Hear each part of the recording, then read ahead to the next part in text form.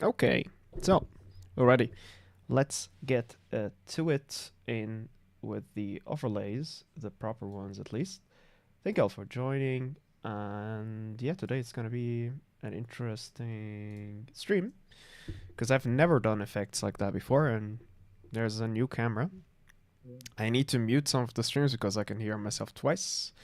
So we're just gonna do that here and here and there. All right, perfect. We have it covered so far. I need to fix some of the overlays a little bit here and there as well. Yeah, I was setting up TikTok basically, and that took me a lot of time. I just still think it is still, you know, still important to, explore TikTok as a tool of streaming. I haven't really gotten to explore the potential of that yet.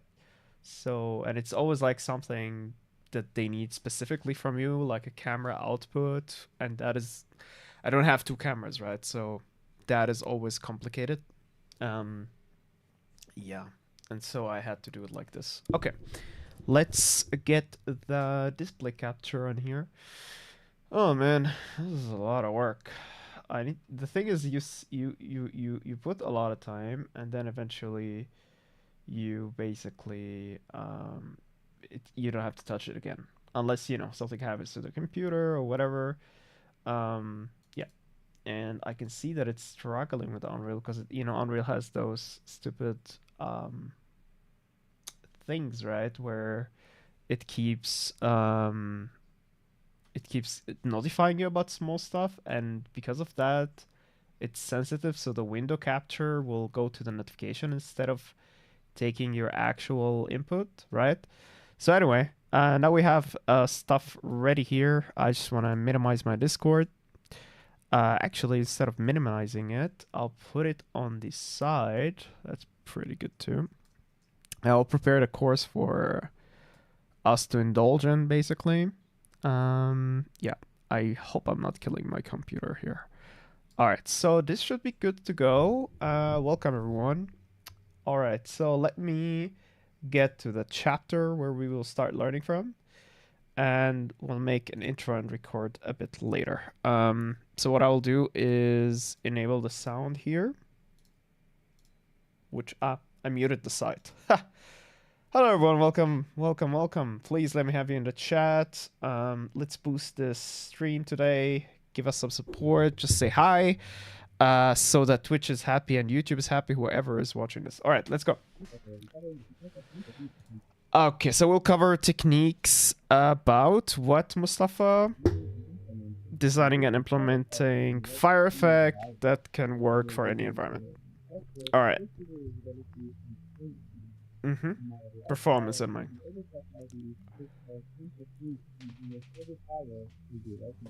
Okay. Cool, we'll do some textures in this section. And they're providing us with fire textures. That's pretty cool, that's pretty decent. So we don't have to spend a lot of time in Houdini or whatever at the start. Alright, let's put things on fire. Mustafa, let's do it. Okay, cool, that is done. Next lecture, it's gonna be about fire texture Photoshop. Alright. Distortion texture.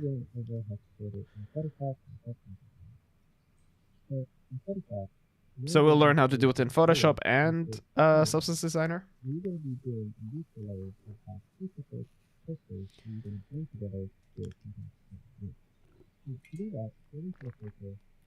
Filter, render, clouds. All right, let's already look into how that looks like in Krita. So we'll start looking into that immediately. So I'm opening Krita right now, and if you can't see it because I didn't switch here yet. So we need a cloud texture in Krita. Let's see how that is done. Okay, so I'm gonna go and Google this, Krita cloud texture. All right, let's see how to do this. Now you're gonna see all my streaming stuff, which is not a big of a deal. All right, so we're gonna put this here. And let me give me a second here. Let me collect my thoughts. All right, so everything up and running, perfect. I just need to check every now and then on the stream and everything else. And yeah, let's start with it basically. I'll do this later. Okay, cloud texture in Krita. Basic cloud brushes. No. Is there a good brush for drawing clouds? No. Cloud painting. All right, so Krita noise texture. Noise texture. Let's see how to do that. Is there a way I can apply noise as effect on drawing? How can I add grain? Okay, so since it's a digital painting tool, we'll probably not be able to see it like that. Adjust, artistic, blur, colors, edge, emboss, enhance, map, gradient map, normalize, cloud, small, other, random noise. Let's see random noise. That's probably it. And we're wrong. Okay, let me just do one thing. Just gonna add a color here and see how I can do that. And let's go to ChatGPT actually and try to like look this up where and how to do this in Krita. So I'll tell ChatGPT the following. So in Photoshop, I can create a cloud texture. Texture using the filters, right? How to do that? How to do the same in Krita. All right, let's see what it tells us. And we go with it. Searching the web. And now it says method 1, use simplex noise fill layer. Add a fill layer, layer, add fill layer, simplex noise. Okay. Add fill layer. And we go with either gradient, multi-grid. Ooh, this is pretty cool. Damn. That's pretty nice. I like this. Pattern. Oh, wow. We can have a whole pattern. That's cool. Hey, that's awesome. Screen tone. Whoa. Stuff like this. And simplex noise. All right, that's perfect. Okay, so we got it, kinda, right? So I'll start the recording, honestly. We'll start by saying hello, everyone. Thanks for clicking on this. Today we'll create some fire effect to the environment. We'll pick up where we left off with part 4 with the leaves, right? We created some leaves here and there, and now we will create the fire that is supposed to be here. We'll start first by the distortion texture, which I will be using Krita for. And there will be a lot of Googling, there will be a lot of ChatGPTing here and there because I really don't want to use Photoshop. So in the course that I'm following from Mad VFX, they are using Photoshop and Substance Designer, but I'll try to do the same using open source tools like Krita and Material Maker. That said, let's start with it. I did already a little bit of Googling on how to do the cloud texture in Krita. And in Krita, there is something called, when you go to the plus here, I don't know if you guys can see this. Maybe you can't, right? It's too far away from the screen. Let me fix that for you. Bear here with me. Boom, here we go.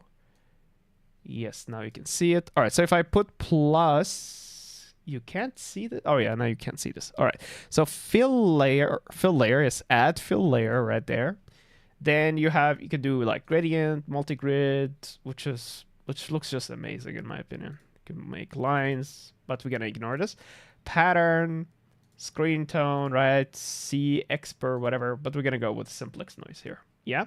So with simplex noise, we can change the frequency, which will make it either bigger or smaller. I'll go with something like 10 here. Woof, that's a lot. I can't put the exact number, but I think that should be fine. I'm just gonna compare it to the course here. Let's check the course a little bit. They go with something like this. It's not 1-to-1 the same, right? But it should do the job, basically. But I'm gonna go with 1 here and 1 there. And we'll keep watching the tutorial. So I'll be right back with you guys. All right, we're gonna pause. Go back to let's watch here and go back to the course. All right. You'll see that we have this second layer. We go into filters number. And this figure will be two random factors with the same equation. So this figure is if you go into the first layer and you go into lighting, you will see that you have two separate factors that are doing the right and left. So the next step is to go into the level and just level a little bit so you can get a little bit more variation and a bit of detail in there. So I put two cloud texture above each other. Maybe I missed it. Let me go back. Two random factors with the same equation. So this figure is if you go into the first layer and you go into lighting, you will see that you have two separate factors that are doing the right and left. So the next step is to go into the level and just level a little bit so you can get a little bit more variation and a bit of detail in there. So now, the next step that we're going to do is actually blur this. And part of the reason that we blur this is we don't want our moment to be really fast. And one of the things that causes that is actually going to texture. Now, currently, we don't do anything. If you basically export this changes for this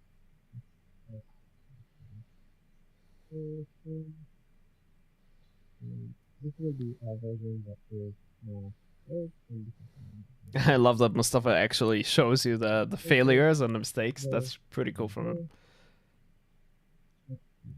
You're blurring the levels. Okay, so let's just do what is being told to us to do here. So let's go here. So as you can see in Photoshop, when you do the clouds, I'm just gonna put this on recording. So this is from the course itself. So this is Photoshop, right? And they're putting the clouds thingy here, and it's pretty sharp. Here Mustafa is demonstrating why we need to blur this, so he will export it, put it in Unreal, and show us why this needs to be blurred. However, in Krita it already, I think, comes blurred, so what we'll do is create another layer. Actually, this is not how to do it. In here, add fill layer again, and let's go with simplex noise, and go with like a 7, right? And now we need the mode to be lighten. Burn, color, color dodge, darken, divide, erase, lighten right there, right? And we'll just reduce this a little bit, just a little bit, so it's not too light. And then we'll add an adjustment layer, which is called filter, some filter layer right there. In filter layer, we will go with adjust, and we'll go with levels, which are here. And then we will reduce the what is called the spectrum here, whatever it's called. Gonna make it a little darker, like this. And I'm still not super happy with the values here that we're getting. Let's see how this is gonna look like at the end. But this is basically what they're doing in a course. And we will see.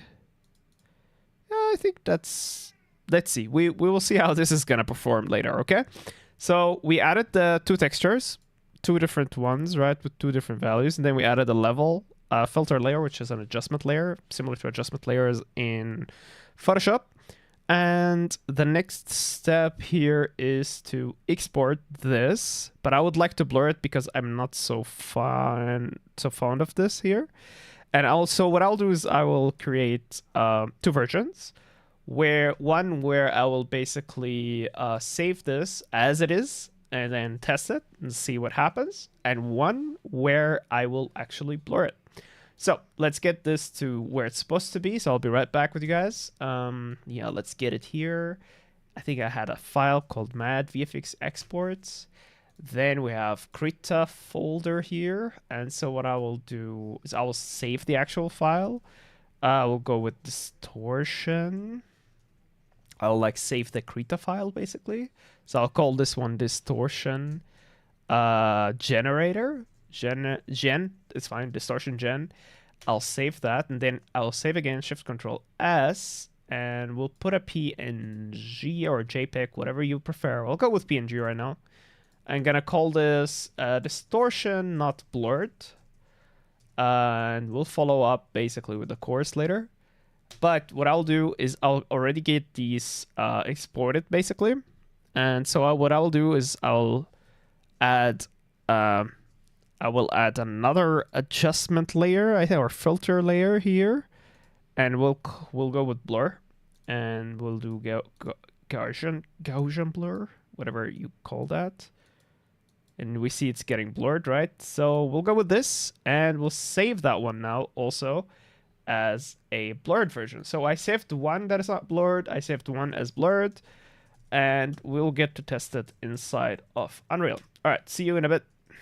Okay, for the recording now it's paused, and we will go now. And drumroll, please. Let's get to the Mad VFX. Go back to the watching overlay to hide their content. Let's keep going. We want to do first is actually mix everything together and then. So he merges everything together. He adds a blur. Blur. Yes.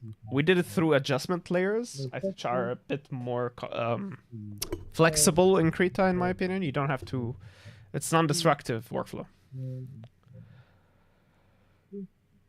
Yeah, we saved it. So let's see what's going to happen. We have another software called NVIDIA Texture Illustrator. NVIDIA Texture Tool Exporter. Okay. So there is a Photoshop plugin and there's a standalone. I'm going to use the standalone in this course. And this one that we'll do is basically allowing you to control into a texture from a gradient to a limit. So okay. Let's do that quickly. Let's get the tool.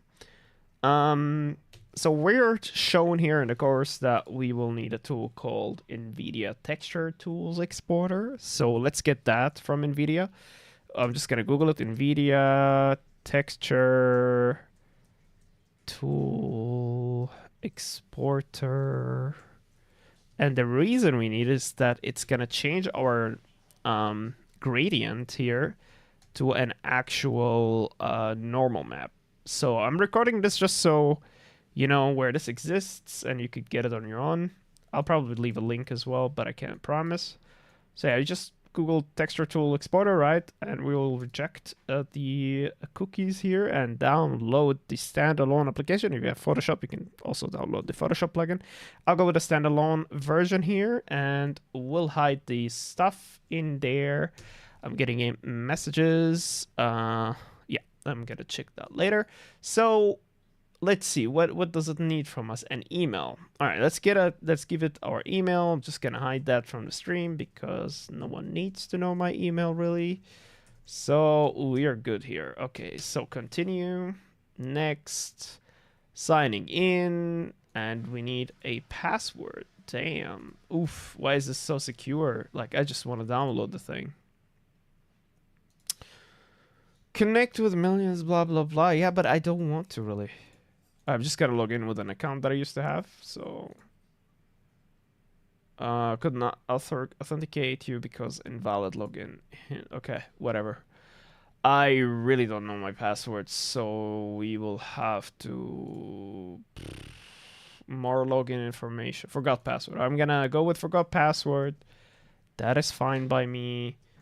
We're just gonna write the email again. Oh my god, things like this are so boring. I wish I knew that this is like in the beginning of the course that we need this plugin, whatever it's called. And yeah, but we didn't have the chance, so it is what it is.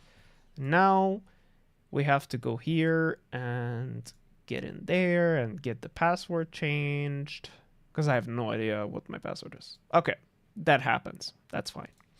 So, sorry about that, guys. We're just going to go with any password. What does it say? Password does not match yet. Why does it not match, bro? Okay, finally it matches. And now we're signing in. That's great and everything.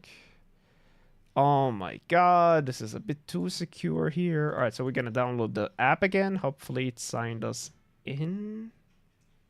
What the heck is happening? Gmail.com. Why is it not saving any of my information, dude? Yeah, log in. Security challenge. Why? NVIDIA, why are you so secure? That moment when you just want it to be unsecure. Come on, man. We just want the app. That's all. We don't need anything else. Wow. Deep breath and drink some water. What does it want? To protect your account? We sent an email. Oh. Come on. Okay, verify my email address. Are you happy now? Yes, it's happy. Perfect. All right. Do you want me to verify anything else? All right, I'm going to verify my email address for the 7th time again. Here's my email address. I am a real person. Oh my god. Dude, not now. I don't want to do 2FA right now, okay? Yes, please submit whatever. Just get me the app. Oh, now it wants to know everything about me. Can I just download the app? Is that doable, NVIDIA? Man, this is disgusting. This is really weird. Why did you use this app, Mustafa? Let's see. Maybe it's good. Oh my god. Yeah, it really wants to know everything about me. Yeah, I'm not gonna tell you everything about me, but you will have to deal with it now. I'm not gonna tell you anything. F, A, F, exactly, whatever. Here we go. Sure. Yes. .com. Whatever. Location Afghanistan. Yes. Algeria. Oh wow, it doesn't allow you even. That's funny. Okay. Austria, fine. What is it sensitive to? Which one is it? Please provide a valid. All right, yeah, www. Cool. All right, yeah, that's me. Yeah, this is me. Oh my god. Oh my god, dude. Anything. I don't want you to know anything about me, dude. Website generator. I don't want to give my information. Generator. Wow, this is such a shit show, honestly. Yeah, whatever. I'm gonna go with this. Come on. Yeah, we're gonna go with this. Oh my god, this is so annoying. Organization. It's optional. Why am I doing this anyway? Why is it not letting me in? Oof, this is really annoying. Software engineer. That's my job title. Yeah. All right, now we got it. Yes. Perfect. Not AI. We're not doing any AI stuff here. All right, complete profile. Wow. Yeah, we got the app. Wow. All right, now we get to install it. Finally. I get the heck out of here, NVIDIA. Stealing all my information. Come on. Let's install. Okay. In the meantime, while it's installing, and here it is, I'm gonna try to fix my stupid TikTok account here. Let's see how to fix that. Ah, it finished. That's amazing. Thank you so much. Yeah, let's just go live. F it. Yeah, whatever. Go live. Let's go. Okay. Let's get the NVIDIA stuff. Where is it? Let's go. It probably created a shortcut. Here we go. All right, here we go. Finally. So after like 50 minutes of trying to download the app, here it is. We can drag an image here, right? We can do a couple of stuff. And let's see what we have to do first. I'll be right back with you guys. So here we go.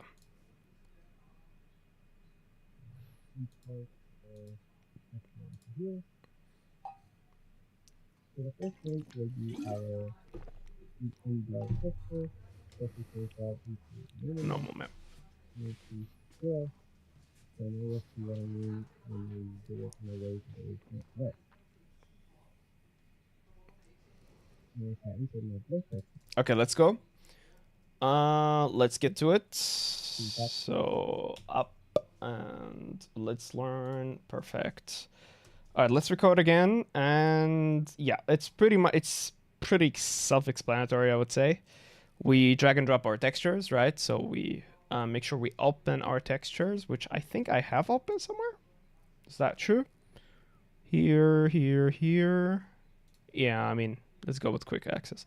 So let's go with the not blurred one. Boom, we put it in here. And then we change this to normal map tangent space. And if we scroll down all the way to scale, this is what's going to happen. It's not perfect. At least that's what Mustafa says. So we'll go here again. And you see the difference immediately. This is softer than the other one. But I think it needs to be softer because here the results are really like nice and smooth. So maybe we could smoothen that out a little bit. So where's Krita? Krita's right there. We're gonna basically add blur here. So filter, blur. Oh, let's actually do it in here. Is there a way to edit this still? Or is it destructive in that way? Maybe it is destructive. Maybe I don't know how to do this. So let's go to add a filter layer again. Let's go with the blur again. Let's blur that thingy even more. Something like this. All right, let's export that one. We're just going to take the same name and make a version 2 out of this. V2, as you can see here. Perfect. All right, we're going to click OK. We're going to go back in here. And yes, so let's get that texture in, right? Here we go. It is looking pretty nice. Let's go with the scale again. I think that's close-ish. It's not really as good as this one, but I'll go with it. So let's continue. Let's continue watching. I'll be right back with you guys. And so watching. yeah. Even though actually I know it's a little bit more effective, so going back to Spotify, adding a bit more to the housing blur, and then export it again.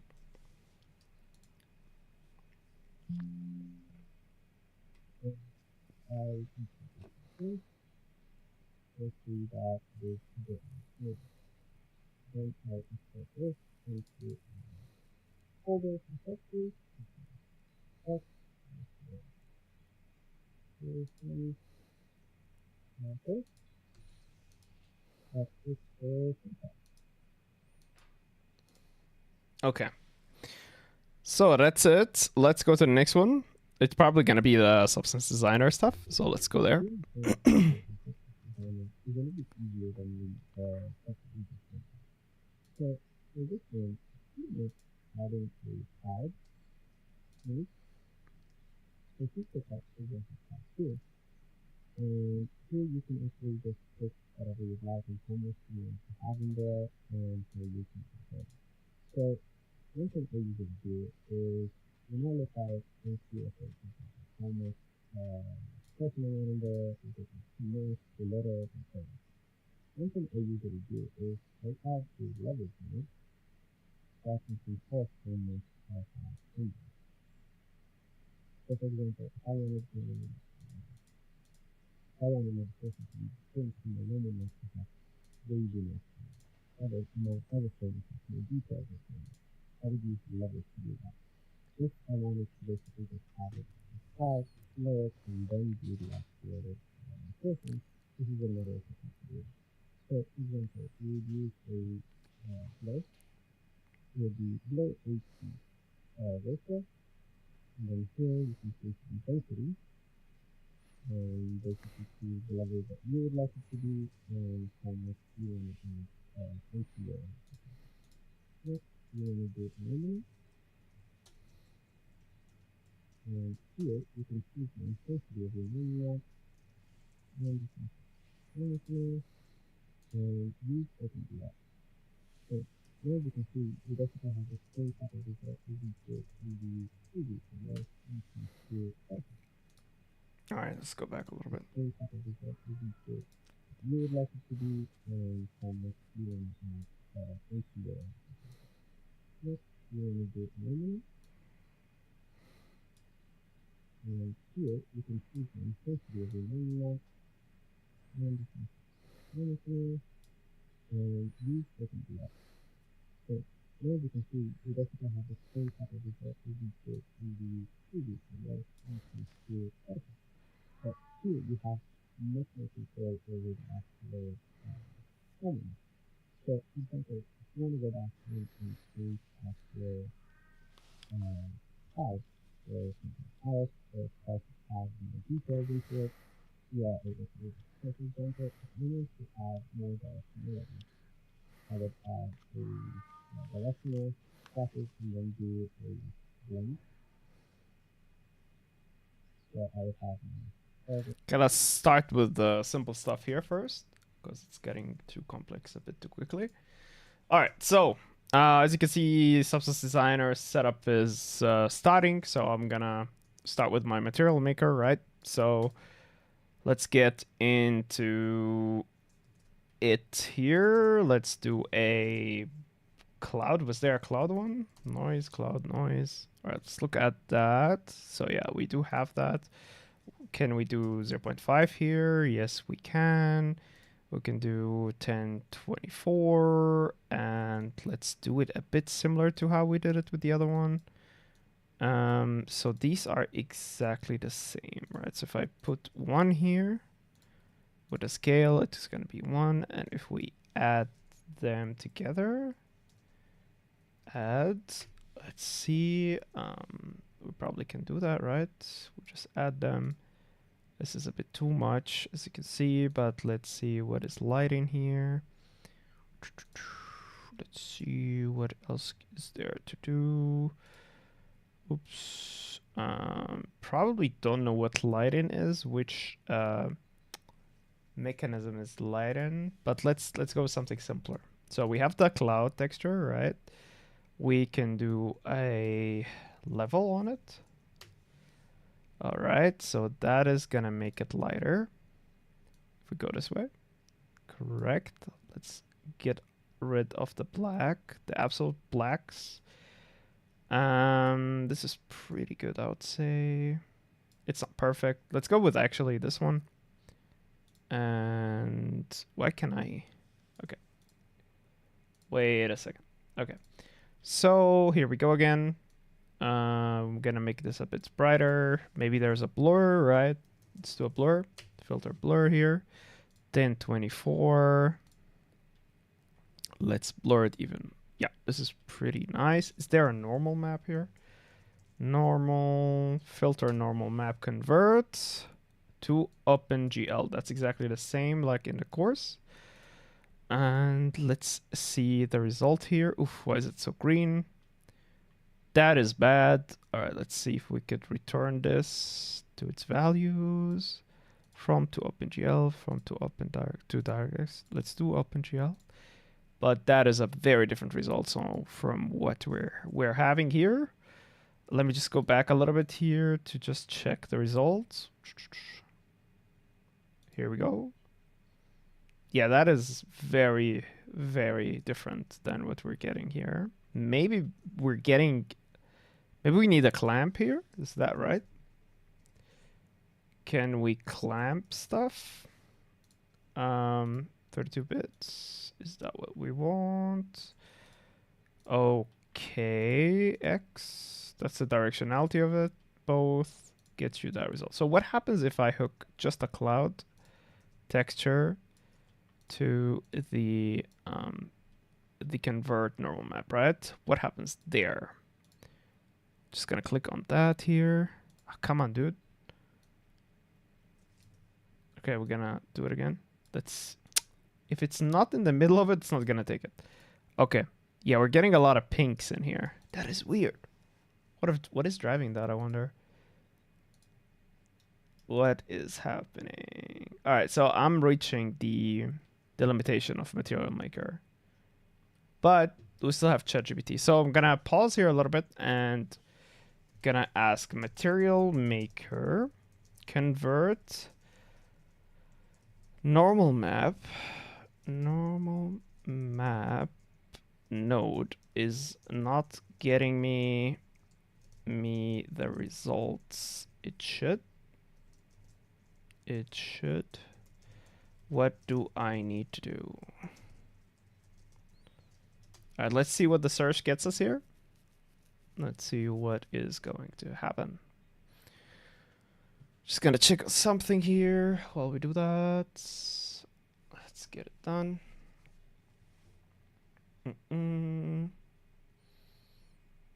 Let's check on the stream quality basically, because I'm seeing a little bit of lag. I'm not sure if that lag actually is happening on purpose. Normal map node takes grayscale, blah blah blah. Normal convert node, normal map node. All right, so let's see normal map mode node, normal map. Oh, wait, did I pick the wrong one here? All right, let's see. There's a couple of ones. Normal map filter. All right, let's see what that is getting us. That is getting us very similar results. Okay. It's also this green, this weird green. This is the strength of it, basically. Why is it showing green? Okay, let's keep going. Convert to correct workflow. Input start with your height map. Bump. Use normal map node. This gives you a material maker ready normal. Optional, if exporting to a specific engine, send the output into a normal convert node. Export, making sure select right and format DirectX or open. Okay, I'm gonna look up for a tutorial actually online for this exact thing. Let's see what we get. I'm just gonna check also on the stream if it is lagging or not. Optional, if exporting. Oops. Please don't speak, Jack. Just checking because I've seen some lags, but I'm not sure about it. All right, so let's see. Material Maker. Normal map. Let's see what we get. Material Maker, the free subsets alternative. Keep getting blah blah blah. Let's see what else is there. What the fuck are normal maps? Is there anything with Material Maker? Instantly improve textures with normal. How to bake normal maps. Enhance your normal. Blah blah blah. I'm checking the tutorial. Normal maps in Blender. Nah, thank you. All right, so I'm gonna Google this then,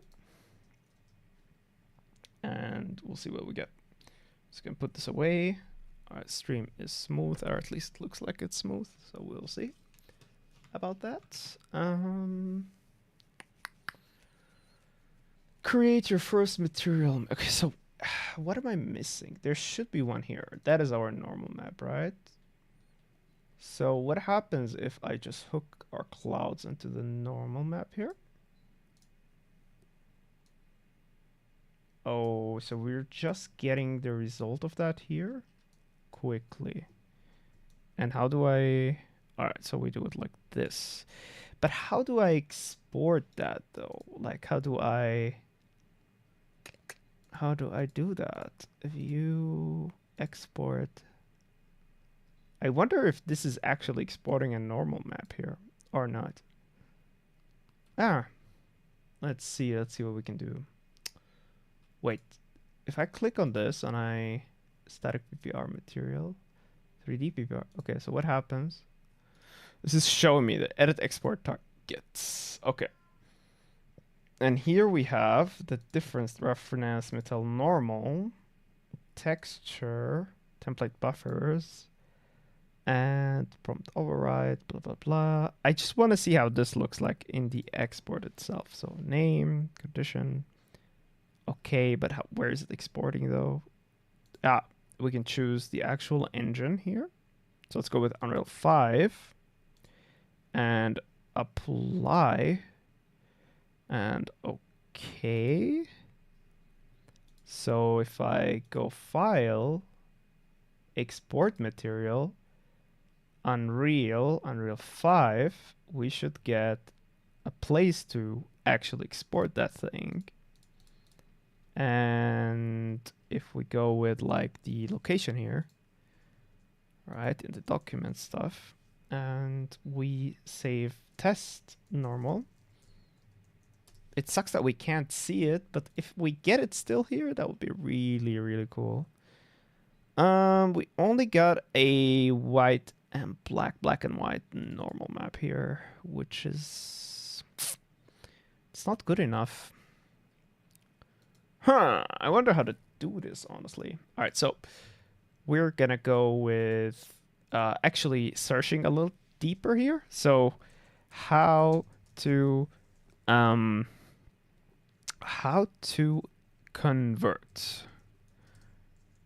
convert a noise texture, or like cloud noise texture, right? Convert a cloud noise texture to a normal map and export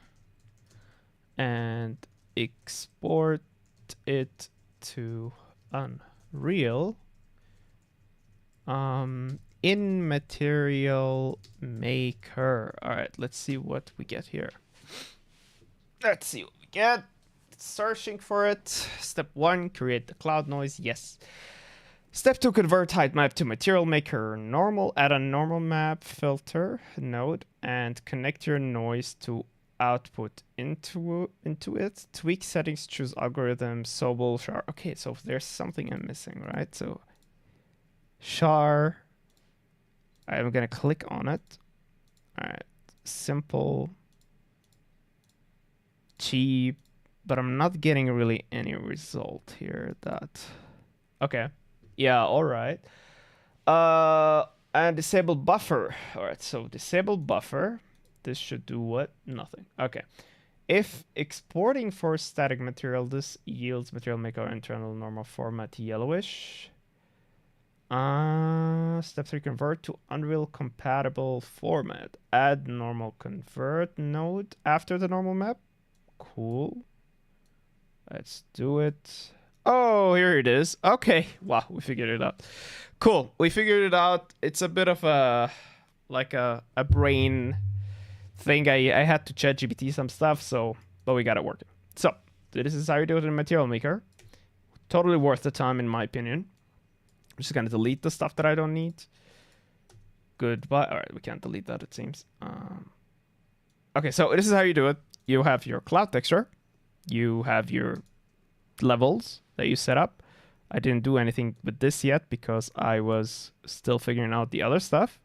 Then we have our Gaussian blur, and then we have our normal map, which you could change to uncheck the buffer, which does what? When set, a buffer is used to sample the input before the normal map filter. And then you put that normal map into a convert to normal map, and then you get your normal map. Yay, we got it. Now we get to expand our knowledge a little bit here. I still have 0.7 on this. Ooh, that's ugly. What else can I do here? There's Cloud 1, there's Cloud 2. Okay, so Cloud 2, let's do a 1 on Cloud 2. And let's get these two together into a lighten. But before, okay, I'll ChatGPT this. So what is lighten blending mode does mathematically, and which one is lighten in this case inside of Material Maker. And every time I ChatGPT, I try to drink water. That's a habit. Take a deep breath.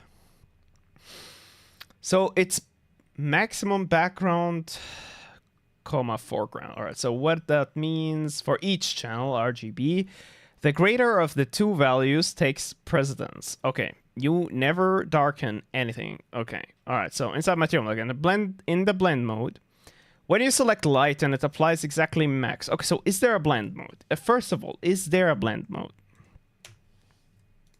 And there is a blend mode, and there is all of this stuff. That's amazing. I completely missed it because I guess I didn't know what would be what here in this case. So it's not allowing me to put two things in it, right? So that is the problem here. We have an opacity layer. Is the opacity layer here the one that... See, that is the thing that doesn't make sense to me. Oh, it's texture 3D blend. Okay. What do we have in blend? Normal filter. Okay, blend. Here we go. And so this should accept that input, I guess. All right, so if we do lighten, it's doing something with a weird gradient here. Okay, but where is this blood? Like, where's this thing coming from? If we put opacity here, hey, this doesn't make any sense, dude. Why is there a gradient? Heck, can someone explain this to me? Why is there a gradient here? Okay, I need to go to the bathroom, seriously. All right, we'll be right back, guys. Let's end the live here. I'll be right back. Let's go BRB, BRB. All right.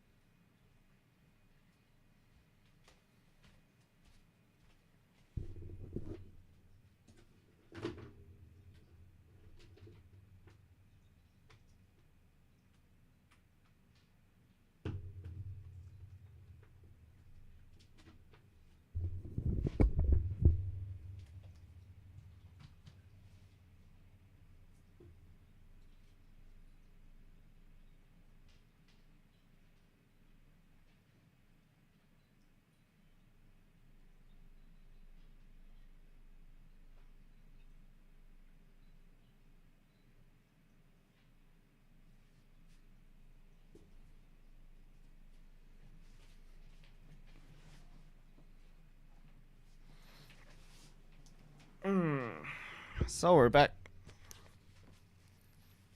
Here we go. Okay. So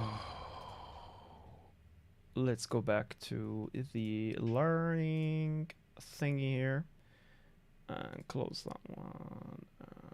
Try to understand what the heck is happening in this one here. Okay. whatever. We're just gonna go. And yep, we're gonna go. Perfect. Let's keep on going. Oh, I didn't stop recording. Okay, so I have to edit this. Yes, so we were trying to blend here and it looked weird, but so inside of the Blender node, when you select lighting, it applies exactly the max operation per channel. There's no multi-step curve and dodge formula, so when you see lighting in Material Maker, that's the mode you're looking for when you want Photoshop style lighting effect. Just drag and drop the layers, choose blend, lighten, and you will get the mathematical max blend. Let me know. Yeah, there's a weird pink. Yeah, I can't blend two textures. And what else is there? What's the problem here? And there's a pink there. So we're back. Damn, that's loud. Here we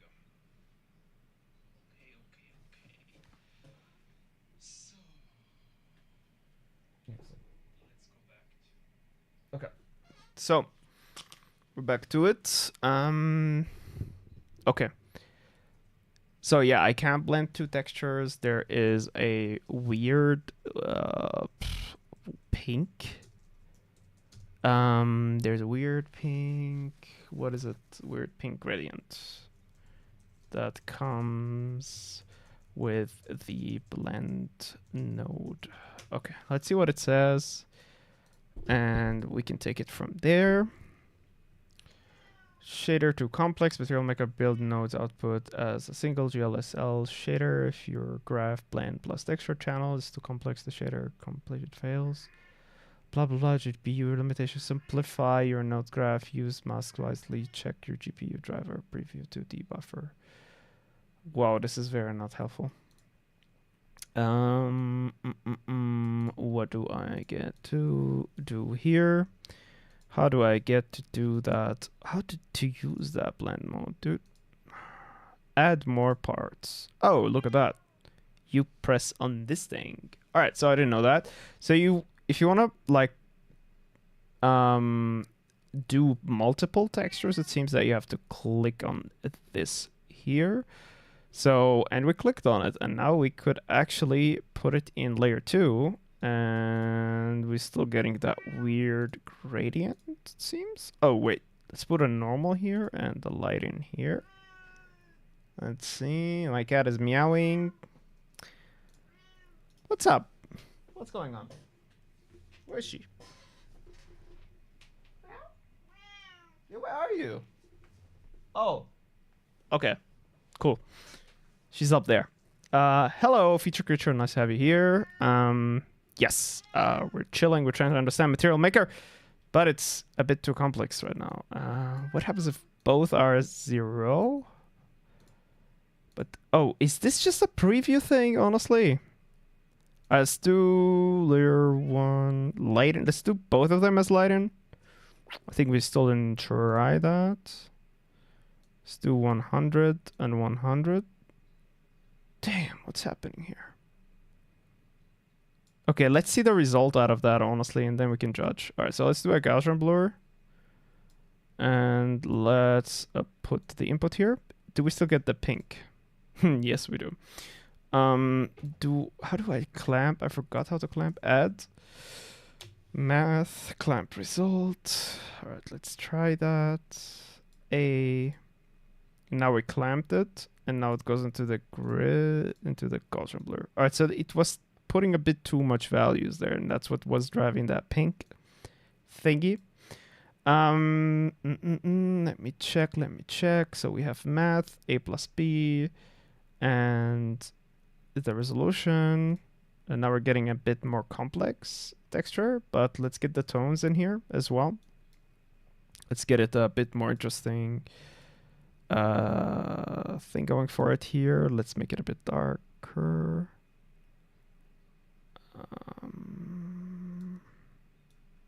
Do I do that?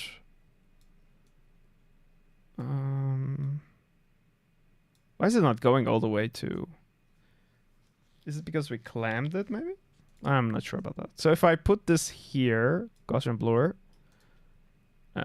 now it should be blurry, basically, and then we should take these two, copy them and paste them here.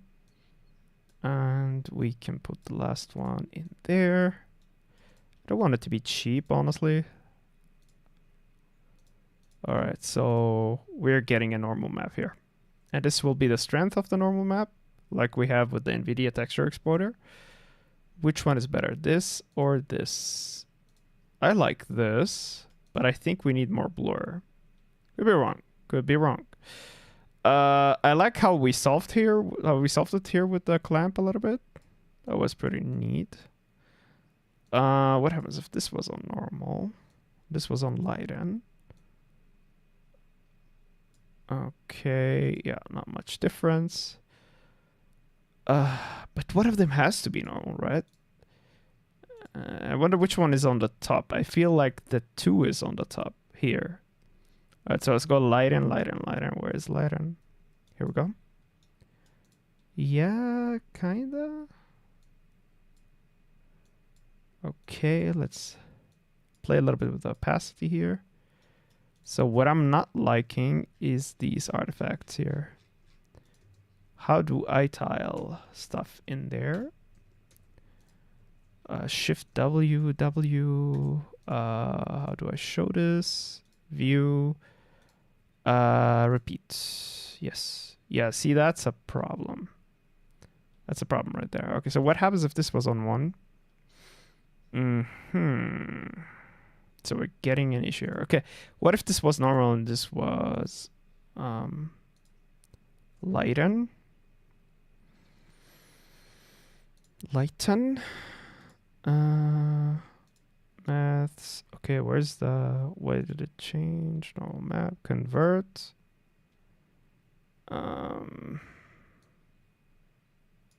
Nothing is changing because I feel like this is the above one. Yeah, now we're getting these weird things. Which one has that weird thing here? It's not so clear. Let's go with normal as the bottom layer. Poof, that is weird.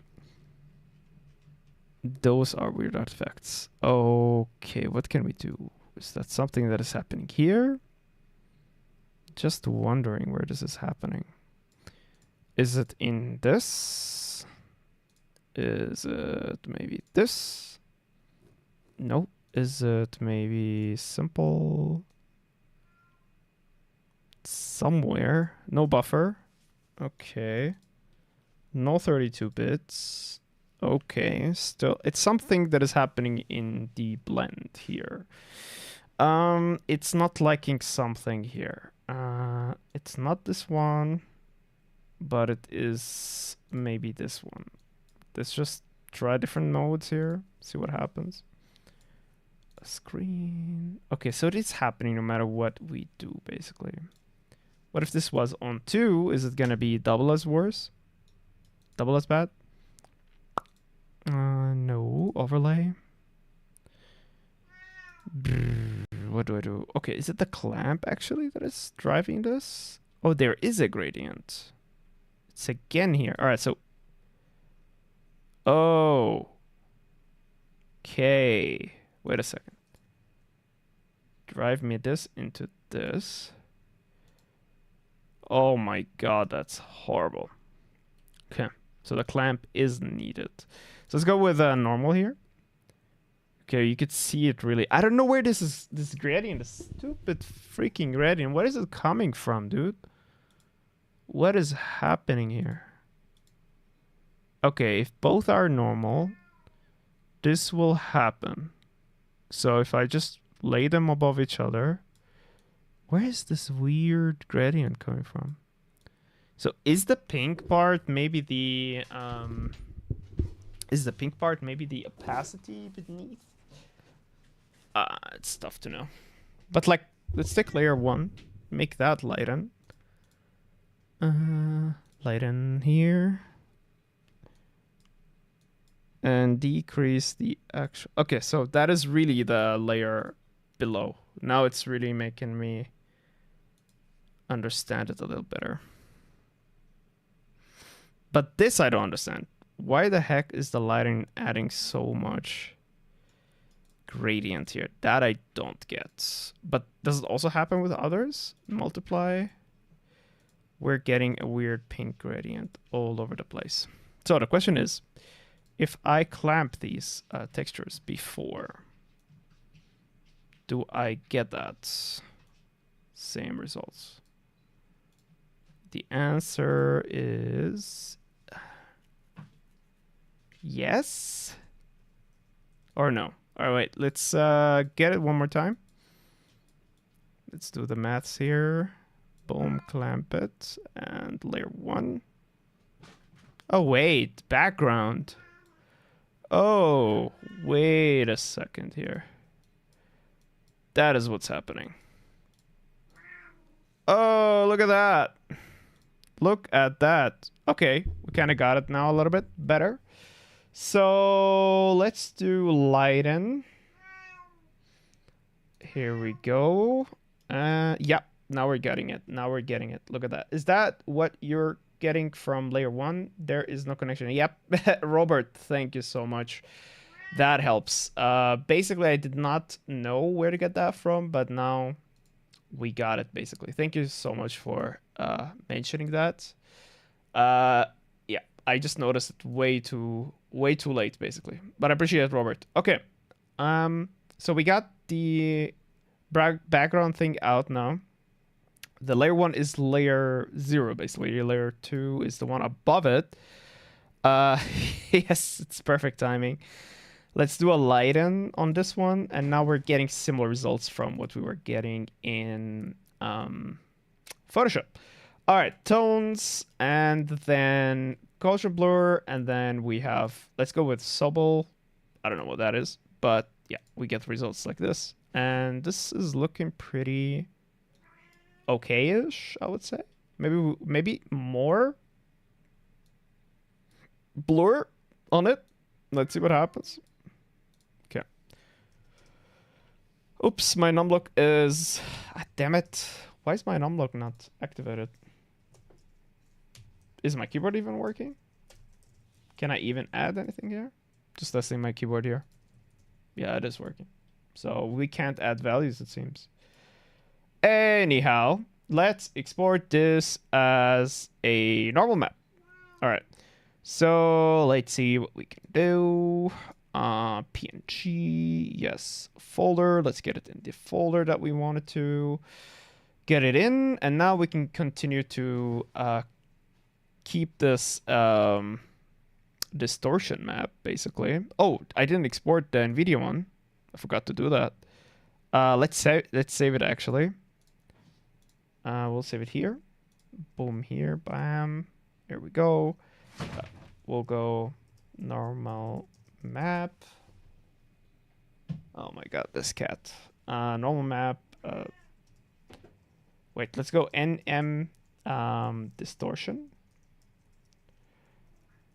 Krita, right? We did this in Krita. Okay. And the one from... Oh, it's saved as an... Oh, it's saved as a... Wait, why did it save it as a weird... No... Wait. What? How do you save this? Save as... Yeah, okay, but why didn't you give it the extension that it needs? Ah, this is so dumb.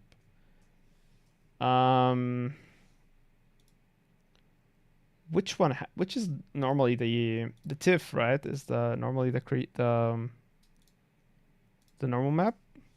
Yep, it's a TIFF. Is it always a TIFF? Now I'm wondering, actually. What is the file format for a normal map? Let's check it out.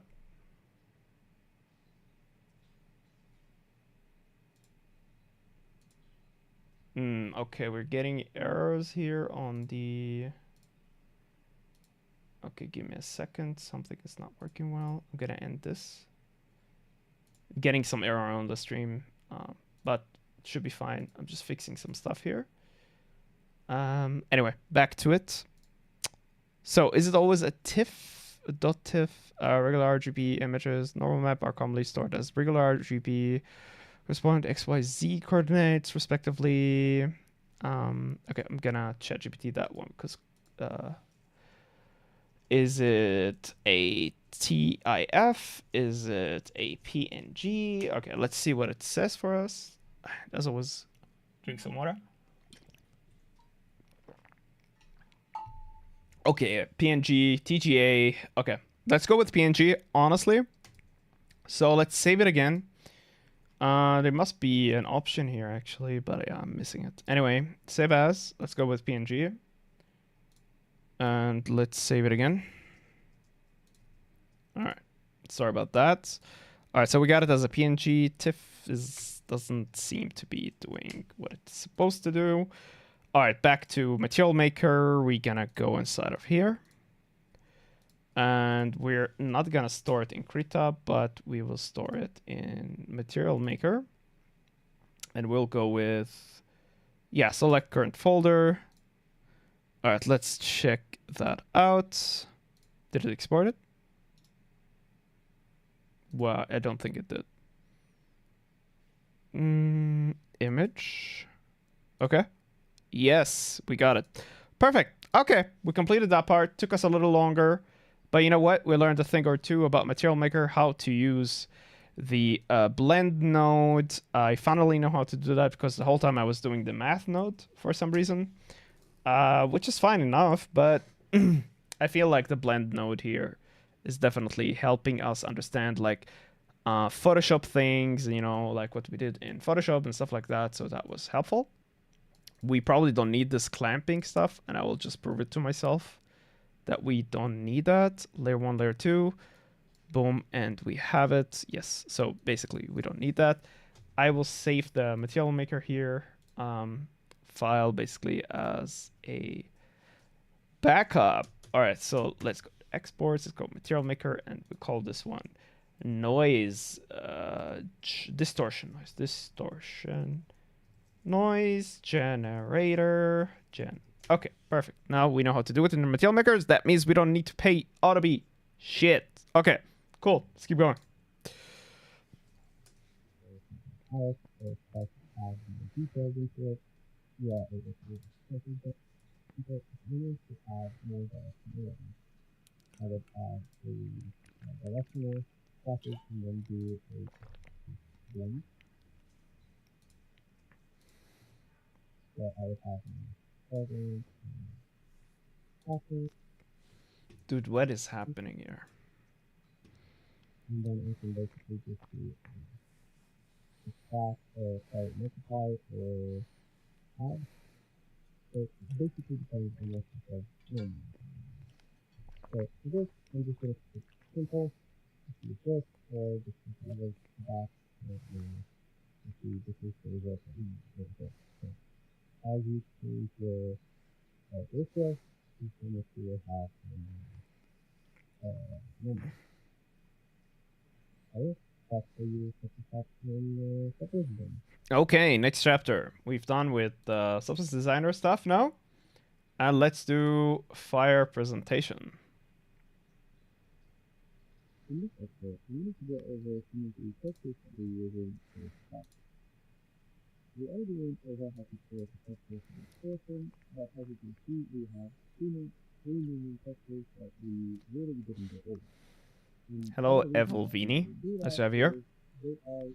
Evil Vini. These simulations are a bit of a complex process for everybody who's starting out in VFX. Now, these simulations are a bit of a complex process for everybody who's starting out in VFX. And we decided to just use our textures based on that. So going over the first section that we have our first. So this is a non-stop texture, and this is what we call it a non-stop because you have the effect that is already established, and by the end of it, it is light or loading. So for this texture, it's something that we use just to emphasize that truth. And basically, when you see a fire as a campfire or a fire that is in barrel and so on, you see that sometimes there are these flashes of flames just going out of the barrel and going somewhere in the air and then disappear. And this is why we need this texture just to simulate that. So the next texture that we have is our looping. So contrary to the other textures that we saw, when you do an fire, you kind of won't always have your simulation looping in a something that the player is going to see that could be. If the player is walking in a paint fire, and the paint fire is hard, basically starting the first time, there is nothing. So it is hard, and then it goes up, and then hard, and up, and up. So that kind of breaks the illusion of it being realistic, it having a bit of life into it. We're looking at flip books right now. This is a looping simulation where we can have our first frame matches the last frame, and then it just continuously plays on. So this happens for this effect, for example, or this texture would be infinite. Just a piece of advice. I did this just because of the way I rendered this out because of the detail. But as a general rule of thumb, never render your simulation or have a texture imported into here. You're going to use fire, boulders, or any other thing that sort that has color. And part of the reason I say that is because when you use a texture that has color in it, you won't be able to actually manipulate that into different colors, for example, changing the art direction and so on. So in this case, because of the way I'm going to create my material, it's going to be a bit different. And I'll show you on these in the film. Right? And the last picture we have is a snip picture. And a snip picture is exactly this. It's the smoke that you have for the fire. And this is not a looping texture, this is also a one texture. So if we take a look at the alpha here, you can see that the last phase and the first phase, the first phase and the last phase are not the same phase. Alright, so that's it for the texture section. Okay. We're gonna go through this a little bit. Let me just put the next video here already. We'll start creating the material, but I'll show you a little bit about the textures that are provided with this course. So, let's get into it. Next video. All right, so what we'll do is I'm gonna go back to our let's learn actively, and let's go to our Unreal right there and start. Oh, man, this is annoying with Unreal a little bit. That you have to go back into here and do everything again. It's so annoying. Why is Unreal can't, like, do I have to load the level again? And maybe then it's easier for it to digest? Or do I have to go like medium again? Yeah, whatever, dude. Okay, back to it. So let's look at our textures that are provided from Mad VFX here. Environment effects, level content, level VFX, leaves fire, textures, and we will see these textures. Now, before we dive in too deep in here, we are going to import our material maker stuff. So we'll go material maker, before that nm, normal map, material maker, distortion noise, and we'll use that in the material that we'll create very soon. Let's just put it here. And let's put our Krita stuff, right? Let's put our PNG here as well. And the last thing is we'll start looking at this, those textures that got provided from Mad VFX, basically. What is this? What the heck is this? All right, so let me try to explain this a little bit. This is a flip book, right? And the flip book is basically frame by frame of the simulation that got created in other softwares, for example, Houdini or Blender or whatever you want to use. It's taking the screen, it's literally rendering each frame and slapping it on a texture like this, right? And so this is helpful because what the engine will do is as following, right? It will do frame 1, then we'll go the next second and pick up this frame. Then the third second we'll pick up this frame and this frame, etc. Right? It will do that, and it might do those frames, like it might do 24 frames per second. What's important in a simulation is your first frame here and your last frame here is basically the same frame. So it's literally looping, right? It goes like this, or I don't know exactly how it goes. Like I think it's like this, then like this, then like this, right? And then at the end, it takes frame one and it loops again, right? This is probably a 1024 texture. And what we are told in this course, which is a great advice, is you should never export this as colorful texture like this. Why? Because sometimes you need a fire that is pink, or fire that is yellow, or fire that is green, or fire that is whatever, right? You get it. But there's a workaround, because as you can see here, everything is stored in the G. Everything is stored in the green. All these values are actually stored in the green channel. So there will be a way to create the material even if you exported it with actual color. Okay. And for the smoke, it's the same thing, right? We have a smoke texture, and it has, alpha. It goes very bright, and then it goes dissipate very quickly. And if we look at it, it looks like this, and it's the same thing. It's a simulation somewhere, made somewhere in Houdini or Blender, then it got packed into this flipbook, and the engine will go with it like this, like frame one, all the way until the last frame. And as you can see here, it is not looping, right? And that is fine, because in the campfire you have it looping, right? But in an explosion, it just explodes and it dissipates and then it goes away. Okay, now explain the textures. We will probably go back and look at the rest of the course. Yeah, see you there. Boom, watching. Let's get to the course. So now we went over our textures, let's start adding them into our material. So if we create a folder or the fire, and here let's add a new folder inside this material. This into a view and for the material or the file. So this I don't want to call it an material, but this material is going to be driving multiple textures and multiple steps. So what I mean by that is we're going to be using this as the base of our fire and step. So let's call this P, fire, and 4.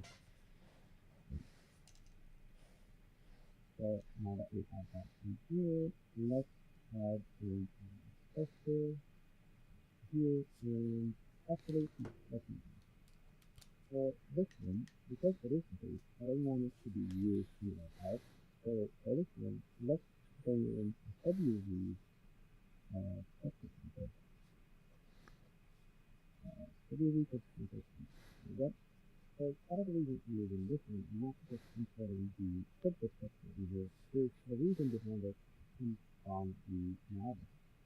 So if you do a WV standard, instead of the general texturing that you get that you usually use, the difference between different conditions is if you're having a copy or like setting in your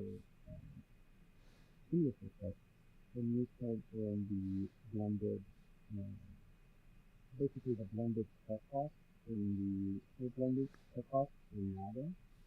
If you're using this texture control, it will allow you to have a bit of a smoother setting. On the other hand, if you have the texture control, you're not actually going to be able to do that. So this is the subject that you have different terms, different ways to interact. Okay. So let's call this first and the third texture.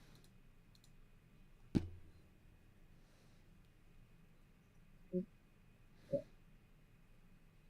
importing this texture in here, just to show you guys what I'm doing. So the first thing, if you open the texture itself, in your list here you have the RGB. Those are the red, blue, and red.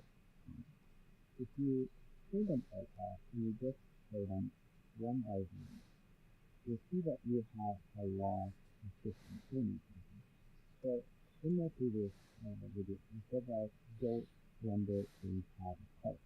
And part of the reason I rendered this out of color because I wanted to have these multiple separate details. So the difference between this panel and the green panel is the amount of fire that you'll see here in this.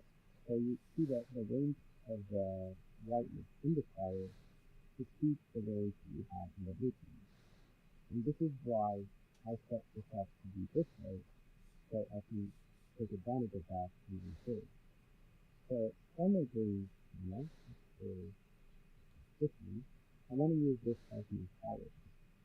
So anytime I want to get a clear value, you can get a flow, a bit of redness, a bit of yellowness in the fire, and this is what I'm going to do that. So when back into here, I'm going to break this down using this, and then I'm going to transfer it into this one so you can see the final result when you do your visualization. So the first thing that we want to do is use a palette mode. So the palette mode will allow you to control a little bit of the gradient that you have in that scene. So if we have a power inside one panel, and then do a candle, then let's call it first gradient control, new underscore control.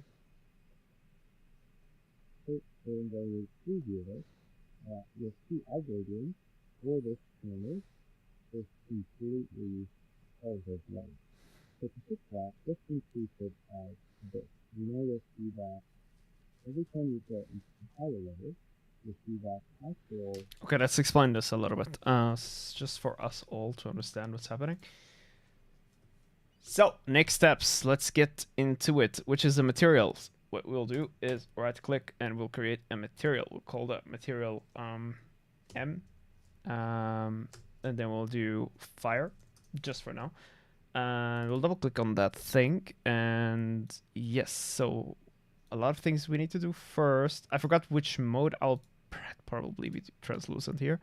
And then there's two things here you need to keep in mind. There is the, you could put the textures as a texture sample node like this. But the thing that they tell us to consider is the sub UV texture sample map, texture sample parameter, sub UV, and then you kind of can name this because it's a parameter. So we're just going to go with flipbook texture. And they don't go too much into details, or actually they do, but I just don't get what exactly is needed or is wanted in this case. Like, they say things like the texture, the sub UV texture sample in the material maker will give you better stepping or smoother stepping than the texture sample eventually in Niagara, right? Flipbook texture sample. What does that mean? I really don't know. It sounds a lot like an experienced person talking, and I do not get it until I would try it. And I wish that Mustafa actually shows this later on, but I have to actually tell him that this is a bit vague. But maybe he shows it a bit later on. I don't want to judge yet. So yeah, we'll go with this solution instead of this solution, right? So let's keep this away for now. And now we should do something with the textures and explain a little bit about those RGB values, right? So with the green here, you will see different levels of highlights. So green has the biggest, or has the values of the highest highlight, right? The brightest highlight. And the red has, actually it's the red that has the highest highlight. I didn't know that. The green has the middle tone, and this has like the tone that is beneath it. What does that mean? Okay, so I'm just gonna make a screenshot here. Oops. And so explain a little bit in the snippet. So we'll take advantage of that, or that's what it said to us in the course. So, and how do we do this? Well, so consider, you know, this cartoonish fire that you see all the time, right? Like you have your red, so fire, right? Like this.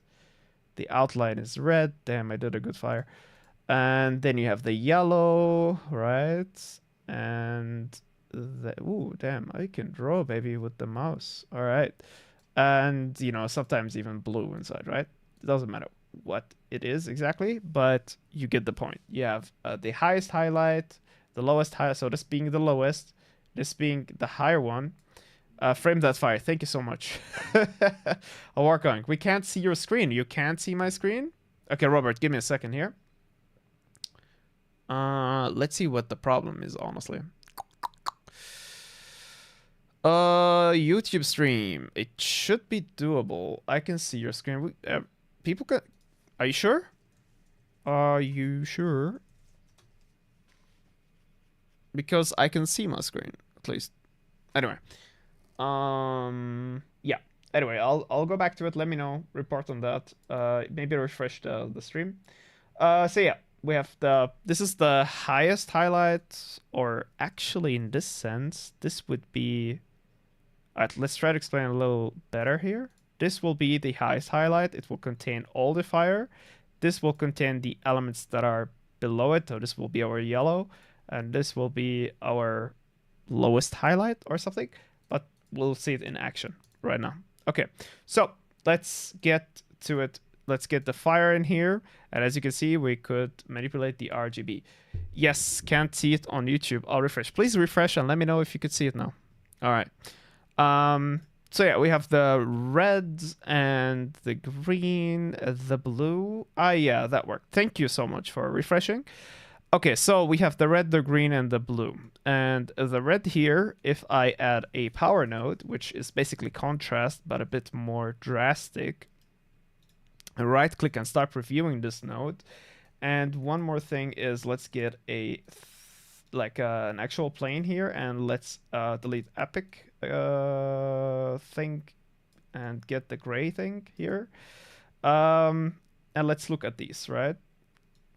Let's zoom in a little bit. Okay, so we have a power of 2. The bigger the value, the more ooh, damn, the more we will get of it, I guess. But okay, so there's something weird happening here. I'm not gonna view this. I'm gonna stop reviewing it, actually. And let me think here a little bit. What did I get myself into? Let's put this in the base color and see for ourselves. Okay, so 0 means white, completely white. 1 means the normal value of the red. And remember, the red is the highest in value. And the more we get it, the more we put power here, the less we see of the details, right? So we'll manipulate each color like that. Oof, 21. Let's do 10. We'll manipulate it as such. Yes, we see less of the fire here. Okay, so if we put a parameter, so S and click, and this will be our contrast or gradient control. Oh, nah. Brightness is a better one. And we're just gonna put it here. And the problem about this power node is it's literally doing the actual mathematical power, right? So we'll have to clamp this because we'll get into like crazy numbers. So yeah, let's do minimum 0, maximum 1, hook it up here. So it's not something crazy or anything. That was this brightness that we were getting from previewing the actual power node. Okay, so this is where I stopped so far with the course. I'm thinking, because I like to guess what the next steps are, I'm guessing we'll need one for each one here. So this will be brightness red. I'm just guessing, and it's okay to guess, right? S click, it's gonna be brightness green. I could be wrong. Let's see. And one more, Control C, Control V, and this will be brightness blue. All right. Blue having the least brightness, basically. But this will be our brightness controllers. We'll have one here, and another one, and here, and blue. So this way it's all set up and ready. And we'll see what the next steps are in the course, but we'll keep following it. Okay. Perfect. So far, so good. We'll keep this for later, but I'm thinking this would be hooked up somehow. But we'll see about that. All right. So, actually, that will be set up. It's a parameter, right? All right. We'll check how to do that.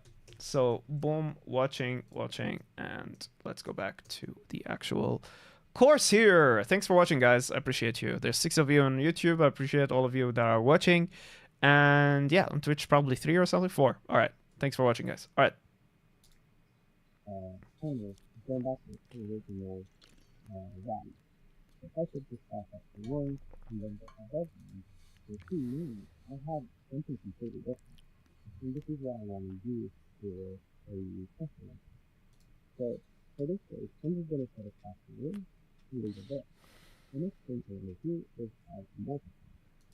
So doing the multiply is basically no matter where you are in the gradient, you can use the multiply to even increase the intensity of your gradient, right? So let's say we have a way to control this here using parameter and then call this intensity.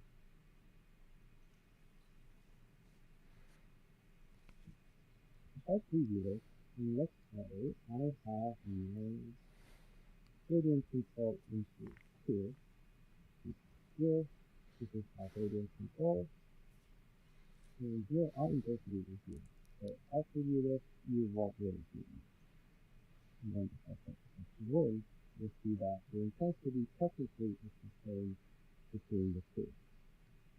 So to increase or to try to see the difference, we can increase it here. And now let's see that is let this increase. So if I go back into the gradient and then I have the intensity here, you can just set it up to 4, and you'll see that the difference here is in the intensity of the multiplier. So let's just increase the original value. So our next step is to add colors. So there are 2 ways to do it. One, you can add a color constant, or basically change it into a parameter, and call it color. This will allow you to choose the color of the channel to be completely different. So I multiply the color in here. So review this, you'll see that there is nothing in here because we don't have color for it. So now that we have this here, the other way to do this is if you want to control this inside the lab instead and not inside the materials, you can create a particle color. And now when you change this into particle color, just know that one of the changes can be applied in here, but it will be in Niagara using the color module.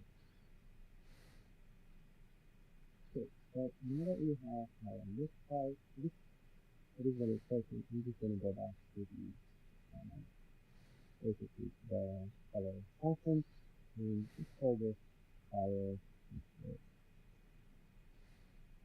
And for now, I'm just going to go back into the yellow ranges. Orange ranges. Okay, so this is fine. If I want to do another multiply, so multiply the last thing I want to do is add another parameter and call this music. So, as you can see here, we have the power to control the gradient, we have the multiply to control the intensity of the gradient, and here we have the fire, multiply to the fire color, and the last thing we want is the emissive multiply. So the emissive multiply takes over everything and then just load it out into over the whole thing instead of just individual. So it's basically control this everything. Right? So let's add this into our music color, previewing, and that's what we're going to get for the screen time. And this is why I was saying that having this colored is not going to be good. Because if I add this into my base as an RGB as the whole color, Okay, let's get to the steps and then we can go further with this. Perfect. All right, let's get to it, guys. Unreal. Let's go to Unreal. Where's it? Here we go. And here we go. Cool. And let's start recording. Okay, next steps. Let's get to it. I'll keep this a little bit further down. It was a... I'm not sure if it was a bad guess here, but we'll see about it later. I'll keep the clamp here for later, and we'll start with the green, honestly. So next step after the power, we'll add a multiplier because multiply, yes. And the reason being, so if I start previewing this node and I start doing like a value of 5, it will control the intensity of that. So let's put this into 10 like we did before. And see, we're controlling the intensity of the individual texture. And here we were controlling the brightness, basically. All right, so it's a bit different. We'll make parameters for that, or at least that was what we learned. Let's do an S and call it intensity. So fire intensity, and hook that up here. Let's do 5 for now. Oh, sorry, 5, and hook that up here. Then we'll do, so the brightness, that was clear, kinda.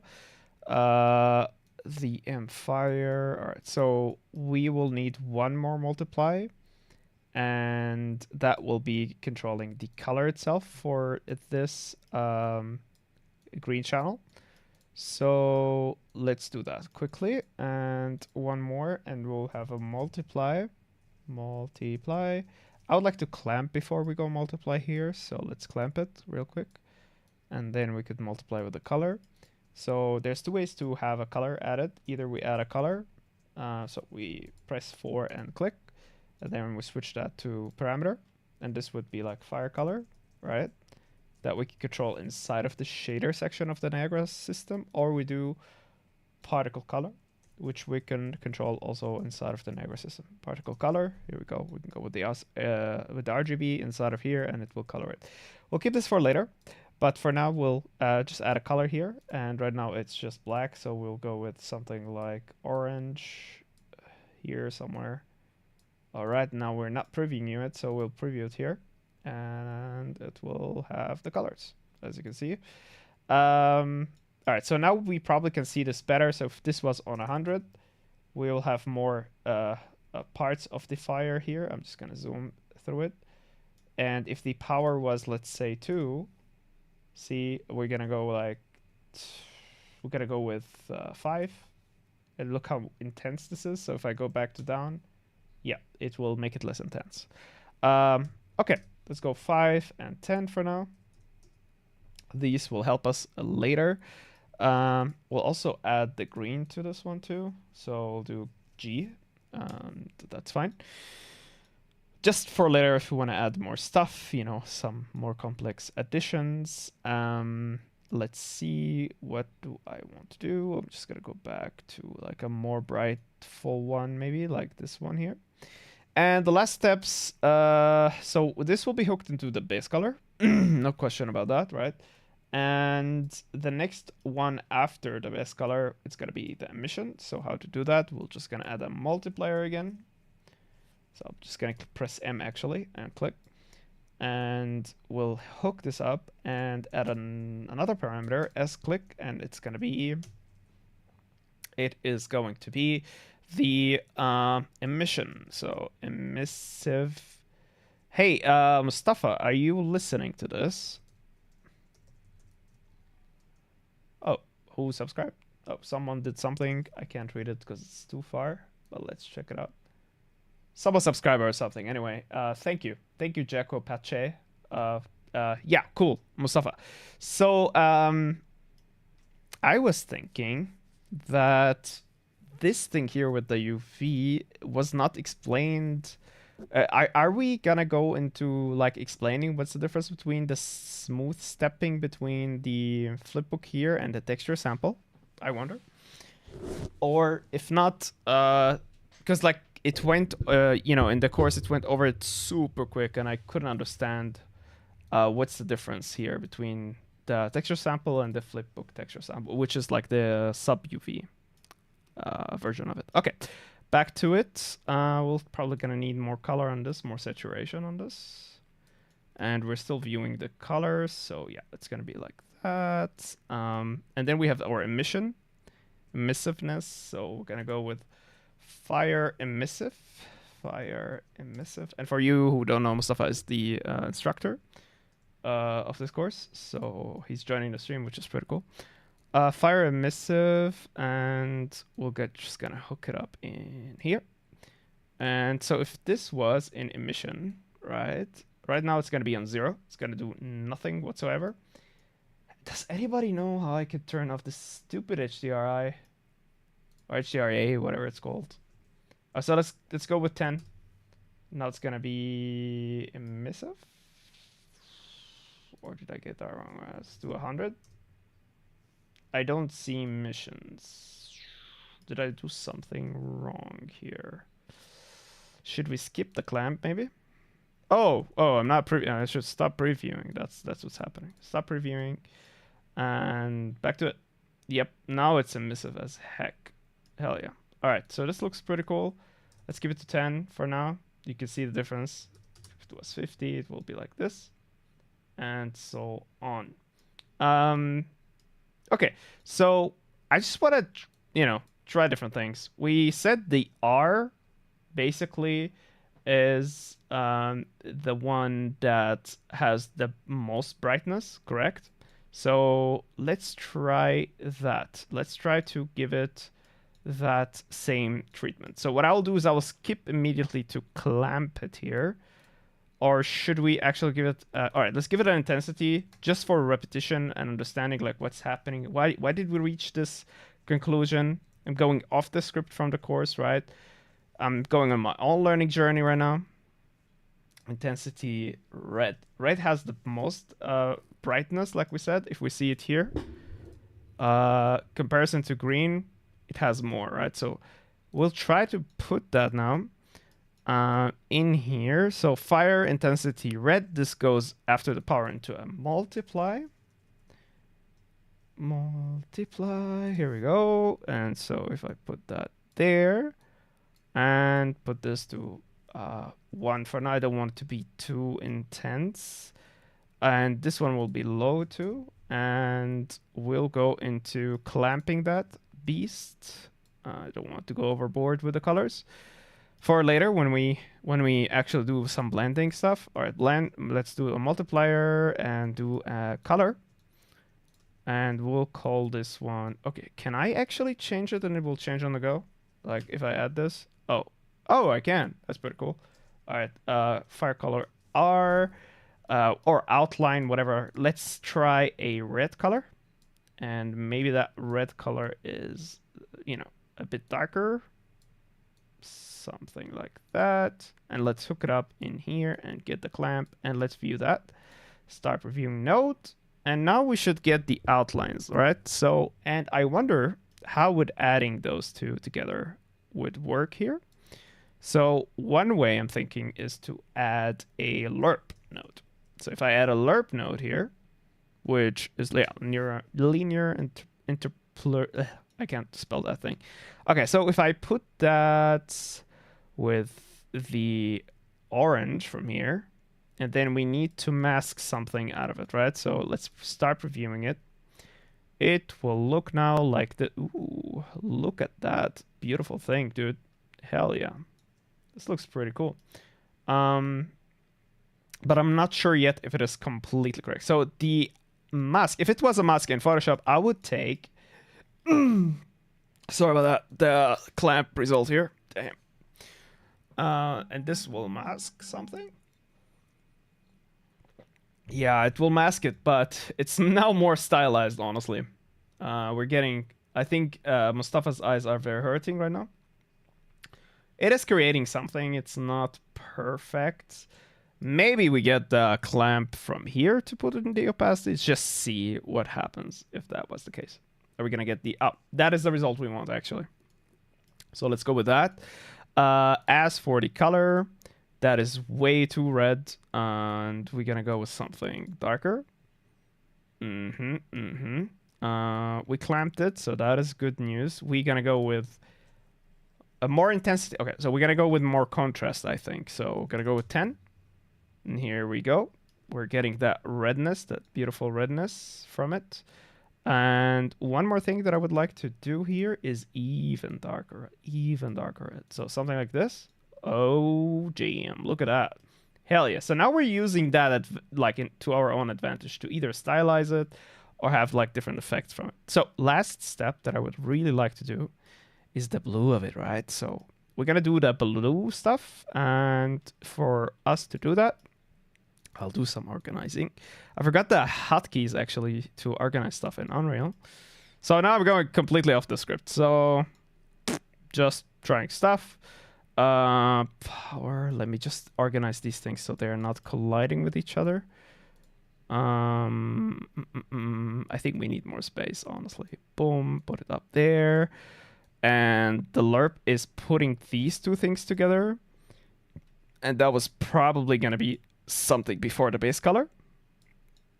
I'm just imagining. And there will be another lerp after that one to put the last step that we're going to put here. So this is going to be our orange color. Something more orangey.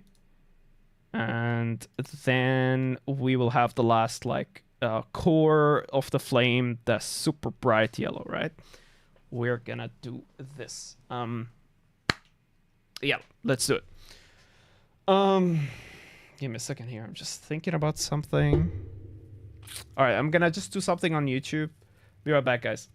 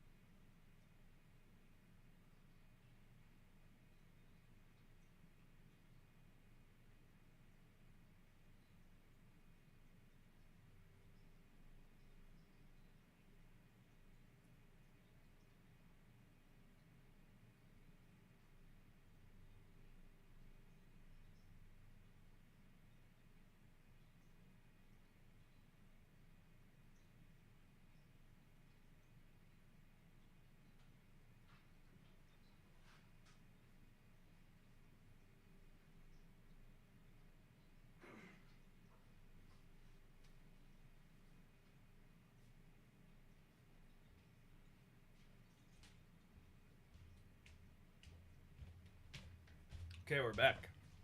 So, oh my god, back to it, guys. So let's go into the let's learn overlay here and back to whatever we were doing. So we were doing this here. We wanted to do 3 different colors depending on the RGBs, right? So let's put these a little bit down and then we continue with the course later.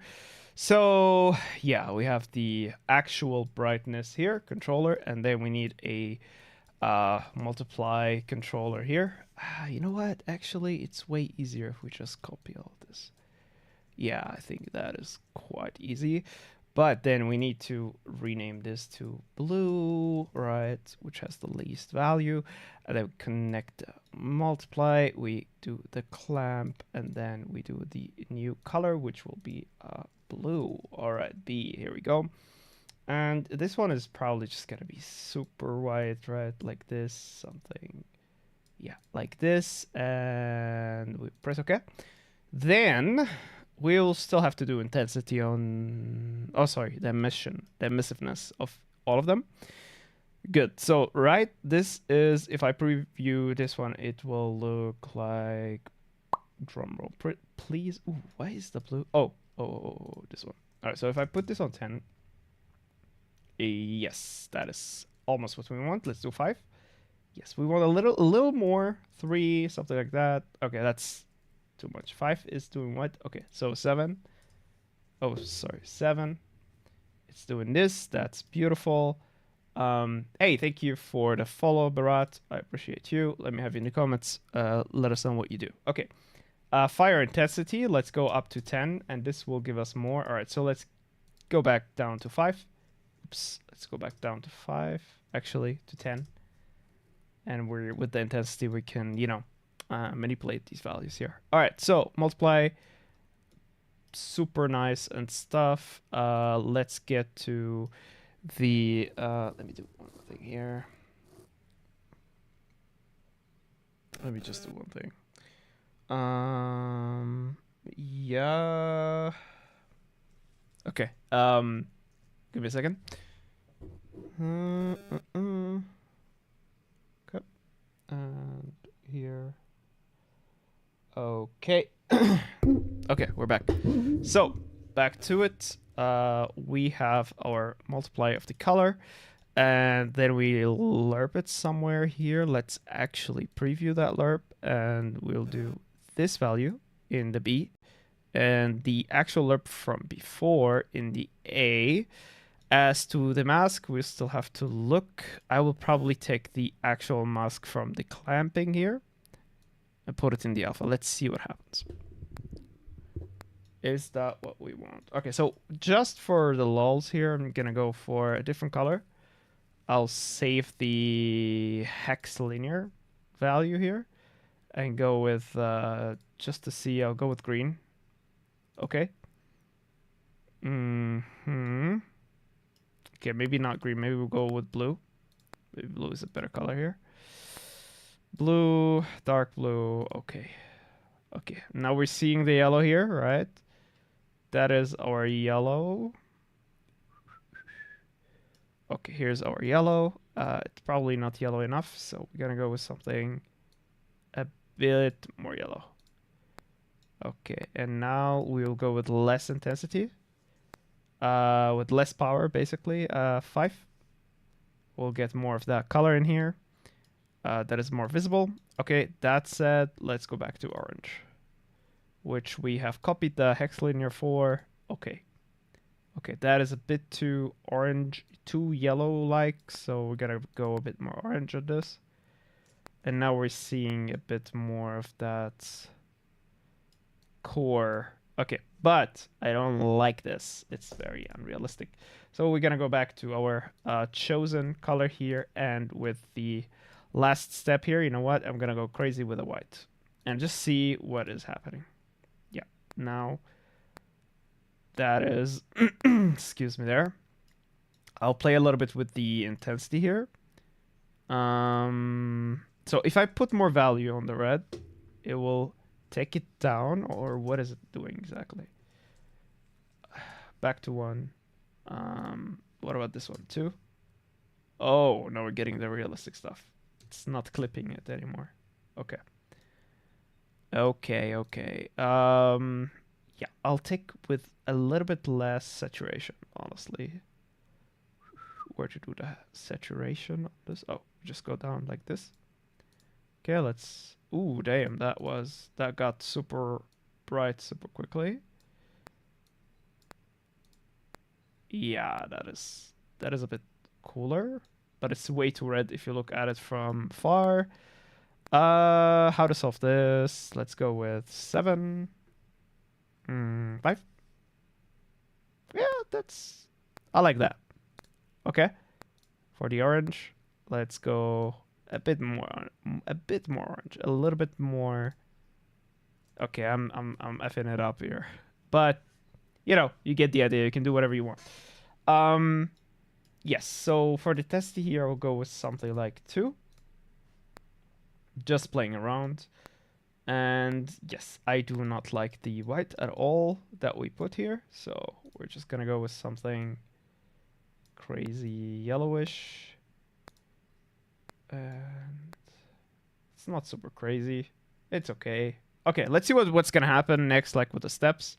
Steps wise, let's do what happens if this was more again? It will clip it even more. Okay, that is what I want. Alright, 3. Yes, that's what we want. That's this intensity. It's beautiful intensity. Okay, emission. Let's add an emission on all of them.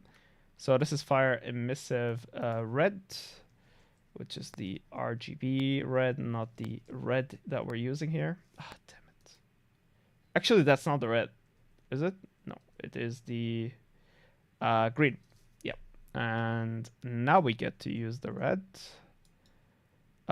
in here after the lerp or before the lerp. Oh, no, it's separated from the lerp. Okay, so we'll add a multiply. And we'll add this one to it here, and the emission will be in here. And the last thing, so will be the blue emission. B, and here we go. And we'll do one more multiply. Clicky. This is just a live study, so we're just gonna experiment a little bit, which is fine. Okay, so these are all emissions. We are going to probably... What is the best way here to add them all together? I'm thinking that we could add them in a way that... Let me think here a little bit. So these are individual emissions for the individual colors, but we can't just hook them up the way we would hook them up normally. So it's almost fine to just have one emission then for one of the values, right? So if we stop previewing node, this is what we had before. Now it's the moment of truth. This is what we'll have here in the base color. And so what am I... Why is it so the same? What am I missing here? What am I missing here? Is it the emission that is controlling so much? Back to 0. What are we getting? We're getting the actual like illustration type. Yeah. So the emission was driving a lot of this away. So what we will do, we'll try like a really simple emission with 1 maybe, or with 2.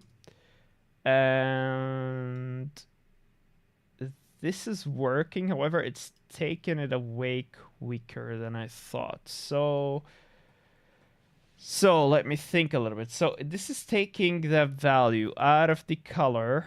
All right, so here's what we're going to do. We're going to take exactly one emission of all of them, RGB, and we'll hook it right after the lerp, right after the last lerp.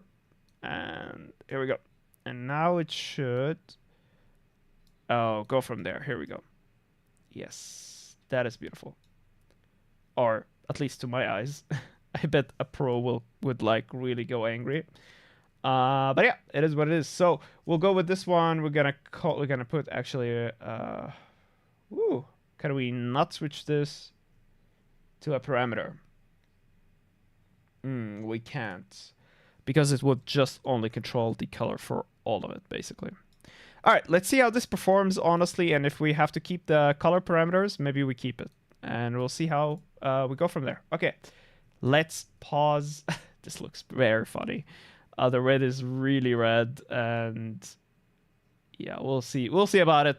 It will probably not work, but then we can revert easily. All right, so let's not shy away from it not working properly. Okay, let's go back to watching. And Firefox, where are you, Firefox? Oh, oops. Why is this on full screen now? How can I put this back? Okay, whatever. You see, the colors that I get are completely different than the main one. So this might be fine, but generally as a VFX artist, you know that there is something wrong because when you're looking at it, the colors are always, the views of them has a different tint and different script. So if I go into the purple, this is not purple. This is basically a mix of the overall RGB and purple. So if I go into the just green channel, which is the gradient, this is one. And this is why I was saying that you shouldn't turn the out and color. Okay, so now that we're done with this section,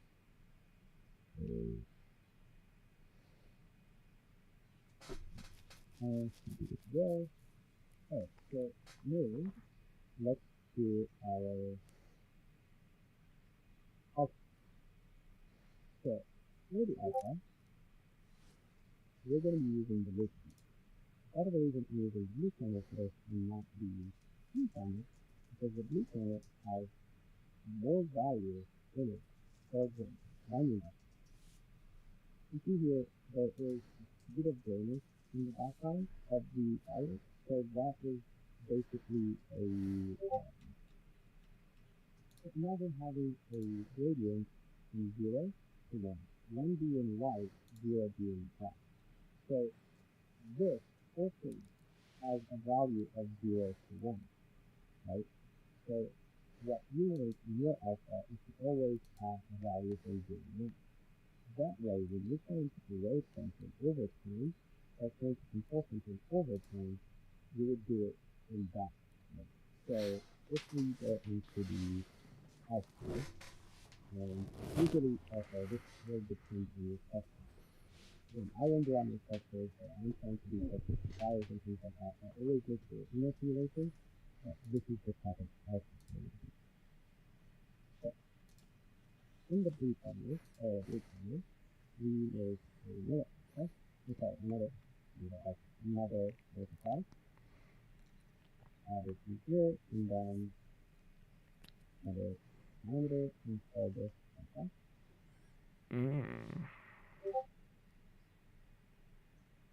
And this for capacity. So this is going to control the capacity of your account.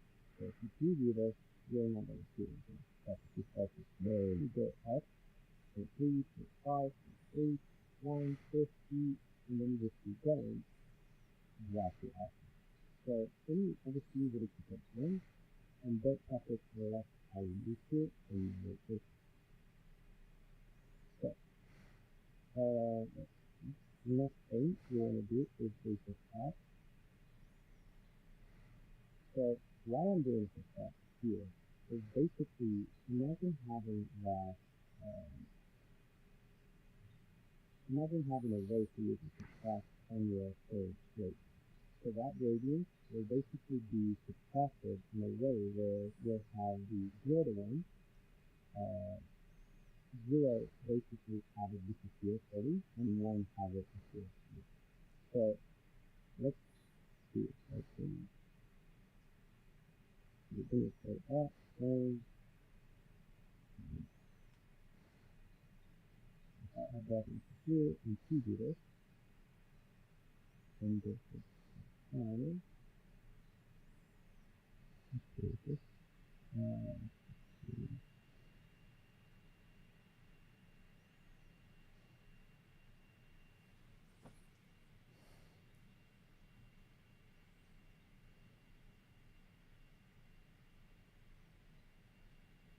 where is the previous page? That's the beginner. That's it. So now you can see I've actually see that. Now you'll see like my file. All right, let's look into this. Sounds interesting. So let's try to guess the next steps. Perfect. All right, so let's go into the let's learn and go back to the Unreal project right there. And what we'll do is start on the alpha basically. So we'll start with the alpha now. Basically alpha clipping, alpha, basically, not showing any of this black stuff here. And the way to go about that, there's many ways. So one of the simplest ways is, as you can see here, it's in the actual alpha channel. Oh, is it not? Oh, it's not. Okay, cool. Yeah, we'll make our own alpha channel then. So we'll start with the blue. And because it has the least brightness, right? So, and we'll do a multiply. It's easier if I do an M click, and we'll go with the blue right there. And we just gotta take that all the way down and have our own stuff done to it. All right, so if I press S and I make this, call it opacity controller, right? Opacity controller, double L, controller, yes.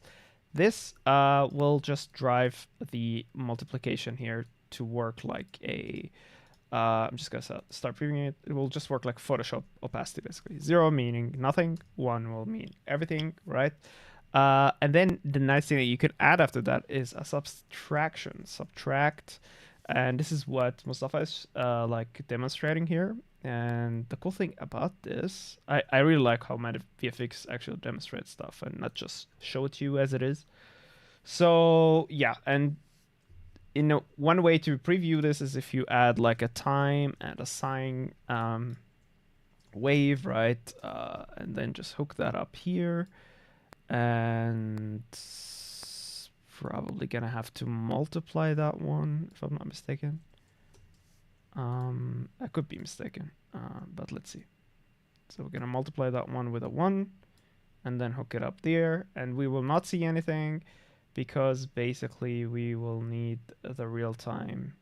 Okay, it is on. Frame. Let's see. Oh, we need to actually start previewing it. And this will show us what is happening, right? This is way too much, the one. Let's go with 0.2. So this will be an interesting controller to make here because it will allow us to control the alpha in that way. So say, for example, if you have an explosion and the explosion dissipates in that way. So you would still have your colors, right? But then you would have it fading in that fashion. And this is the same like if it is a parameter, right? So if we have just another parameter, this will be called alpha clipping. I will just call it alpha clipping. Clipping. And we'll hook it up there. So this 1 means complete, right? Or sorry, 10 means... Okay, what was happening in here? 0... Yeah, 0 means complete, 1 means nothing, and 0.5 means like half, right? So if we drive it in that sense, like a curve or whatever, we could do a lot of cool stuff with that alpha clipping here. Okay, let's keep it to 0, as we said. And this will be our alpha clipping driver. Hey, thank you for the subscription or whatever you have done. I can barely see it. But yeah, I appreciate it. Thank you so much. Okay, back to it, guys. We're gonna pause, go back to the watching part, and let's watch. Let's continue. Where is it? Where is my tutorial? Right there. Then on 0, 1 above it. That's because of the that's happening. But I wanted to show just the actual sign in 0. So at 1 would have a fully blood okay? But 0 will have it. So in this case, if we do another triangle, when we add it into the class, we call it erosion, because you technically are eroding from your icon, and this allows you to erode things over time. So let's call this erosion. And the last thing that we want to have in here is a depth stage. So the depth stage, what we'll do is basically anytime you are interacting with a mask, floor, or anything, you will not have that hard path. And I'll show you what I mean how this can. Let's have a number and page underscore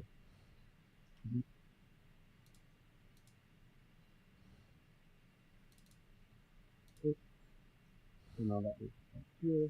Save it. Alright, so the last thing I want to do here is change this on the line zone from page to page. Now you'll see that there is a image with that. So that's one thing again in this housekeeping presentation, just as a big tip in your work, please try and comment um, in your materials, because when you do that, if you're, let's take an example, you're working with something and you left it to be like plastic, and then you have to just tap it instead of see what you did. If you don't have any comments on here, you're just going to be like, okay, so did this do, did that do? So usually what I would like to do is highlight everything, just press these, and do, for example, this is fire underscore, this is fire control. Or you could say, I've seen a lot of artists actually do this. This is to control the fire. So, yeah, basically, syntax. So for this one, I'm just going to call this control in your work. Please try and comment in your, so let's call this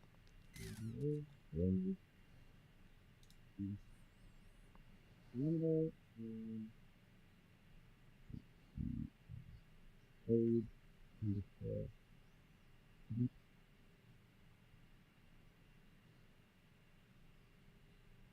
six, and all that is here. Save it. Alright, so the last thing, see that there is image with that. So that's one thing again in this housekeeping presentation, just as a big tip in your work, please try and comment in your materials, because when you do that, if you're, let's take an example, you're working with something and you left it to be like plastic, and then you have to just tap it instead of see what you did. If you don't have any comments on here, you're just going to be like, okay, so did this do, did that do? So usually what I like to do is highlight everything, just press these, and do, for example, this is fire underscore, this is fire control. Or you could say, I've seen a lot of artists actually do this. This is to control the fire. So, yeah, basically, syntax. So for this one, I'm just going to call this control, and for this one, I'm going to call it alpha underscore 6. So now that this is done, we saw that we use this as the base. But I don't want to use this as the concept. I just want to use this to be separate. So what I'm going to do is just move these into here, and I will be good to go. So Now that it's done, I'm going to delete this, and there are two things I want to do here. Just as a, I would say housekeeping, but also just so I want different content, right? So now that I see here, for example, I have a fire color and then the particle color. So if I want to choose what font I want to use, what you can do is have a static color characterized switch, and you just add it into header, and then here. So, alright, maybe, yeah, this is it. Oh, there is a switch. Okay. And I already have the fire control. Or you could say, I've seen a lot of artists actually do this. So for this one, I'm just going to call this control. And for this one, I'm going to call it alpha underscore 6. So now that this is done, we saw that we use this as the base. But I don't want to use this as the concept. I'm going to want to use this for the second. So what I'm going to do is just move these into here. And I will be good to go. Okay. So now that this is done, I'm going to delete this. And there are two things I want to do here. Just as a, I would say housekeeping, but also just so I want different content, right? So now that I see here, for example, I have a fire color and then the particle color. So if I want to choose what font I want to use, what you can do is have Switch. a static Oh, static switch. color characterized switch, Okay. Okay, that's pretty cool. and you just add it into header, and then here. So, alright, maybe, yeah, this is it. Output with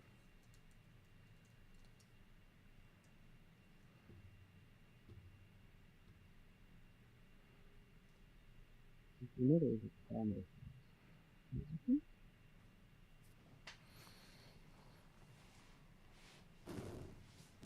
Okay. All right. So let's see. We're gonna go back to the let's learn here. Good. Focus on what is at hand here. So back to it, and we will adjust a couple of stuff. So one being, first we'll record basically, and we'll start by the simple stuff here. So yeah, that is very noodly here. So we will start to do some housekeeping. Meaning, putting some comments here and there. I actually forgot how to organize. There was a way you could organize very easily with shortcuts. If anybody watching this knows the shortcuts, let me know. For now, I think it had something to do with like WASD, Shift W. Oh, look at that. All right, so we don't want to do this. Is there another way to do it? So Shift W will put them above each other like this. Okay, that's kind of cool. Okay. And let's do let's do it like this. Keep it like this. And this will be our what? If we press C, we can add a comment. It will be our border. Color border controller. Border. Color border controller. Oops. Controller. And we're just gonna copy this and go to the next thing and do again selection. C. This will be our what is between, trying to understand what is middle ground, color middle ground controller. Hey, thank you for the follow, appreciate you a lot. This will be our background controller. Background controller, very nice. And the last one will be our core controller. So color core controller like this, and yeah, that looks good. Or actually foreground, since we went with that foreground controller. And yes, so we have the particle color. I don't want to touch that yet. I want to see how I can control, because if I can control it like this, I'm used to that from Unity. I don't like to control colors from the particle system, honestly. But I don't know if it's maybe more efficient or more optimized to do that like this. We'll see. I guess we'll experiment and find out.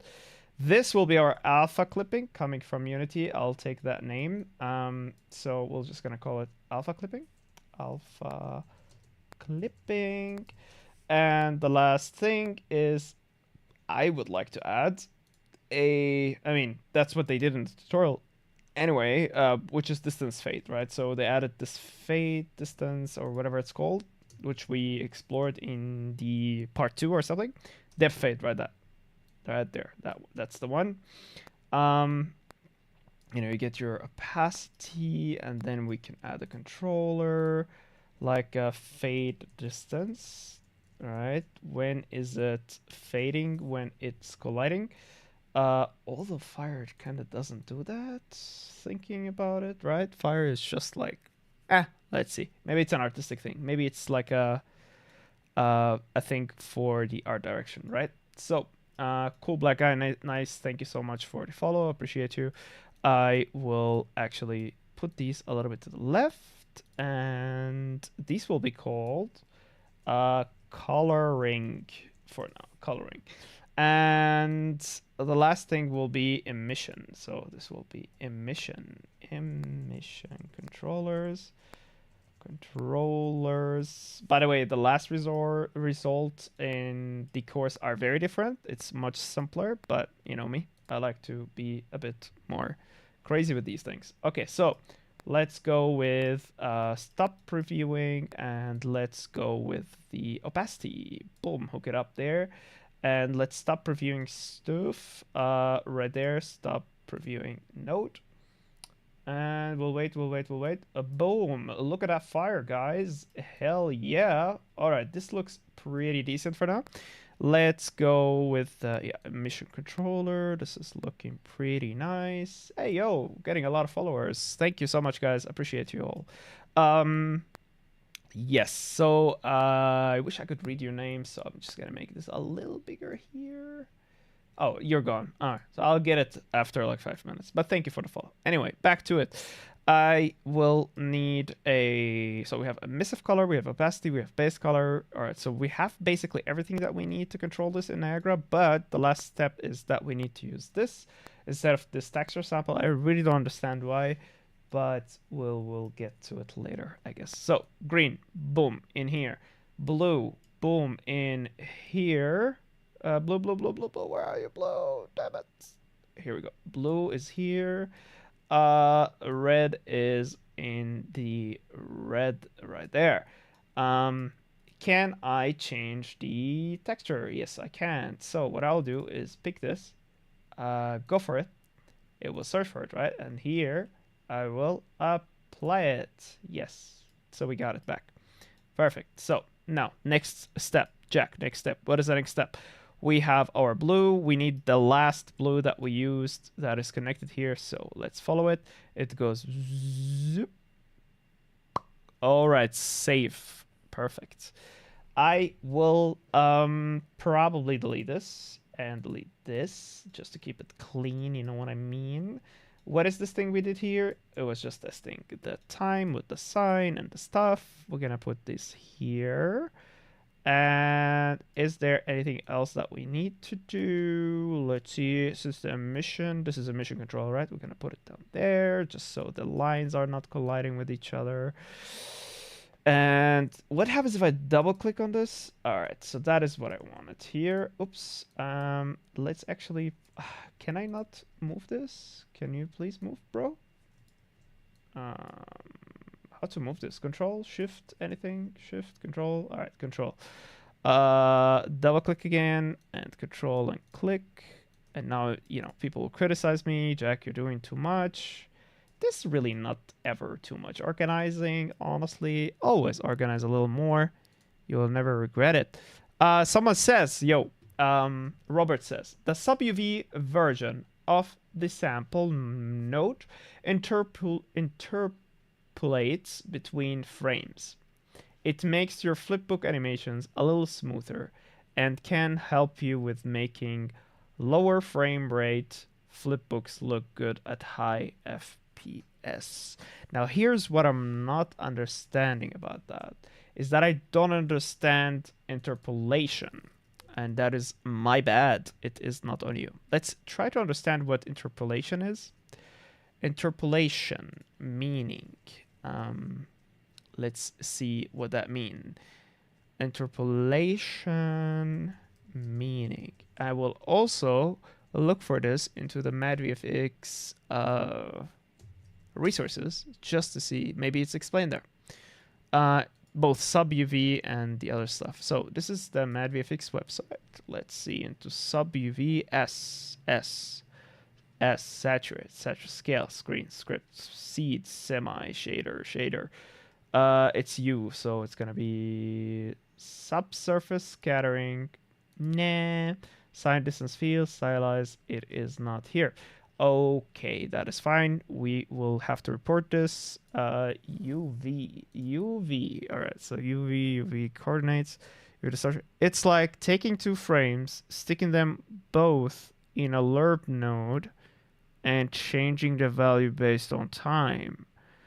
Oh, the opacity. You mean like okay, all right. So if I understand that correctly, if I have a so if I have a vector and a vector, this is green, this is blue, right? So this is frame 1, this is frame 2, lerp.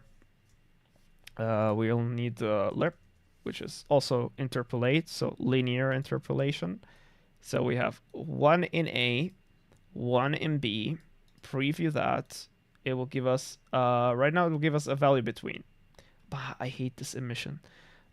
So what it will do is change between, and let's grab the sign. Let's grab the time and hook the time into the sign and hook the sign into the alpha. And now preview that. So it will change between frame 1, which is green, to frame 2, which is blue, in a interpolation matter, right? So if I zoom into this, it will do this. Warning for people who have issues with colors changing so fast. Which I think I do it too, honestly. 2 is too. Is it gonna go fast? Okay, this is gonna go slower. Okay, so it's gonna do this, right? Change the color or change the frame with an interpolation. So yeah, okay, let's do that. Cool so far. Thank you for explaining that, Robert. I appreciate you a lot. We have it organized. Things are looking pretty cool. I'm very excited. I just want to do one more thing for organizing, and that's just me because I am crazy like that. I would like these to resemble the color that we're working with, especially the blue one. And we'll keep the alpha as white. And for me, we can make this purple because purple is super colorful, and emission will be something like that. All right, safe. This will make me feel better about looking at this, honestly. So yeah, we did this experiment. This will allow us to do different colors for these textures. And maybe, and just maybe, we could get some stylization going, hopefully. All right, so save and pause the recording, go back to the learning. Today I have a lot of time on my hands, so I'm just gonna learn, dude. That's all what I'm gonna do. Learn. Let's learn, guys. Here we go. Next episode. I remember when we used to say next episode. That was fun. Okay, complete and continue right now. So to make it more practical, imagine a 12 frame FPS flipbook, 12 FPS flipbook at 60 FPS. Each frame in that animation takes 5 on-screen frame. Okay, and that will smoothen it out because it will Okay. do the linear value between two, meaning it wouldn't. Okay, I think I get it. So, for example, if you have, let's say 4 frames, right? And this is 0, and this is 1. Oh, sorry, you didn't see what I'm doing. Give me a second. Yeah, so let's go here. Make this a little bigger. So if this is 0 and this is frame okay, this is frame 4, this is frame 1. And it's literally going through time. So this is time. Sorry for the color choice here. And so when it's switching with a normal UV, with the normal texture sample, it's literally doing suck, suck, suck, suck. It's changing them in a steps, right? Like this. And within this sub UV, instead of doing this on a curve, it would do like this, and it will interpolate these frames, meaning the opacity will control the transition, right? Or it will just do this maybe, and the transition will be controlled by the opacity, meaning even if you have 120 FPS here, it will be fine. That's what I get so far. Instead of showing the same image for 5 frames, Unreal will slowly interpolate between them. All right, so I'll put this into the recording later. But I think it's great to explain this. Damn it, I need paint or something. Wait, give me a second. Let me do this. All right, now we have a new screenshot. All right, and now I will explain this a little better. Let's put that in the recording, actually. All right, people. So Robert had explained to us how to do this. Thank you, Robert. So basically, the linear interpolation is helpful in the sense of if your game, for example, so if your flipbook has, let's say, 12 frames, right? 12 frames, but the game is playing on 60 frames per second. If you have the normal texture sample, it will literally step between the frames like steps. If you know a little bit about animation, you will know what I mean. So if this was the time and these were the frames, it will change between them literally like this. It will go frame 1, frame 2, frame 3, frame 4, like this. And it will be... I wouldn't go that far, but like that's what I understand. However, with the sub-UV, it is interpolating between the frames with the opacity. So it's playing a bit with the opacity, meaning if you have 60 frames per second or 120 frames per second, the engine will actually go between those images and with the opacity parameters, meaning it will go opacity 10%, opacity 20%, opacity 30%, opacity 40%, etc., etc., etc. All right, cool. Thank you for the follow. Appreciate you. All right, let's keep going, and we'll learn something new, guys. All right, let's go. Thank you for explaining it, man. Appreciate you. Watching, and the next chapter. So, fire.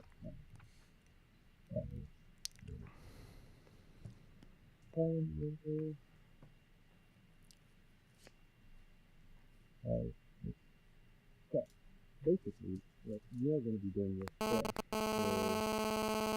having it here. This will allow you to basically choose between the colors and then the particles. So let's say, for example, if you wanted the color to be the thing that controls this controller, you just pick. If you wanted the particle color to control this Niagara, you uncheck it, and then you limit it to the controller color. So this is basically just a way to use the map come back into here, take things back and forth. And the next thing is you just want to here is to color no, actually, I'm not going to do this for this one because I'm just thinking for the rising in a different way. So we will put this to this one and into the base in the material. make it into a place here on the picture, and you can take it the name you can get one to now. And this is here. When you touch something in the picture, you'll actually just be able to use this. So for this one, I go back into the textures, I want to use the looping color. So here, so now that I have the looping color, because this is the color element, if this is in text, it's specific, now I'm using the color. And here again, you can control all of your parameters that you did in the materials into here. Mm-hmm. Right? So switch to the color. Let's move on to our script. So now that we have our color done, let's move on to smoke. So the smoke is going to be making the same exact setup except with no difference. So this one is in material. It's called this T underscore smoke underscore. So going is the same type of setup. This one, let's do so. I'm going to the smoke. Okay, smoke. So smoke in here, and our the SWV is the this smoke underscore look this underscore. Going is the same technique that I did use for the color, but in this case, it will be a bit different. So what I mean by that is right off the bat, I'm actually going to use the RGB. So using the RGB, I'm going to mix my that with the color. Let's mix this, mix my that with color, change the width to parameter, Make it a bit faster.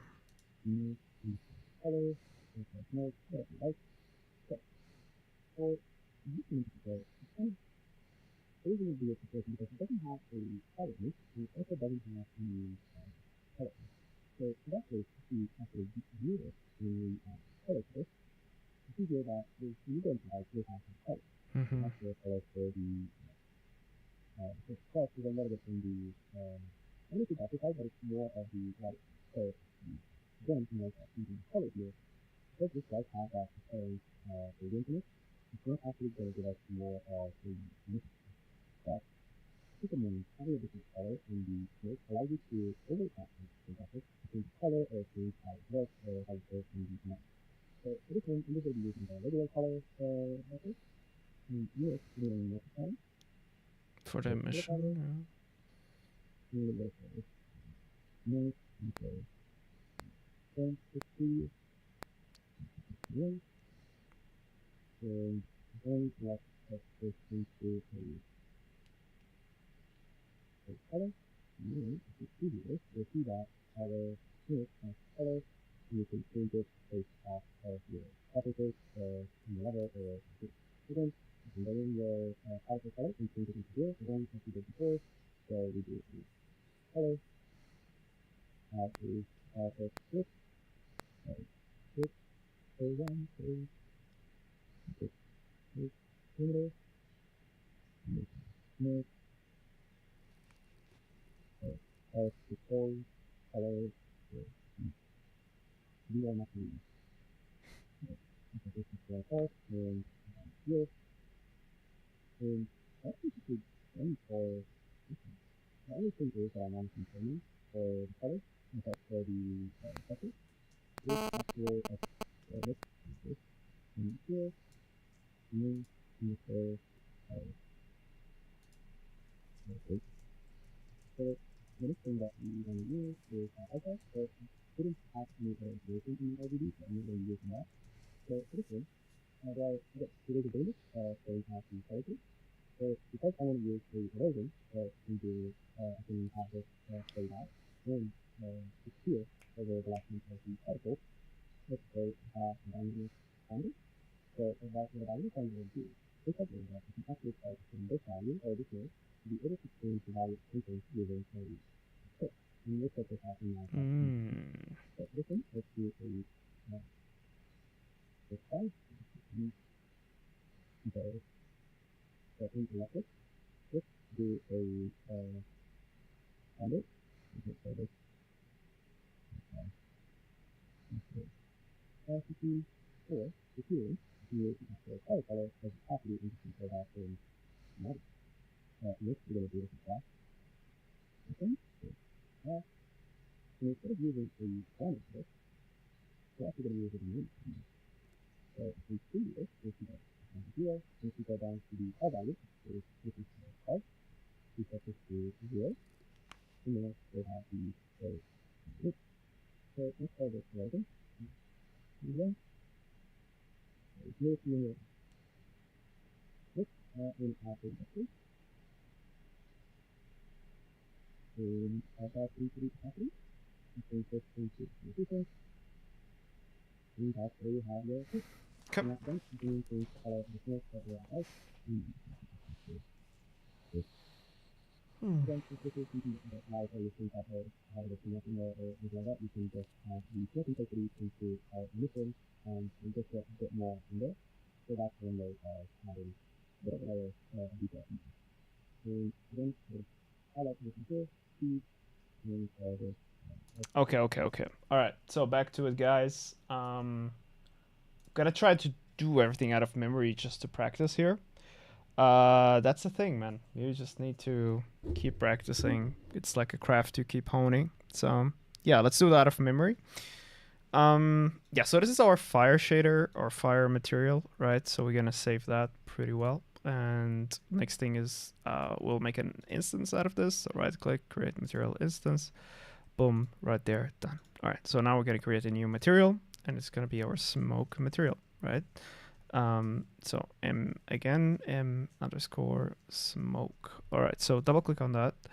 Let's get that up and running. So one of the main things that we will do here, gonna keep this here so you guys can see it. Are we lagging?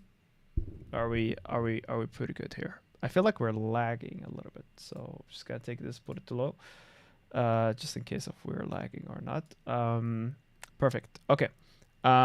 Let's get back to it. One of the things that we need to do right now is exactly the same like before, and that is to create the smoke shader, which would contain, again, of a sub UV. Sub UV texture sample, which will be here.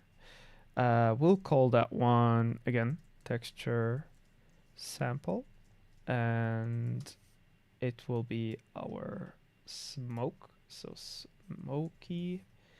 All right, here we go. And right now we will start with the, we don't need to split any of this. Smoke comes with one color. There's no core, there's nothing else. If you want to, you could split it, but for now we're just gonna take and get our you know what, we're just out of pure exercise, let's do it like this right now. So first we need to be able to control the intensity of, so first the color, let's say first the color. So here we have color for switch to parameter, and we'll call this smoke color. And sorry about that, smoke color. Then we'll also need, sorry, with the B we need the, oh wait, this one has actually, it does have alpha, if I'm not mistaken. Where is it? Let me get it, double click it and things like that. Here we go. It does have alpha. Yes, here's our alpha. Here it is. So we're just going to use that. Alpha will go into, again, a multiply. Damn it, I hit this. Multiply, and we'll have it do like a parameter that says this is your intensity. Now before the intensity it was the opacity rate, right? Opacity rate. Okay, so this is our opacity rate. We're gonna hook it up. Let's put it to 1 right now because 0 would mean 0. And next thing we'll need is subtraction of the intensity. So this is important for the smoke here. Hello Dast, nice to have you here. And we will do a subtraction, and this will be called intense, or alpha clipping actually. Alpha clipping. Good. Sorry, excuse me. Clipping right there. And we'll hook it right there. And if we're wondering how that looks like, start previewing. And 1 would give us nothing, basically. And 0 would give us everything within the alpha value here. And like a value like 0.8 will give us less and less and less, right? This is better driven by a curve. And one of the tricks that we learned is dynamic parameter. Dynamic parameter will allow us to control this within Niagara. And basically we'll be able to have like a value that goes from 0 to 1 over a curve or something. So we will do just that. I might have chosen the wrong thing here, but if in doubt, I'm just gonna go check our course. Dynamic parameter, actually this, but here the view was a bit different. Default value. Why is it different? Okay, I think just for the preview, right? If it was, yeah. Okay, so it is different. Perfect. I'm just gonna go with this right now because that is what we got taught, and we have our opacity rate that is controlling the general opacity for later if we need it, and the thing is gonna be translucent. So, and then we're gonna hook that into the opacity, and then it's gonna be translucent. We're gonna stop previewing here, and we're gonna have our white smoke for now, just because it's driven by the alpha. And then in the next step, we will start coloring it. So here we go. Let's get a white color. Here we go. Boom. And hook that into base color for now. We'll add more controls like the intensity and stuff like that. And one more control is that we would like to control this through the color, particle color. Oh, did we take it? Yes, we did. All right, so one way to switch right between both with like one click, we need a Boolean value, so true or false. When it's true, it will switch to it. When it's false, it will not switch to it. So what we'll do is something called switch. Oops, what's happening? Hello. All right, we're gonna do a switch. Static switch parameter, then yeah, it is a parameter already. That means we get controls from out there. Color controller, color manual. I like to make those have question mark. I don't know why color manual. And this would mean like if you click it, yes. If you don't, then it is not. That's how I like to do those. Everybody has their own workflow, and feel free to criticize me. Okay. Color manual, true or false, and here we have our default value or not. If it is true, so it should do manual. That means yes, it should do this one. Okay, perfect. And right now I'll go with something like grayish, bluish, gray, right? Something like this, a bit more, something like this might work. Yeah. Maybe too colorful right now, but we'll go with it for now.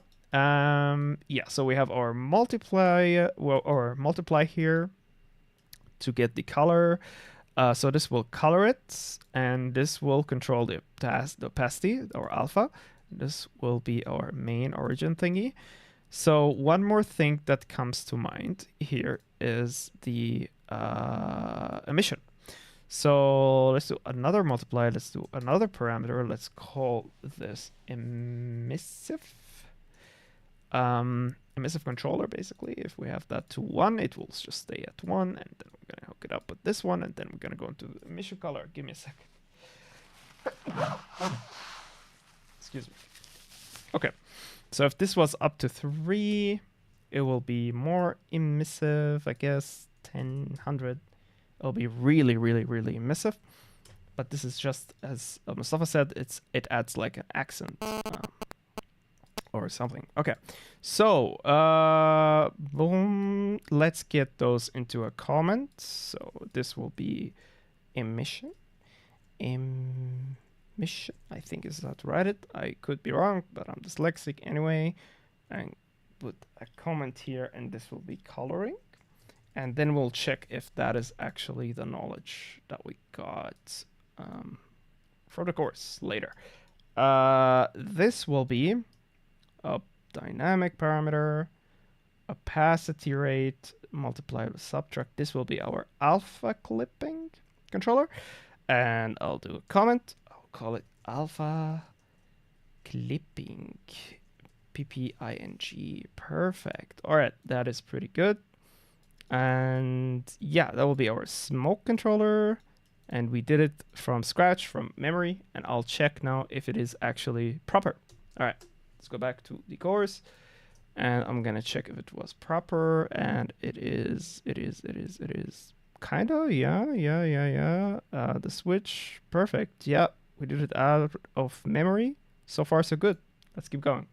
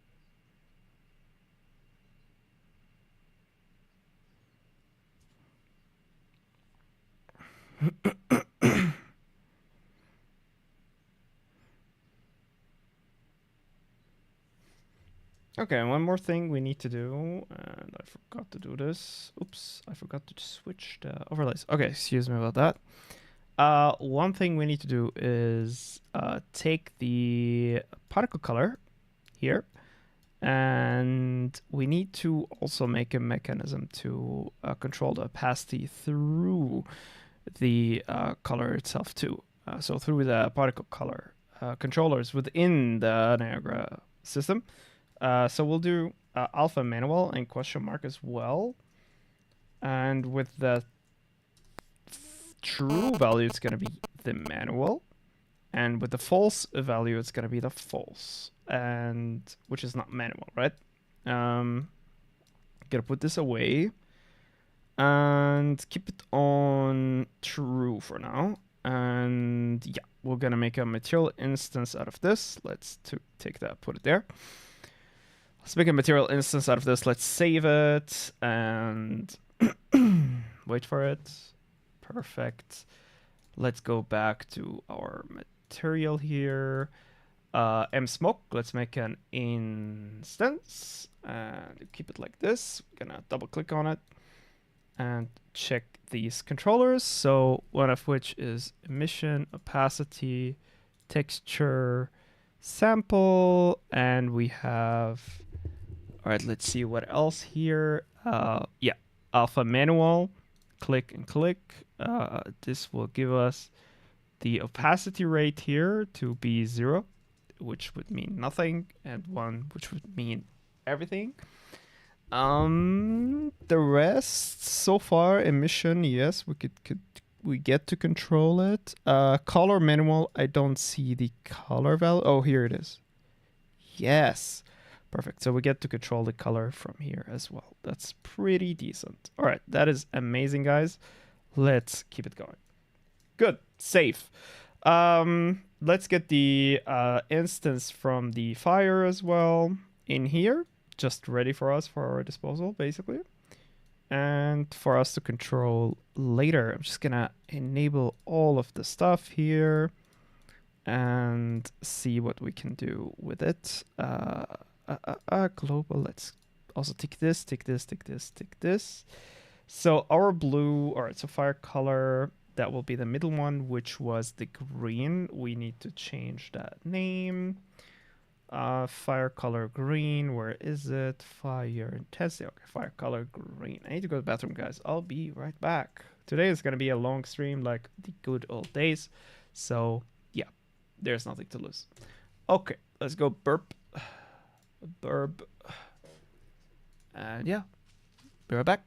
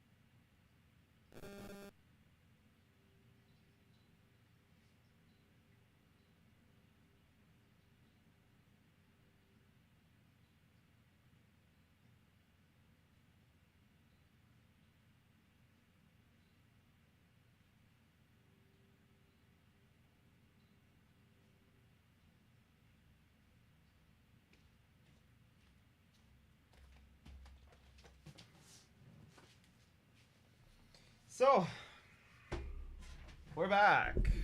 Oh, we have new people. Notopazi or Notopzi. Nice to have you here. Cowboy Bob. Nice to have you here too. I think I remember having your name around here. But yeah, nice to have you here, people. What? Which server is it failed? Something failed here. All right, we gotta see. Let's learn, everyone. Yeah, something failed. One server failed, it seems. I have no idea which server that is. YouTube? No, we're running. YouTube, the other YouTube? No, we're running. Okay. Let's see. Let's see. I got myself a buttermilk. So, favorite snack. And then we're gonna dive deep into it.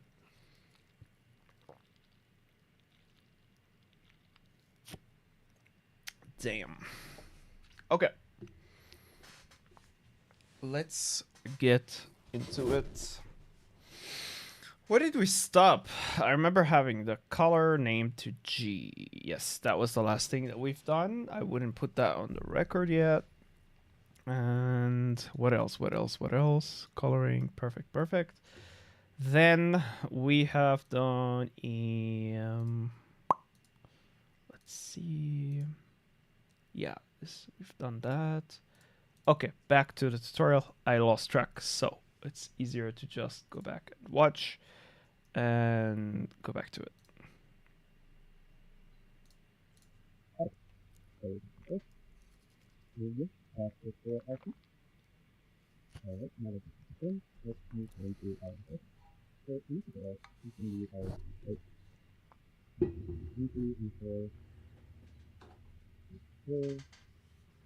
We'll start with the distortion. That means that we're going to basically use our tester for the setting and tester. And for the function, it's pretty simple. We're basically using the passing communicator to control this, to have this control the passing to give us a certain way we have So, first off, let's actually this material into our student passing. So the first thing that we can do is change this into the passing. So we go into the starting of our attitude and in the reflection message to index the reflection. And now you'll see that this one right here, even though it shows says that there's an index of it. So after we have that feature, just add a zero into the attitude, and go into the reflection. As you can see, we have a little bit of factors. So the way to control the reflection is not really the color or pattern that's really normal. So if it's going to take a normal, and it's going to give you that level of filtering where you can control that by adding key configuration. So now that we have that added here, let's do finish, which will allow you to control the actual direction of how this configuration goes. So for this one, I'm going to set it to 1. Now, if you see this from really far away, it feels more like phase, it feels more like what is the filtering happening at speed. So now that we have this method, Okay, let's get that first in and then we can expand on that. All right. People, listen. So, now we'll get to create our distortion map or distortion material. What is a distortion or heat distortion? You know when you see a fire and above it, you know, literally the world is distorting, right? Like with the heat, sometimes you see like a noise, almost like a noise distorting things, those heat waves. We need that. So let's get that done. Material M distortion. I've never been taught this. So just having that in Mad VFX is just amazing.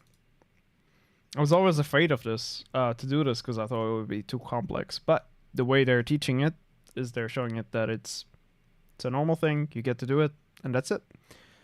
So we have our material. First, translucency, right? We need opacity to be 0, right? Let's get it done. Let's get our epic quaders in here. Then we need our either Krita or our material maker distortion. Sorry, normal map. Either this or that. We're gonna try both and see what happens. And basically we would need one more setting in the material itself, which if you scroll all the way down, you will get to see something called, let me see, In mobile, no. Next. I forgot what it was. Alright, asset import data. That's probably not it. A long vector.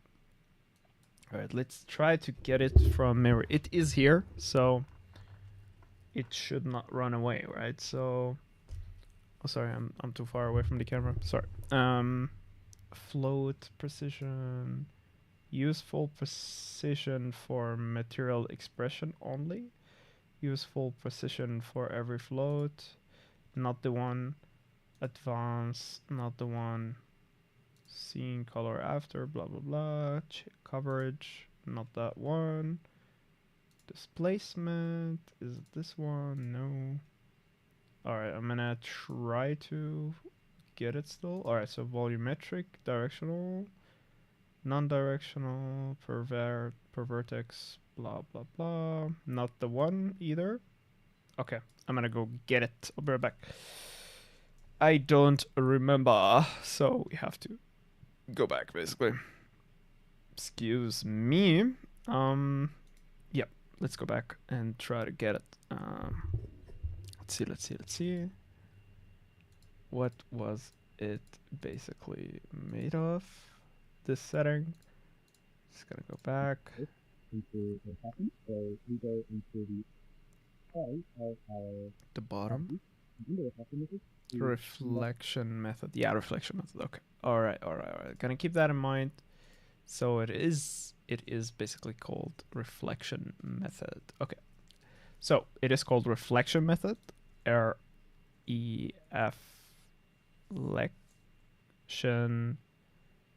Why don't we have reflection here? Transparency. Nanites, maybe just a soft shadow. Refraction, not reflection. Okay. Refraction method. Okay, I gotta need to read about refraction. But I think that shader is, the type of it is like a refraction shader. So when here you say index of refraction, and this should give you the refraction from material here. Okay, let's see. Next thing is if we put this into the normal, it should already give us something. No?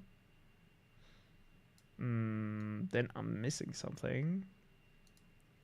So if this was on 1, okay, we'll at least see it. Okay, so that is good. And refraction to 0. Okay, I don't know. All right, so I'll be right back. I thought it was easy. All right, let's see. It's probably easy. I just forgot. Let's go back here. You'll see that this one, here, even though it's great, because there's an index of it, also have a feature, just as the field into property, change it into communication. As you can see, we have a little bit of calculators. Whether you can control pattern, it's not the color, or pattern that's really one. So if you kind of place the normal, then it's going to give you that level of filters where you can control that by having that key and make a complete. So now that we have that out of here. Okay, then I'm weird. It's not working for me, so we're gonna have to see why is it not working. Okay. Something is not working for me here. Index of refraction, check. All right, so what if it was... What am I missing? Because this should refract, basically. Does anybody know what's up with this? Okay, if I put a parameter, put it to 0. This is not working. Why do I have... wait, if unplugged, refraction IOR from material F0 if unplugged. Why am I getting that? Refraction. Not showing anything. To the offset. Not showing anything. None is none. Okay. Index of refraction. Why am I getting this number? And it's not working. What am I missing? What am I missing? Is the normal map not proper? Is that probably the case? Alright, I'll be right back, guys. So, I don't know. Honestly, I have no idea. What is happening here? Let's see. I mean, I do have different version of Unreal, so we have to see. Okay, let's go a little bit backwards and see. Even more.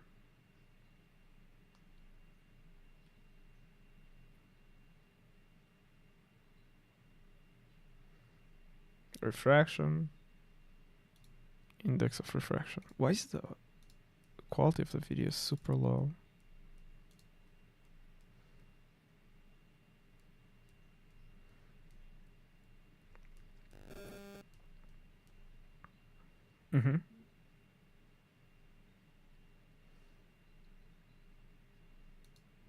Translucent, default lit, surface. And let's just compare our settings here, one by one. Let's delete this. Translucent, cast ray, surface, opacity 0, check, check, check. And what else is there? Yeah, I don't know why. Huh. Alright, ChatGPT, yo, what's up, man? Okay, so I am following a tutorial in Unreal 5.3, and I am using 5.4, I think, yeah. And the refraction index, or refraction by index, what was it called? Refraction index of refraction. Index of refraction. Index of refraction. But did I try 0 actually? If I didn't, then I should. 0? Nothing. Okay. Just so I know where the thing is, so I don't lose it. 1? Oh, I was inside of it. Okay, so this shows that... Okay, let's see, maybe it is working. Let's do 0.1 just for now. And go up with this up to 100. Nothing. Okay, so it is still not working. What else can I do, dude? What if I put this value? Okay, no. Yeah. And I'm using. Okay, the refraction index of refraction has a number, but as a number to adjust. 0 to 1, or like 1.1. Okay, and basically when I hook a normal map with 0 opacity, nothing happens. Although in the tutorial it distorts distorts the world within the sphere. Okay, so let's see what's happening here. Let's see. Maybe we'll get an answer. Let's check. Blend mode and material setup. Set blend mode to translucent and lighting model to surface translucency and volume. Okay. Surface, so we have different, we have additive, module, alpha composite, alpha whatever, translucent is there. What is it? Surface translucency volume. Surface translucency volume. Okay, volume is not doing anything. What if this was the volume? Subtract, subsurface, this, clear coat, subsurface profile, two-sided foliage, hair, cloth, okay, eye, nothing. Single layer water is not working, thin, translucent, not working, for material expression, not working. Okay, unlit. Default lit. Okay. Nothing is working. Good to know. Alright, next. Make sure your opacity isn't hard-coded to 0. Instead, plug in a mask or Fresnel to default. The transparent area, a full 0 opacity will disable refraction. Interest. Is that true though? Is that true? Let's check just the course a little bit. They do have a 0 value.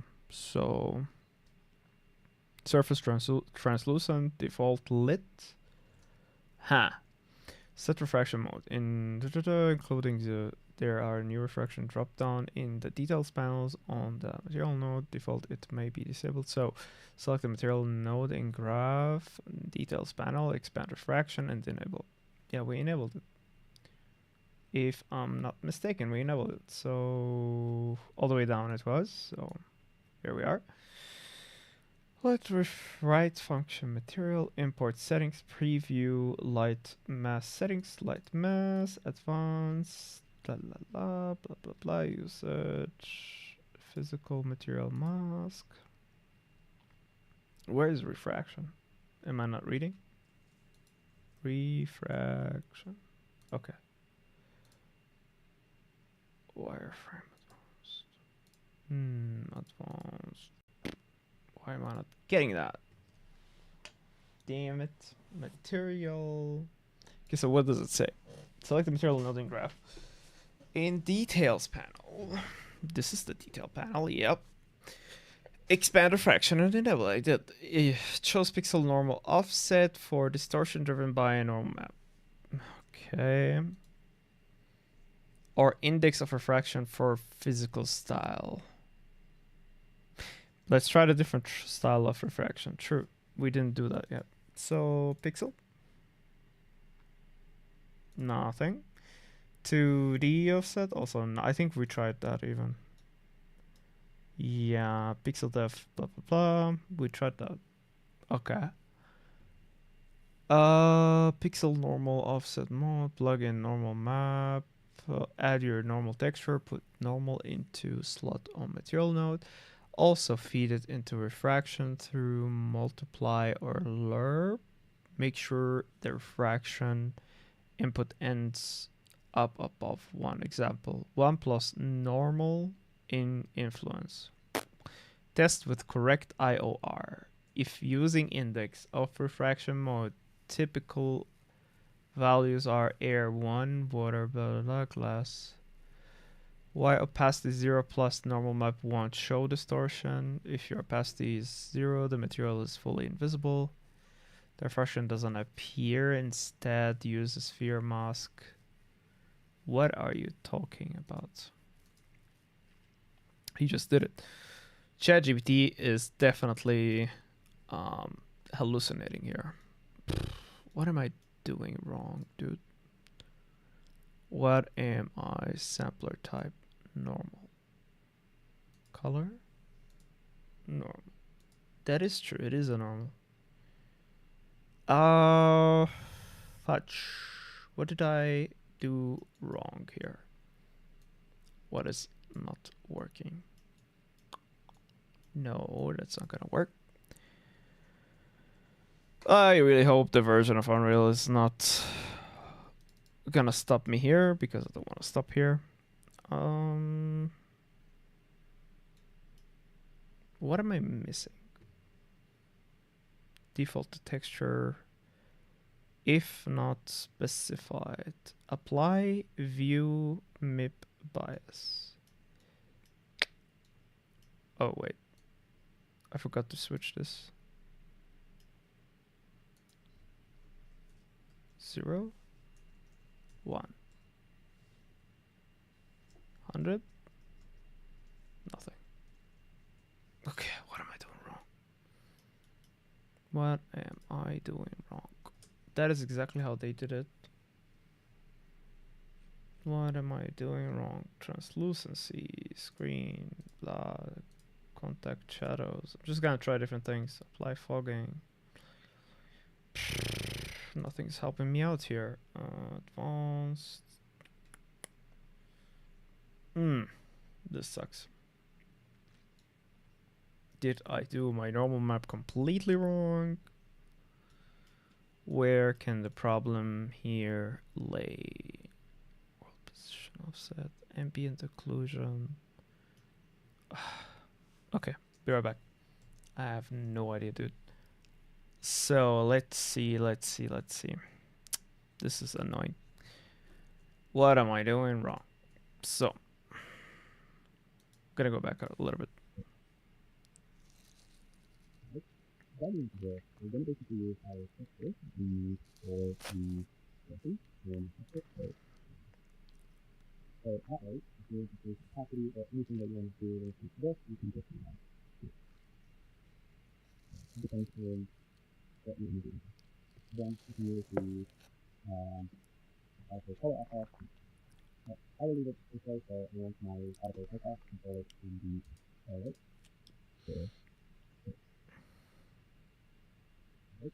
That is where we're going to basically use our texture for the setting and texture. And for this one, it's pretty simple.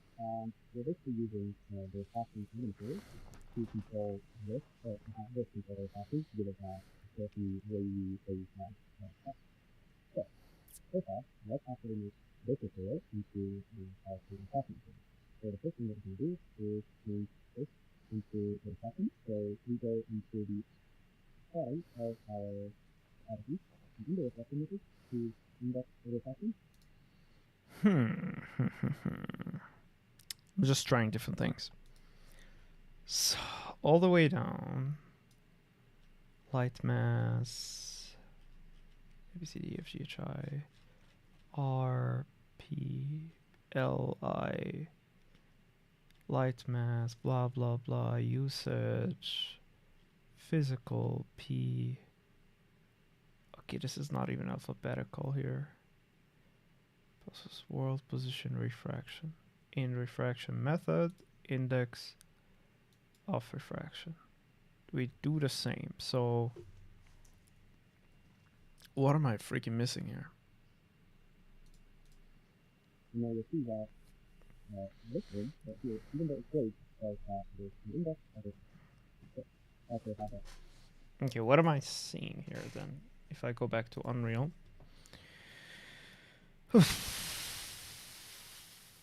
This is a pain. Okay, I'm losing my focus and passion and everything, but we'll get to it. Takes in a texture or value that simulates the index of refraction of the surface. Okay. Nothing. Come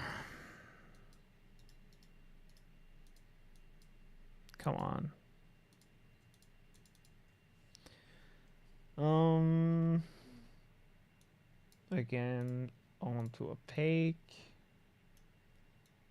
And so we still see it.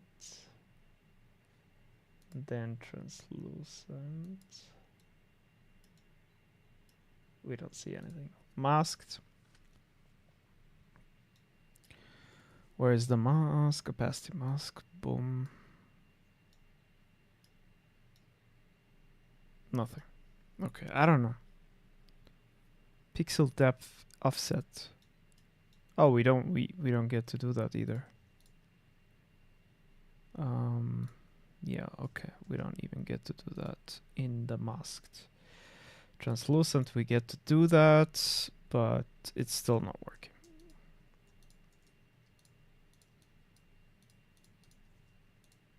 Yeah. 0. Okay. UE4 requires refraction mode enabled in material details refraction. Refraction mode enabled? Are you sure? Let me just check that out. Diffraction coverage mode, it says. Let me see. Where is that? This is a new behavior available with the substrate when a rough refraction are enabled. Account for reference coverage in depth. This is more physically based behavior. The background scene will be visible and touched according to -1 coverage. Well, okay, but I can't even enable that. Refraction in depth bias.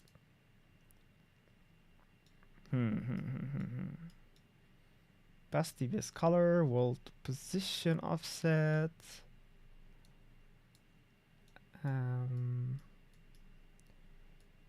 What is there still to do? I've checked every single thing. I mean, what am I missing? What am I missing?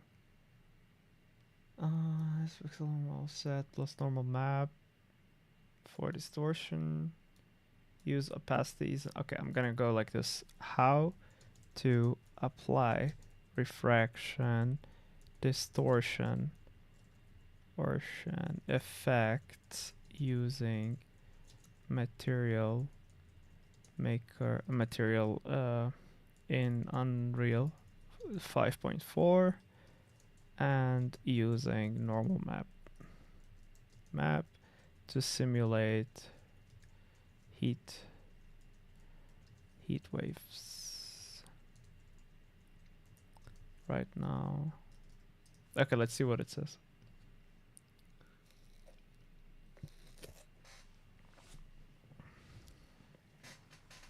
Set blend mode to translucent, shading model to unlit. Unlit? Do I really need to do that? But if I do, then it's not gonna react to the lights. Is it now? I don't think so. I'll go with default lit, maybe two-sided. Also nothing. Use material attributes, also nothing. Okay, let's keep going. In the material node, expand the refraction section and set refraction mode pixel normal offset. This mode uses per pixel normals to offset UVs rather than doing full physical IOR. Refraction, ideal for heat distortion. Okay. Let's try the other one with the pixel then. If it's not working with this one. Refraction. Pixel normal offsets. Okay. What do we do now? Import your distortion and normal map. Blurry waves, ripples are nice. Plug it into normal input of the material. Also feed the normal map into refraction. Cool, let's do that. Nothing of result. Okay.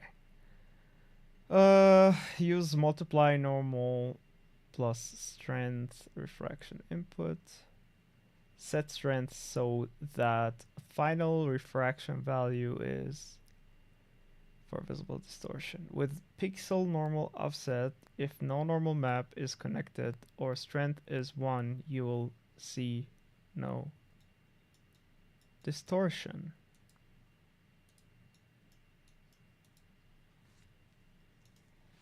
Strength. What is it fucking talking about? Animate or tweak the noise, blah blah blah. Optional use for now. Okay. What is different about about refraction in Unreal 5.4 and 5.1.3. Let's see what is the difference here and why. How can I expect it to work the same? Index of refraction. Okay, let's see. Index of refraction modes. Pixel, normal, offset, non-physical, ideal for flat surfaces. Same modes.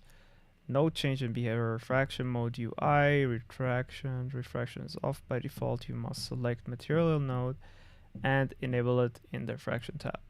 That is bullshit because there is no such a thing. I mean, it was disabled or it was none. Yeah, okay, I get that part. Index of refraction. Already pointed. There is a new refraction tab in the details panel. Yes, that's alright. Be very helpful if the official documentation. Okay, blah blah blah. Next, new in 5.4, GPU and Vulkan hardware ray tracing received improvements, but doesn't impact screen space refraction. What to expect in practice? Index refraction, preserve previous behavior, use physical IOR math, and samples off screen, which can create visible distortion with no normal map. Pixel normal offset, still the ideal choice for screen space distortion like heat haze, water ripples, or glass on planes. Okay, here's what I'm gonna do. I'm gonna go to YouTube and say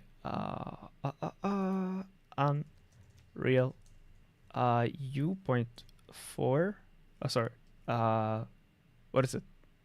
Unreal. Oh, do we get a comment? It's the camera in your preview facing the wrong way. Try changing mesh to sphere. I did. And so if I put this opacity to 1, dual weight, right? So I looked at it before. I think I was inside of it, right? The only thing now is I'm not even getting these normal changes on a sphere, honestly. How did I always deleted this? So right now I'm not even getting any normal on this, which is weird, but I was able to here. Oh, we are getting some normal on this. However, when the opacity is on 0, and I don't know, like in the tutorial it doesn't show this IOR from material F1. It just says refraction from index, right? Or index of refraction. That is it. We don't get any of the others, and maybe it's because I have the other version of Unreal. Most likely is the case. I really am bashing my head with this.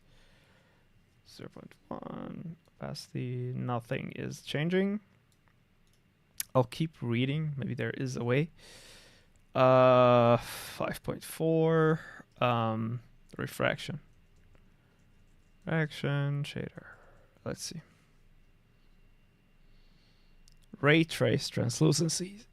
Excuse me. 10 refraction and IOR. This is 10 years ago. For sure not. Refraction distortion. Distortion shader. Let's see.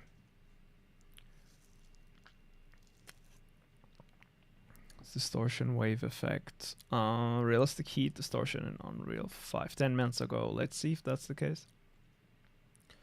Material. Alright, so let's see how they set it up here. Hey, Ghost Gamer. Thank you so much for your follow. So let's see. Dynamic preview they do. Alright, let's see how they set up the material itself. Actually, I can show this to you guys. So I'm just going to show it. Let's see what we can do. Alright, so the material unlit. Translucency, unlit, two-sided. Let's try that. let's try that indeed. Boom, done. Let's go with unlit then, and let's go with two-sided. Why not? Okay. Is there any distortion on this plane? No distortion whatsoever. Okay. Next, go back to here. Fraction method, index of refraction. Beautiful, they have the same settings like I do. Next, we do dynamic, and value is 0. And we hook it to a lerp. From the lerp, this is going to be the alpha, and this is going to be 1.5. Okay.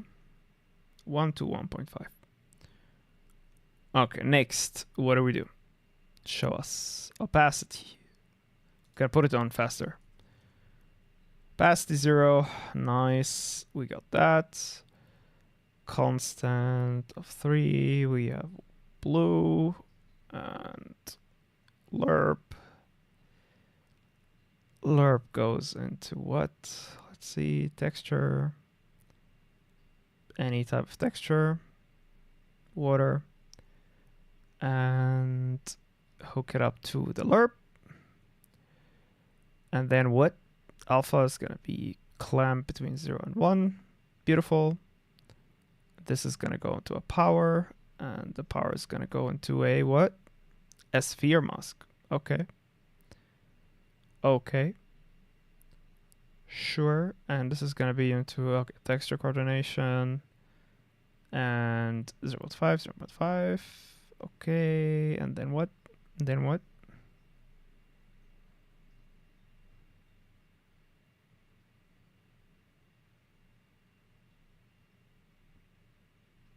That was fast. Was it actually doing anything?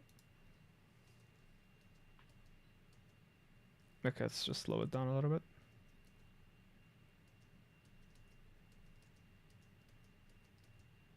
It is not really doing anything. Let's see. Niagara system, blah, blah, blah. Put this, put that. Just gonna skip through it a little bit here.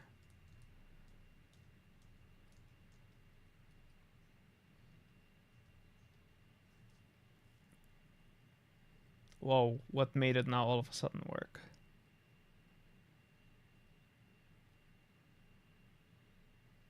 I just wanted. I really don't know. I honestly have no idea why is it not working with us. Let's see, 1 year ago, let's just check this tutorial here. Okay, nice. So what do we have in here? What do they do? Let's put it up to 2 just to check if it's gonna be a refraction. Blah blah blah. Sure, whatever. Cool, nice. Okay, that's very old refraction, just like refraction here. That's not what we have. Spatial distortion. Let's see. Do they explain the material setup? No.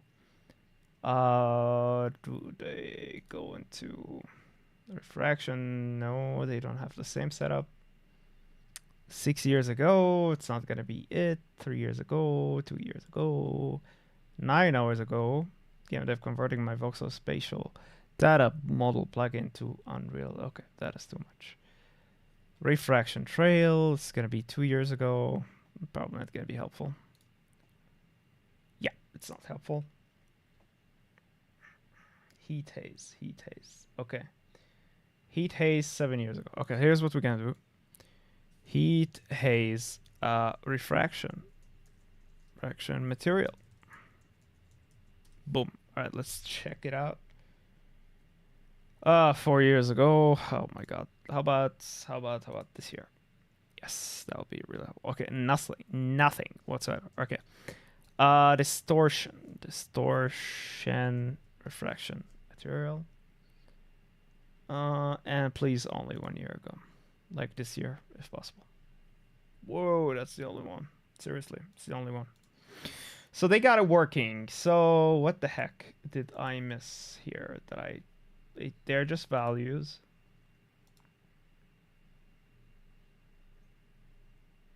Yeah, this is between a 1 and a 1.5. This is between, what is it? What is the value here? He's putting a lerp between a blue and a normal. Okay, I mean, that is an interesting way to go through it, I guess. So if this was a color and this was 1, what is it, red now? What if this was the normal?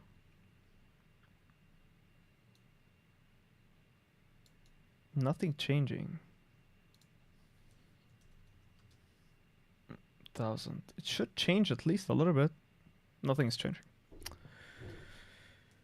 Oh.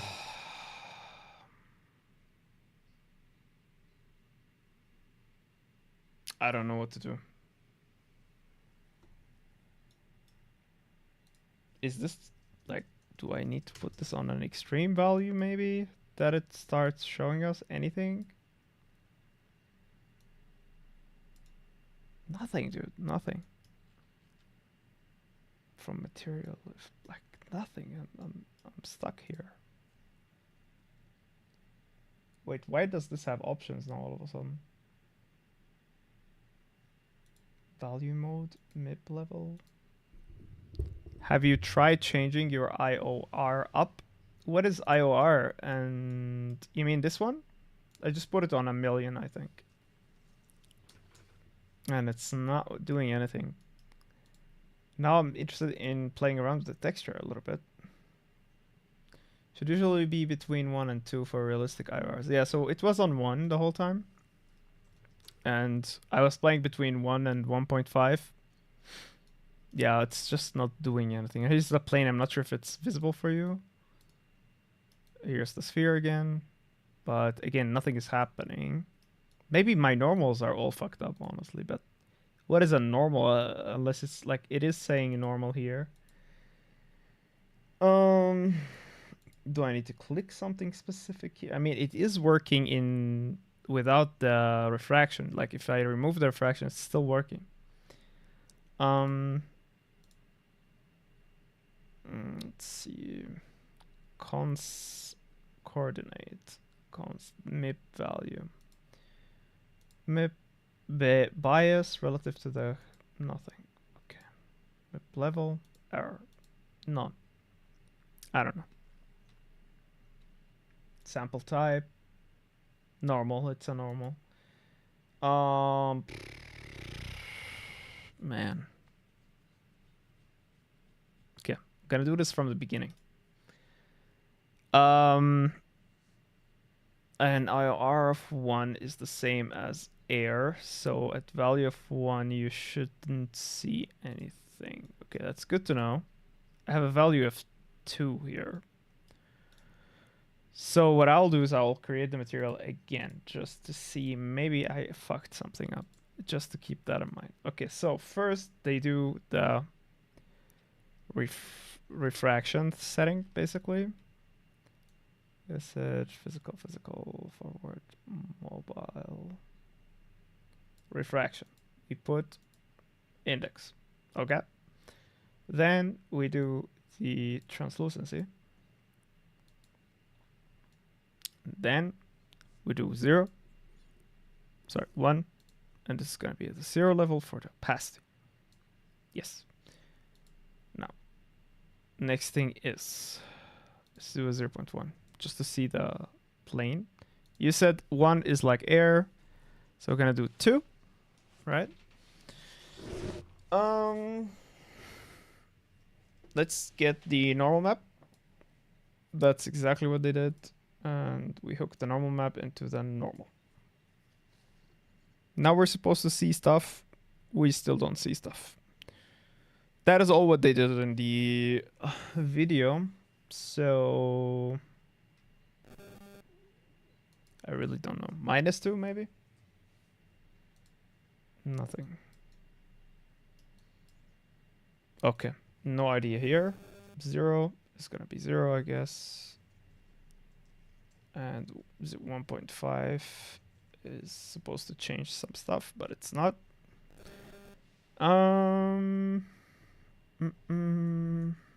examining that one video that we were watching. Let's try to do the same setup.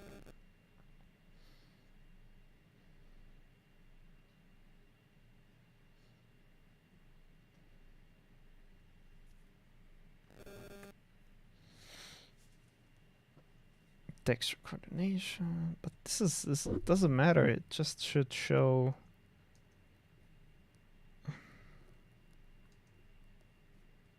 Okay, wait. Okay. Lerp.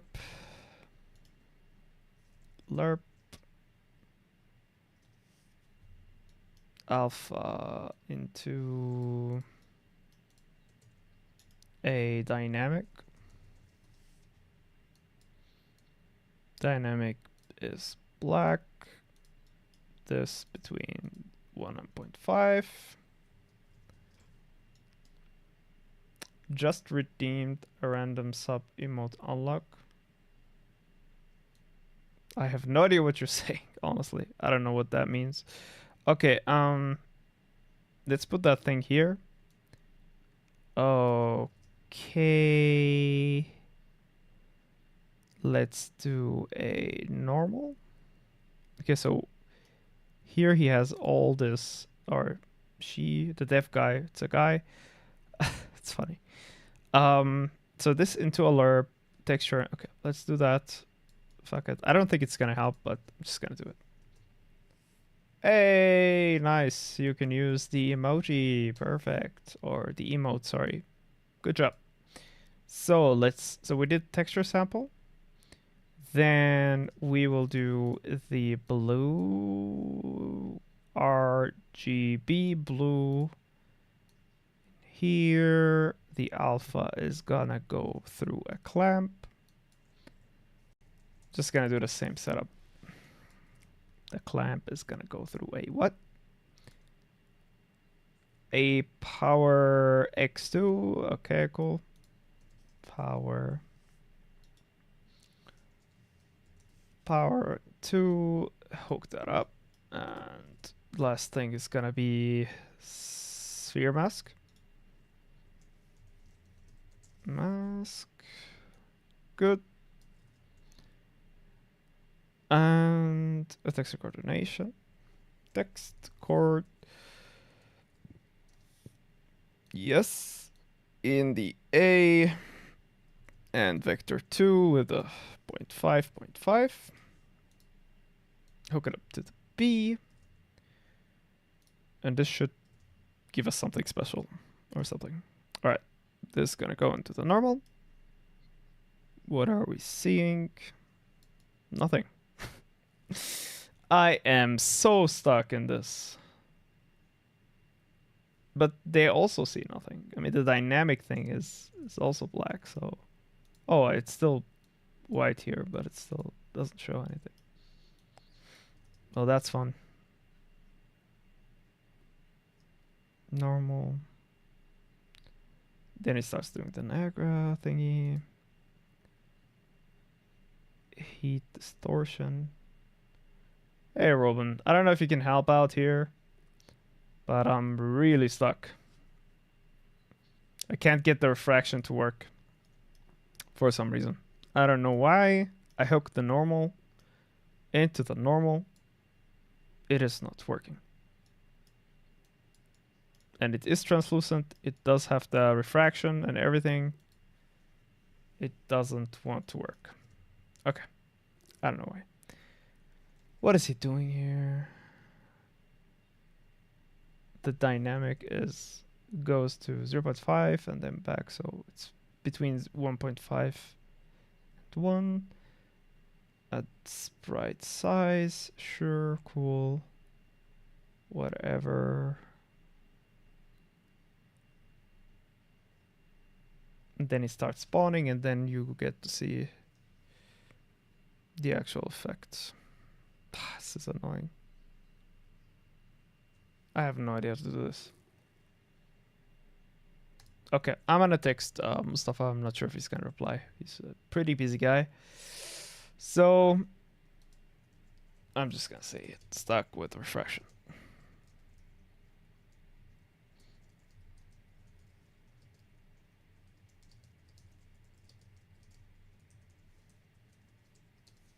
Okay. Yeah, we'll see. For now though, one other way to look at this is to try to get the 5.3, the Unreal 5.3 working. So I have it installed.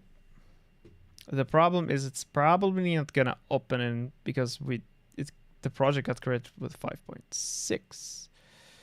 So it's gonna be weird. That is gonna be weird. Yeah, it's not gonna open.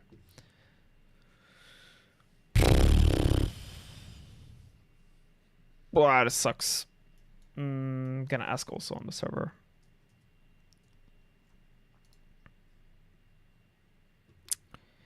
Let's see where we can ask. So let's pick up the server and put it in front of you guys. Yeah, for now we're just gonna chat and see if someone can help us. Let's see which section. Show your work. Introduction. General off topic. Music. Inspiration. Ask a question. That is probably where we need to put this. I am trying to make the refraction, distortion, heat haze effects work, but it seems I don't understand what it's on.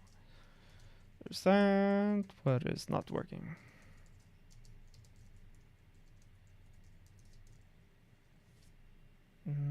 Similar to the tutorial. Similar to the course, actually.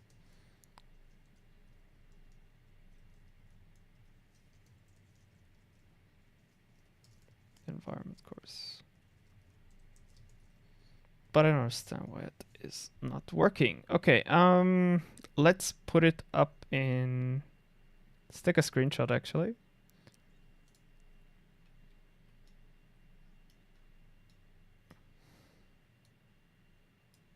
Let's put the stuff away here.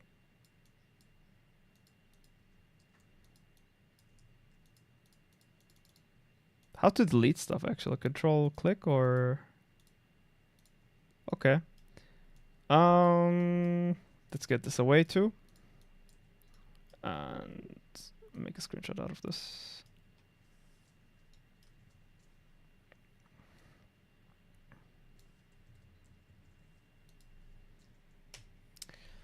Yeah, so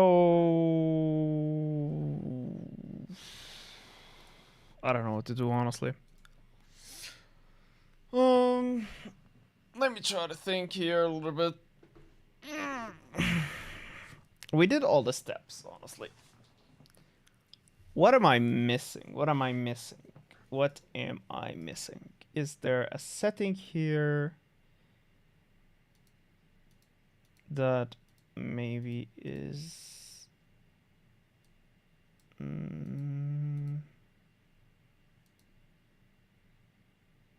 Field of view, screen percentage.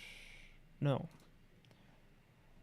Is there something here that I'm not getting?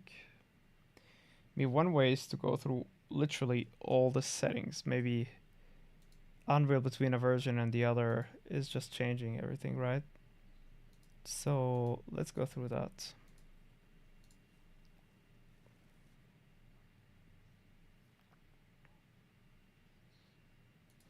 Okay, so let's see. These settings are the same. That went too fast.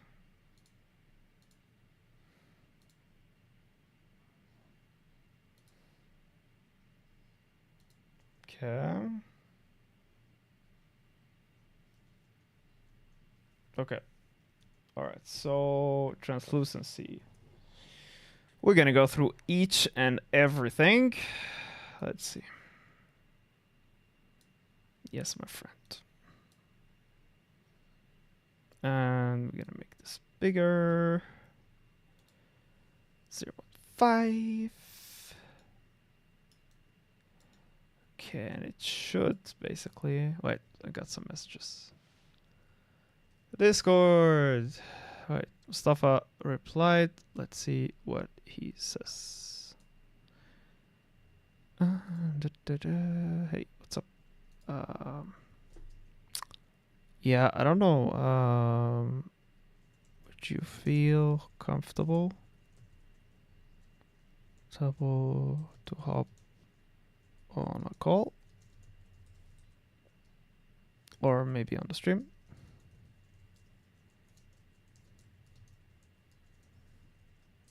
Basically, this... I'm just explaining it to him. This is diff... Okay, cool. Cool, Mustafa will join us. So, that is cool because he's the instructor. I'm just gonna make the setup ready. No problem. In 1 second, he will join us. All right, so I'm just gonna enable the sound and everything that we need here. Cool. All right.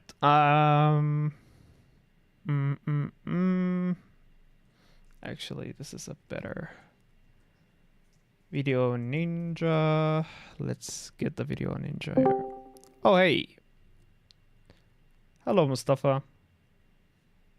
What's up? Hey, this feels like Who Wants to Be the Millionaire, you know, where you get to ask a question in 30 seconds. Okay. So this is what not working, man. Okay. Set the opacity to 0. Yes, so I'm just gonna make sure that the plane is in the middle. 0. Yep. Here we go. Yes. Oh, that's weird. Yeah, right? Yeah. Translucent surface.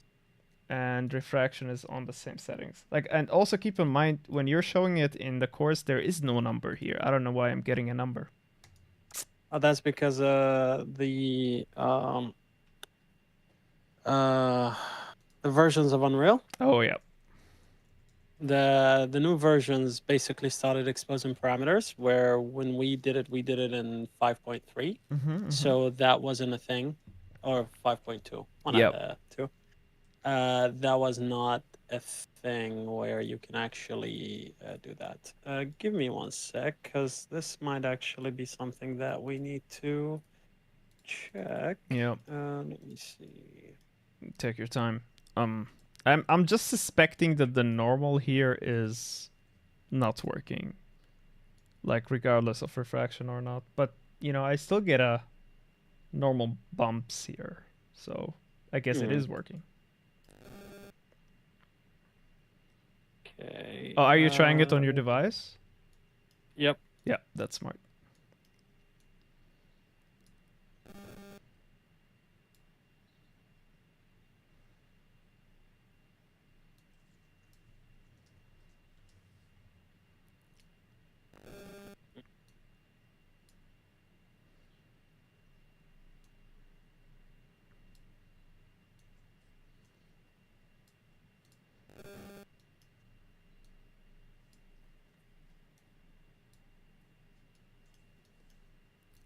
Yeah, I don't know.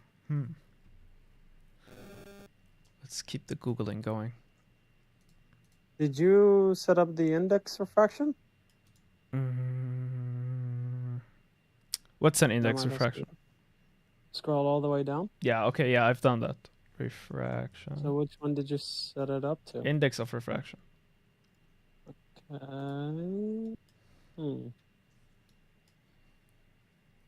All right, put a just for shits and giggles. Put the put a parameter in the refraction. Put like a 0. Yep. And set it up to 1. Okay. So someone in the chat said if you set it up to 1, it would do nothing, basically. Oh, sorry, 0. Give me a sec. Let me actually set it up on. What version of Unreal you're This using? is 5.4. Oh, wait. Let me make sure 100%. I'm not entirely sure here. Epic. 5.5.4, actually. Oh. Mm. Okay, I don't have that installed.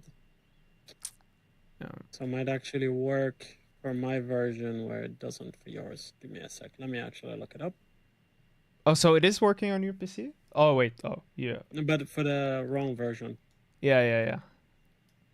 Okay, I'm gonna also look it up, honestly, because this is weird that it's just not working. Unreal 5.5.4. Refraction. What is it called? Index refraction? Index refraction. Not working. Let's see.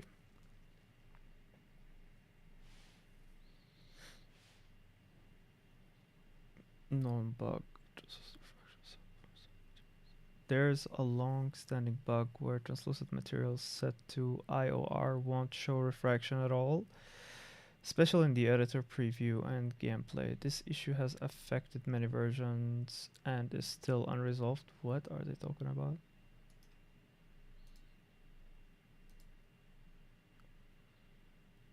Material aren't affected by refraction. There's an issue occurring where object translucency, blend mode material aren't affected by refraction. This affects any translucent material regardless of translucent material settings. But this is all 4.2. That's not 5. I'm installing the 5.5 just to see. Yeah. Report across versions, show translucency objects, blah blah blah. Engine behavior, scalability, and quality settings. Specific limitation. In Path Tracer, refraction rendering has no display issue. You might see double images. We don't actually see anything. Unreal Bug Tracker also notes that depth of field plus refraction interactions are problematic. That's interesting. So depth of field, field of view. Oh, now depth of field, that's something else. What you can do: material domain, surface, translucency, lighting mode, surface, translucency, volume. Let's look at that. Lighting mode. Lighting mode. Volumetric, non-directional. It should be surface, translucency, volume. Nothing. Opacity 10. Where is my plane? Oh, here's my plane. Okay. And so if I put the opacity back to 0, let's see who's texting me.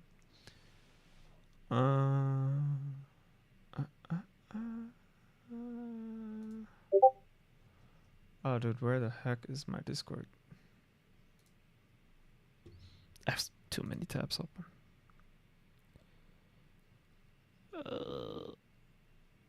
Here it is.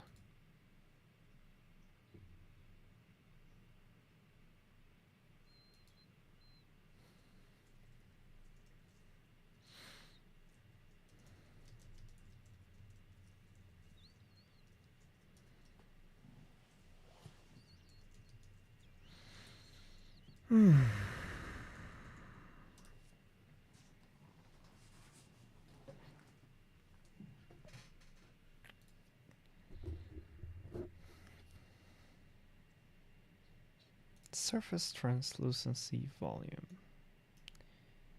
That is nice and all, but it's not working. This is index of refraction. Yes, we do that. Make sure all those are explicitly set in material details. Yeah, we do. We do have those. But it's not working. Translucent. So there is a translucency. Settings. Screen space reflections. Connections. We don't have to touch that. Directional lighting intensity. Let's just click a couple of those for the shit and giggles. Advanced. I'm just gonna apply everything in here until I see it working. Still don't see it working. 0.5. Oh, wait. Whoa, whoa, whoa, whoa, whoa. Do we? Hey, we're seeing something. We're seeing something. Yeah. Mustafa, you still hearing me?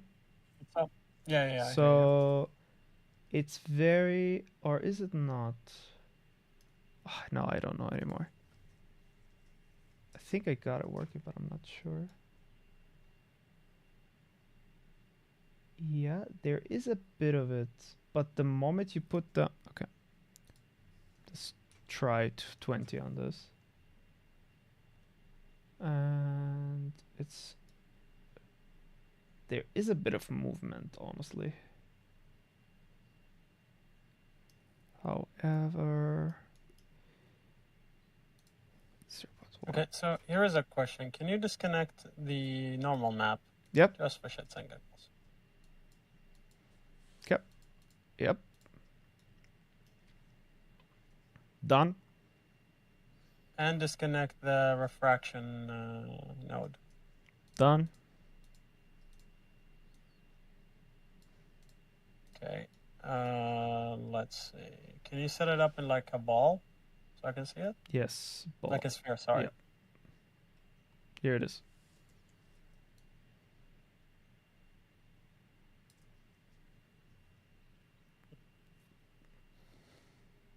This is gonna sound stupid, but close the material and make another one. Mm-hmm. Let's just do what we do in production. But the funny part is I did exactly the same. Oh, wait, we haven't. Would you like to apply changes, modified material, the original material? What? What? Whoa, whoa, whoa, whoa, whoa, whoa, whoa! What is happening here? Okay. We're just gonna.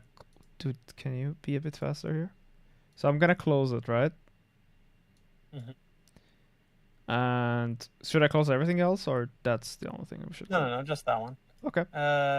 And just add the like make it into a translucent. Mm-hmm. And just make a parameter and set it, like put it in the opacity, like, or set it to 0. Boom. Done. Okay, now go and set the index of refraction. Done.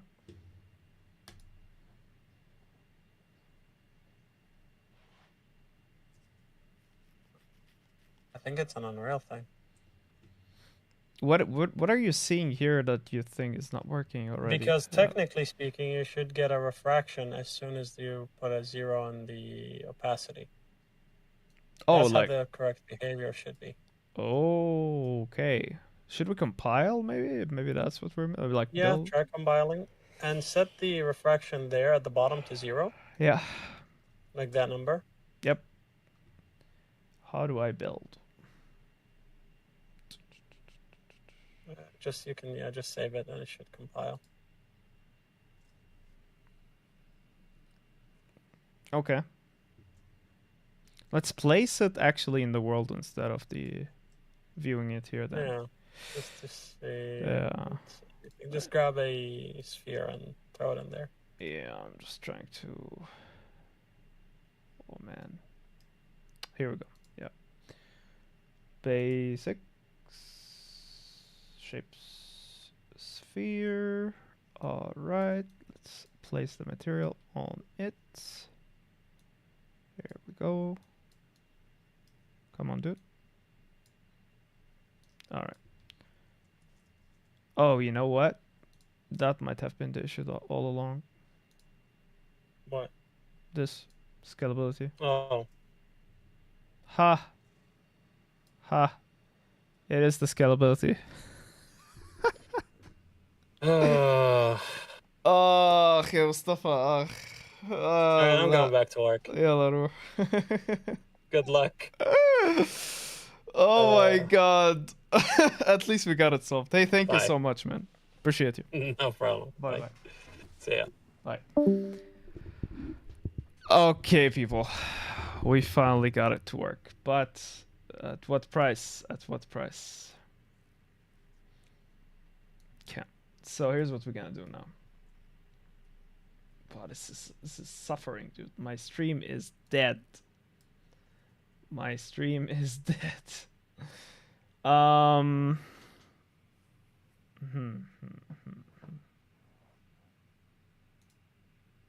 to do this? We have to figure out which one it is, right? Once we figure that out, things are gonna get a bit simpler from there. So, damn it, this is so much compiling. Test. Do I sound alright to you guys? Out. Things are gonna. Okay, so I'm gonna look into this a little bit. Unreal, how to force viewport resolution. Resolution. Sorry about the lag, guys. We'll be right back. Trying to figure this out.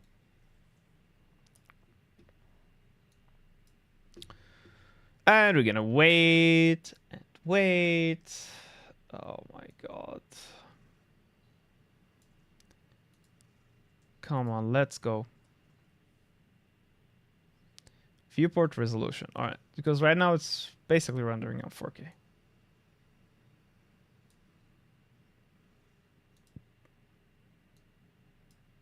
All right, let's see.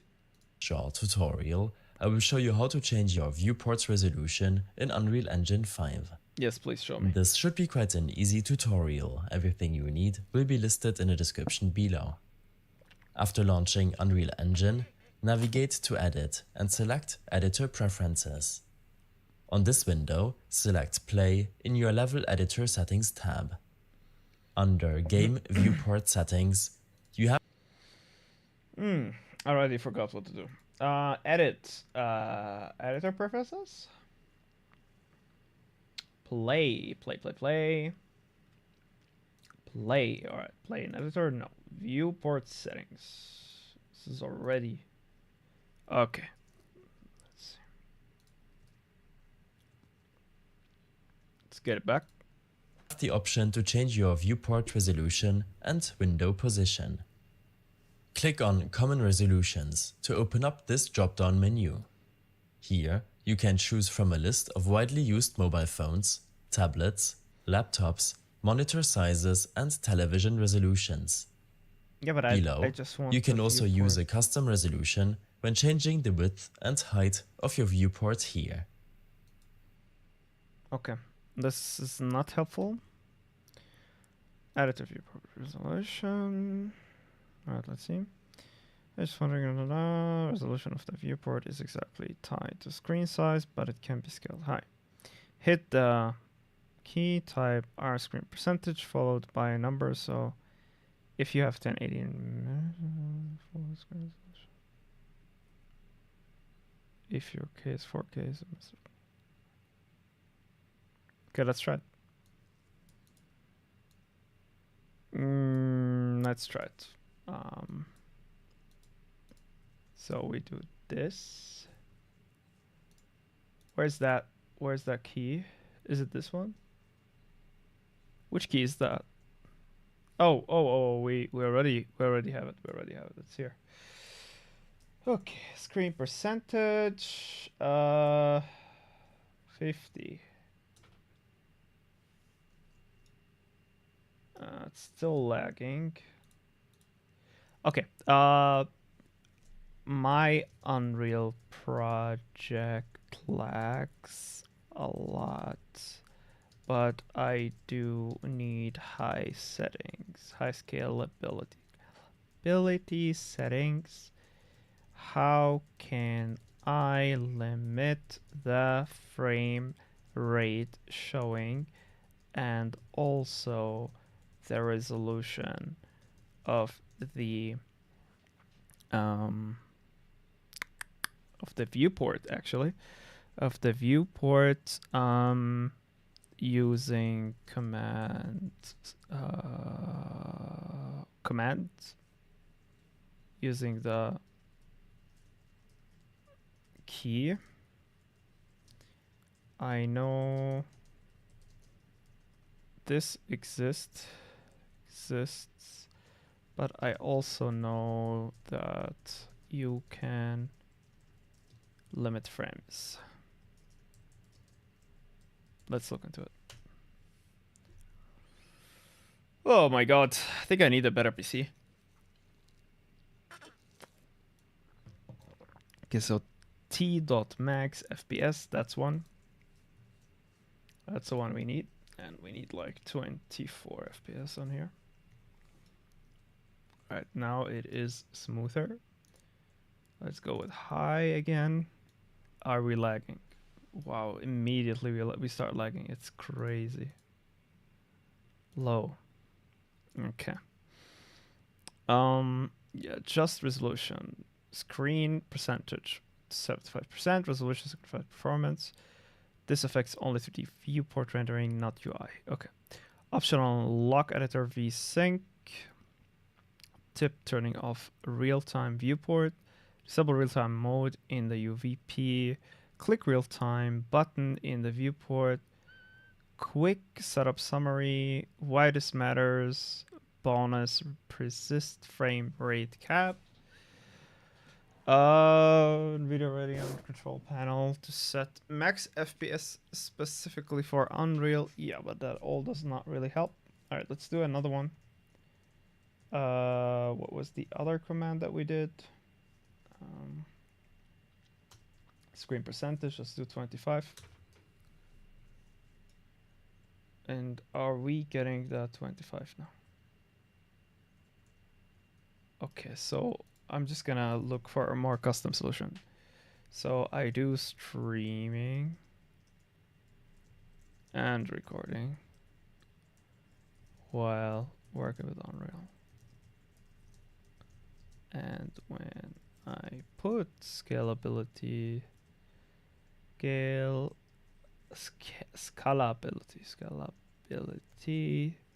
high, everything suffers.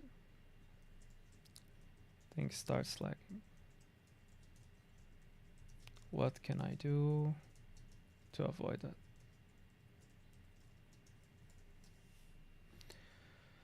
Okay, let's see what we have here. View distance, anti-aliasing, shadows, global animation, reflections, high.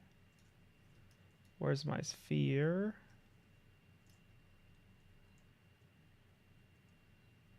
Ah, here it is. Perfect. Okay. Reflections high, epic, low. Texture effects, foliage, shading, landscape. Okay, so it's not really telling us. Shading, high, low, high, low, high, low, high. Oh, this one. Effects. Oh my god, it kills everything. It literally kills it. That's fine though. Disable the studio template plugin. Disable UDP messaging. Optimize viewport performance. Yeah, the percentage. Adjust editor preferences. Use less CPU when in background if you're streaming, recording. Disable this option under editor. Okay, we need to fix this now. Try to focus on this. So delete this in the scene and go back to low. And how to do this? Go back to effects, medium, high, and then we get it. The refractions. Okay, so I'm gonna put that on record. Okay, so we got it working. Basically, it was a scalability issue. Here in the effects, if you put it below medium, you're getting nothing. But the moment you go on high, you will get something, right? So we're gonna close this, go back to our distortion, and here it is finally. It is working. We're gonna go with a plane, a normal plane. We're gonna try to disable the stuff that we enabled that we don't actually need. Such as 2 is probably too much. We're gonna go with let's go with 1 for now. 1 is still nothing, right? So 1 is something. Okay, that's pretty good. Let's get to what else is needed. Apply for fogging. What else did I do here? Unlit or lit, surface, translucent. No two-sided, please. Yes, just one-sided. And why is it lagging so much, dude? Okay, this is better. Yeah, it is a little better. Okay, so yeah, let's get that thing moving. We have that, we have this. We need this on complete 0. We don't need any opacity in here. This will be deleted, and we'll try between those 2 different textures. Let's try this one. This looks cool. I like this one. We will go with what is it called? Right click, panner. Here we go. We have the panner, and let's go with the speed, and let's go with apply. Actually, to the UV here. Now we should have it moving, basically. Here we go. It is moving. Perfect. We got it working. That is awesome. Okay. Yeah, so if everybody runs into this issue, it's an issue with scalability. I had to go through it because, I basically need to stream and record everything, so I run into this issue. All right, next. Let's get to the next steps here. So we got that saved now. We got that working. We got our distortion material. Now I could get back to learning more. All right, let's learn, guys.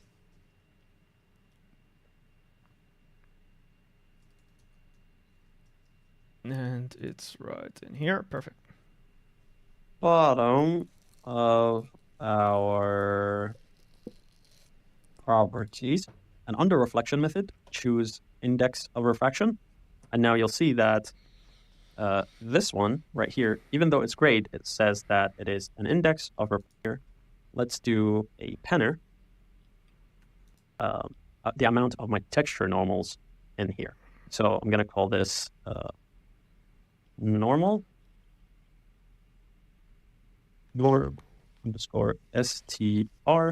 And for me, so this is something I do when I call something, like when I want to do strength, I shorten it to str, short for strength.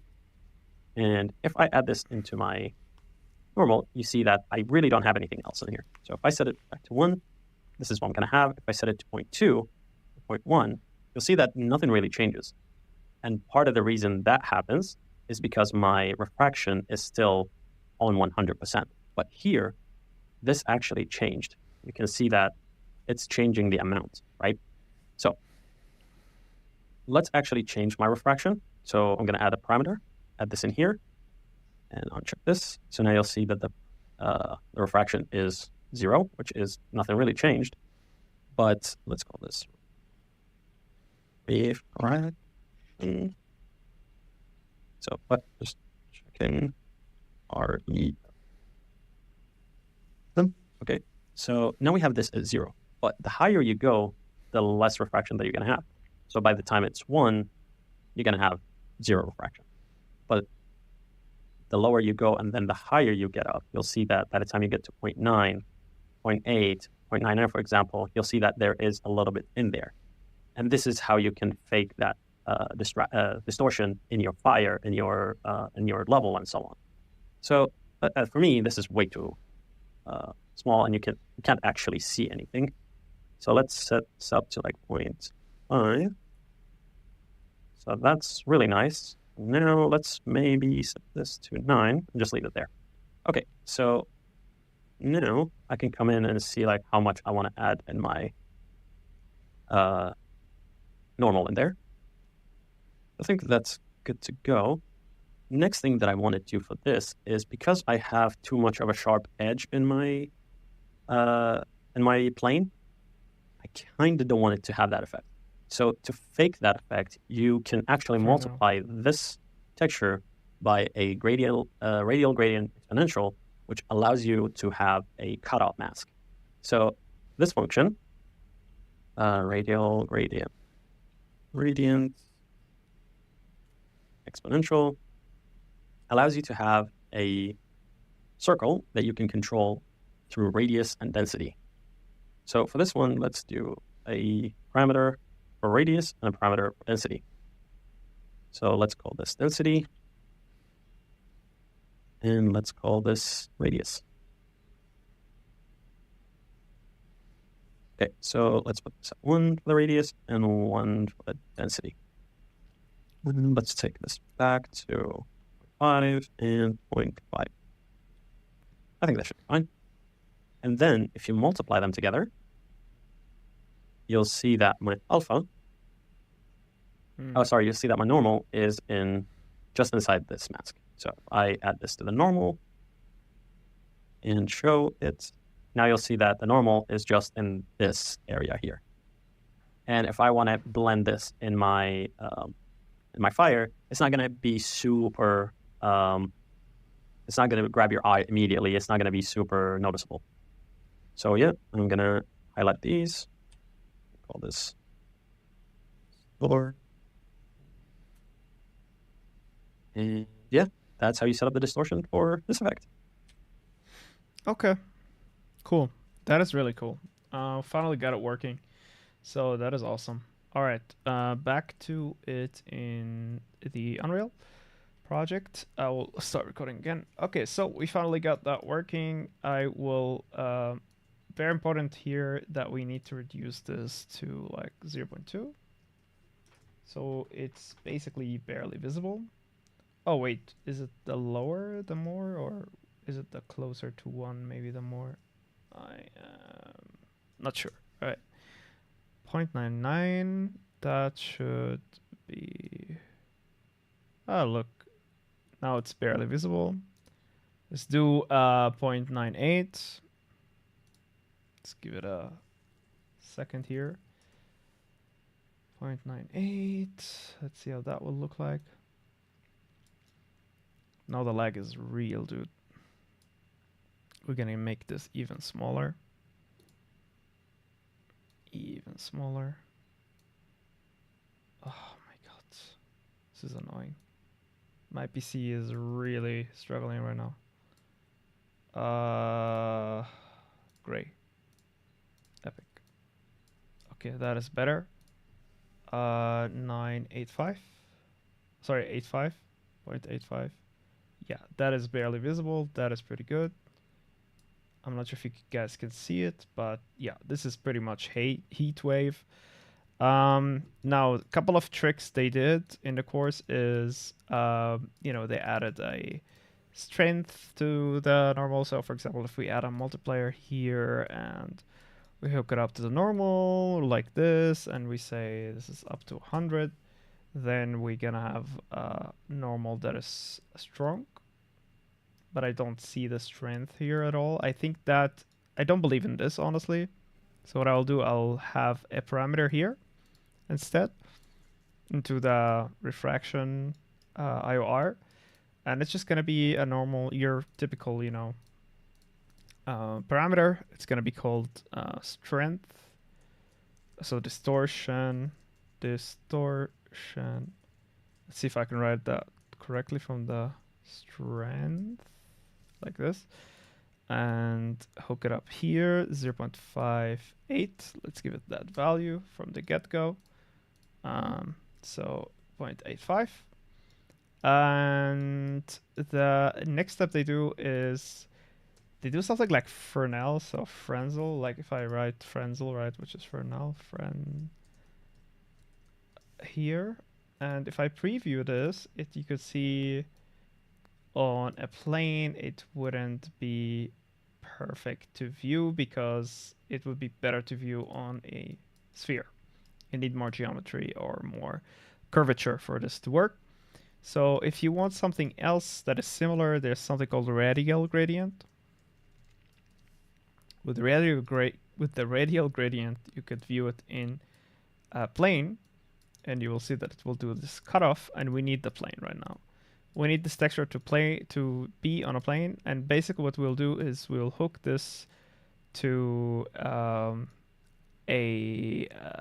is it called? To a multiply, and we're basically gonna hook it up to the normal at the end. So if we view here what is happening, we see that it is already covering that part up, right? And we see that we took actually the Krita texture, right? Yeah, we took the Krita texture. It's not perfect. We might even go with the other texture, honestly, from the tileable one, basically. So boom, let's see how that looks like. Oh, it doesn't move. So we need it to move actually. So here we go. It is moving. I'm not sure about the texture, honestly, but we'll see. Once we hook it up to the normal, and now it's going to be cut off. So we will stop previewing the node here, and we'll see it happening here in real time. Basically, for the text here, we need coordination. So this is moving. How were we able to, like, what if this was a 10 and the 1? What happened if this was hooked? Okay. I forgot what was it called, the thing that makes you control the tiling. Maybe it is called just that, basically tiling. Tile. How to control the tiling. I forgot how to do that in Unreal. But anyway, you get the idea. So we either can go with that one or we can go with that one. This one gave a better effect, in my opinion, for fire. And yeah, so we need a way to control these. So what I'll do is I'll put 2 and I'll convert it to parameter for the speeds, and we'll, damn it. And yeah, come on, bring it back. You can bring it back, Unreal. Yeah, so we'll call that one speed X and Y, or just panning speed. Panning speed, and we will wait. Is this a? Oh, it's a. Okay, why did it change it? Oh, every time you change this to a parameter, it becomes a color. That is weird. Why? That does not make sense. But what if the panner became a parameter? We can't do that. Woof, that is weird, dude. Why is that, I wonder? Why can we not do vector 2 parameter? We can do this, right? But we can't do this. Okay, that is weird. That is weird. Why can't we not do that, Unreal? Why can't we not do that, Unreal? That is weird. And if I hook that up here, it will do both speeds, right? Yeah, it will do both of them. Okay, yeah, maybe without this, we're gonna give it a stable. Okay, let's go with 2 on the speed. And yeah, I kind of like it being faster because fire is fast. And then the next thing we'll do is test how much of a cutoff are we getting here. So we'll go 0 on that again. That's a bit of too much of a harsh cutoff. So if we put 2 values here, the radius being 1 maybe. Just gonna preview this. What is the radius doing? Okay, that is too much. 0.5 will give us the actual circle, and density should do what exactly? Let's do 0.1. Okay, let's try this one. See what happens. Stop reviewing. Okay, it's still very strong. So I don't think we can do much, honestly. 0.5. This 0.2. It's just getting smaller. So what I'll do is I'll go without. So without you. And yeah, it's all in here, honestly. The strength is all in here. So we're just gonna go with a 0.85 again to barely have it there, and save this. All right, so now we have our distortion, we have our fire, and let's see how we can set up our Niagara system to do what we want it to do, right? So yeah, right after the break, guys. We'll be right back. Oh wait, save this. I need a break. All right, be right back, guys.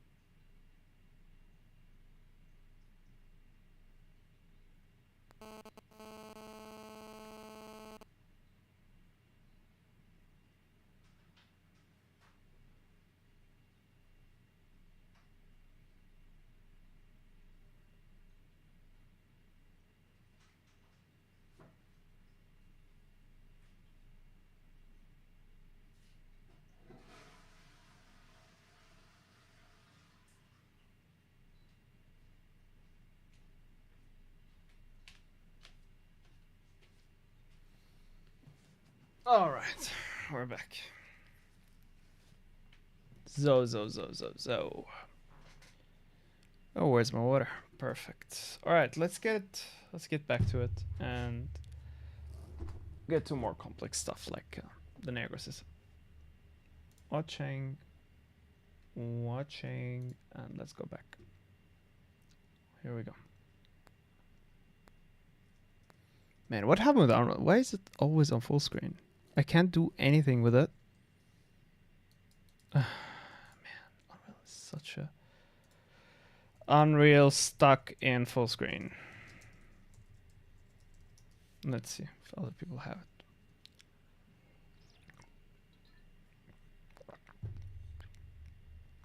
Oh my god. Unreal is so much work, man. Oh. Firefox is struggling with Google since yesterday. Stuck at full screen, community industry discussion. If Unreal is stuck at full screen, try pressing F11 to toggle windowed or Alt Enter. Okay. Alt Enter. Alt Enter. F11. F11. I can't do anything with it. Let's just save everything and close it because it's just... This is such a BS, honestly, with Unreal. Just save everything, please. Save everything. Save selected. Save everything. And... Alright, launch it again. I don't know if we lost some progress, honestly. We'll see. We will get to see that in a second, I guess. So, let's close some windows that I'm not using. All right, and this is I'm not using. This is I'm not using. And what else I'm not using? All right, Unreal. My project. All right, Mad VFX project. And let's disable the sound here. Store server. Okay, cool. Yeah, we'll wait for Unreal to launch. It shouldn't take the whole day. Or maybe it will.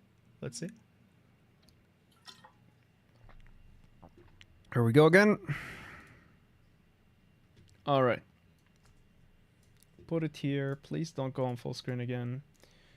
Level. Yes, let's launch this level.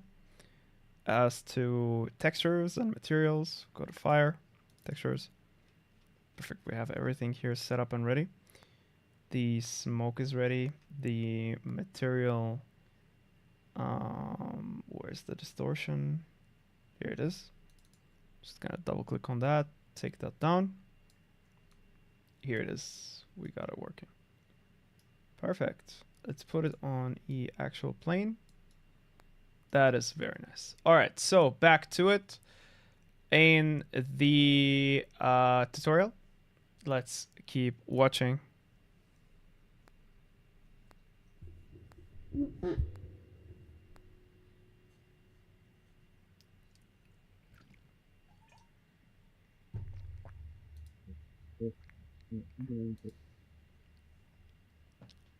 So typically, one thing that I'm adding to about when it's the F in the holidays is our first going to material, removing fire, and for first, and for high and first, and three fire, and for net and harvest, and have no fun. It's okay for material technique.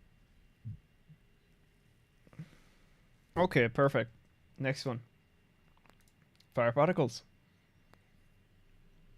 And that we have our materials, let's start using our particles. So I'm going to use this for this. And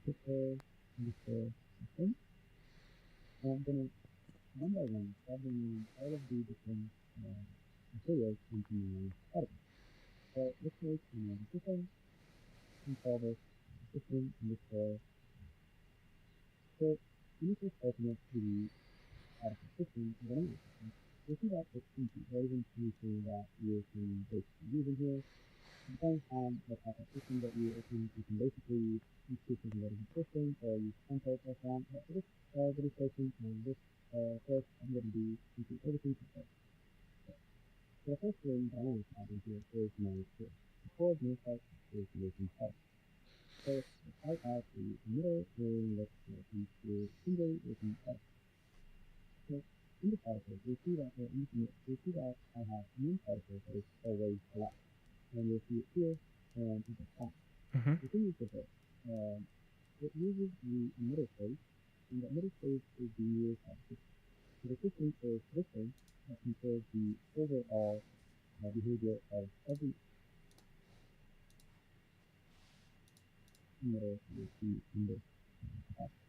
The thing is, I don't want the system to control this, so the feedback, the thing that's consistent, so what that would do, we'll have every single particle or every single middle control its start point, its collapse point, and so on step by step. So to get our infinitely particle, let's change the iteration from perfect to infinite. So now we have our infinite particle. But sometimes if you set a as example in the count, you take particle that particle finishes select. But the thing is, I don't want this one to stop. So to fix that, in the particle space, when you say here, close particle, then that has to collapse. If you think that, you'll see that there is a infinity time next to that. I wonder why the videos can't exceed beyond. When I pick 1080, it's not actually 1080. This is like 480. So I'm expecting to bring in our material. So let's go fire into the thing. Okay, let's go back to Unreal. Yeah, let's do this and we'll go to Unreal. There we go. Yes, perfect. So we got everything done here and ready. One thing we still need to do is make the material for this. So we'll make another instant. Oh, sorry. We're gonna delete this. Delete, yes. I'm gonna make a new material instance and we call it burst. Fire burst instance. All right.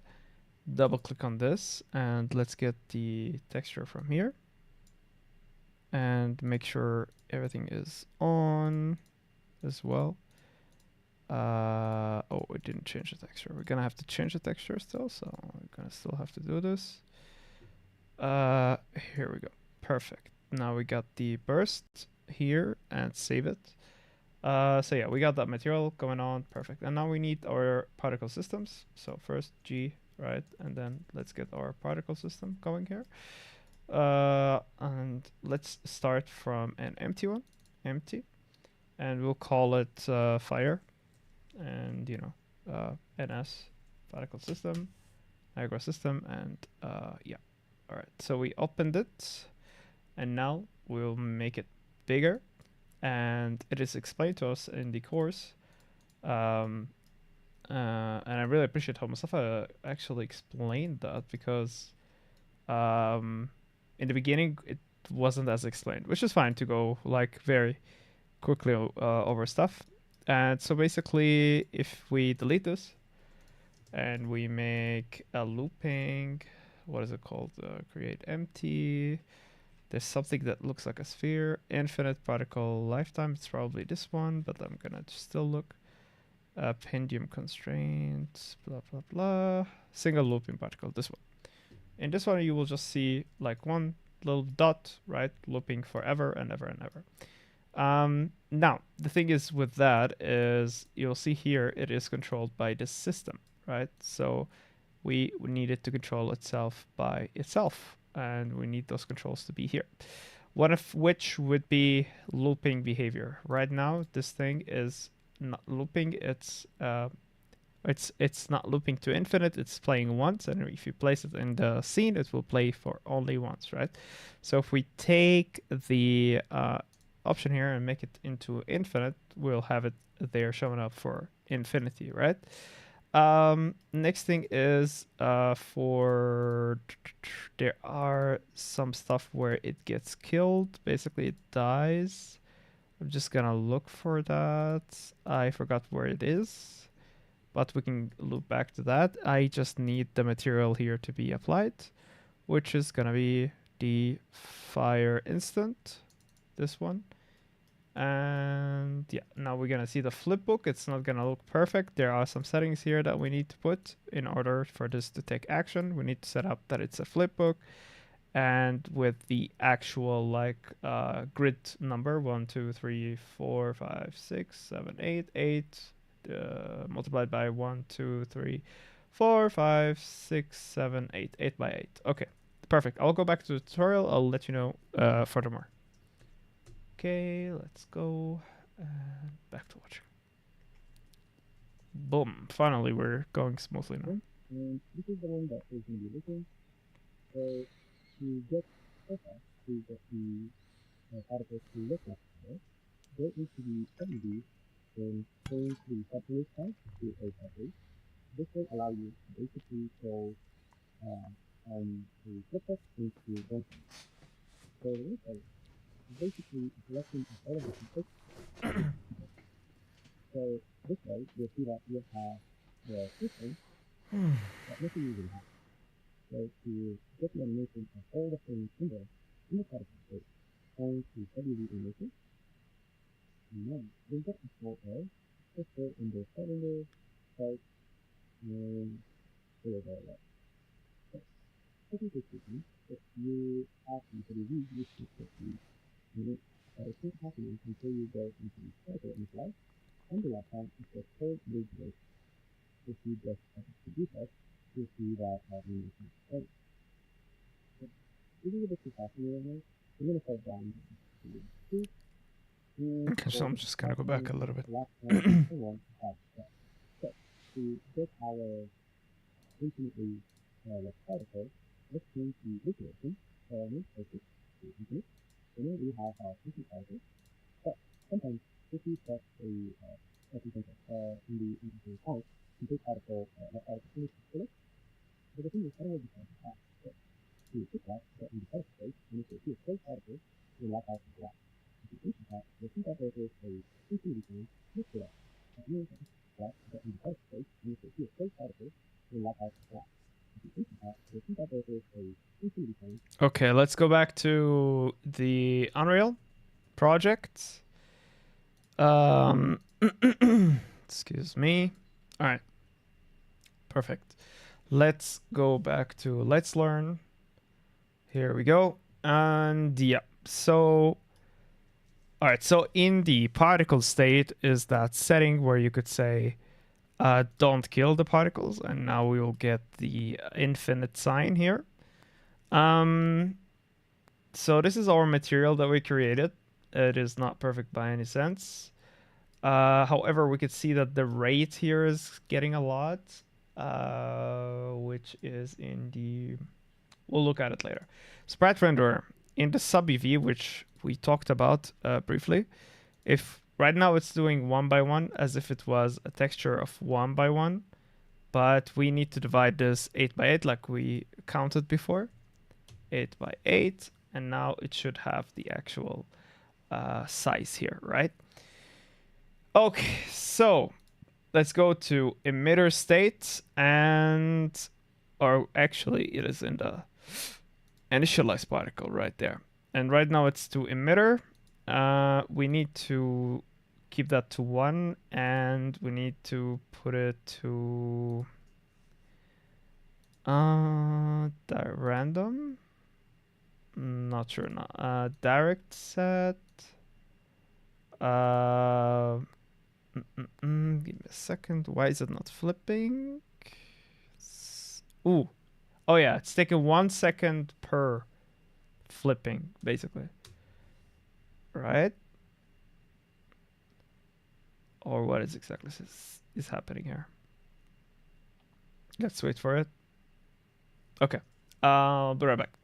So I think I messed up something. Let's check it out in the course here. So in the edit space, when you see a space particle, then like our space. So let's go fire input. Change the separate size to X. And basically, this way, you'll see that you have the system that nothing even happens. So to get the animation of all the same symbols in the particle space, and to study the animation, and then you get the small error, just go in the cylinder, start, and do it all right. All right, very important thing I forgot there.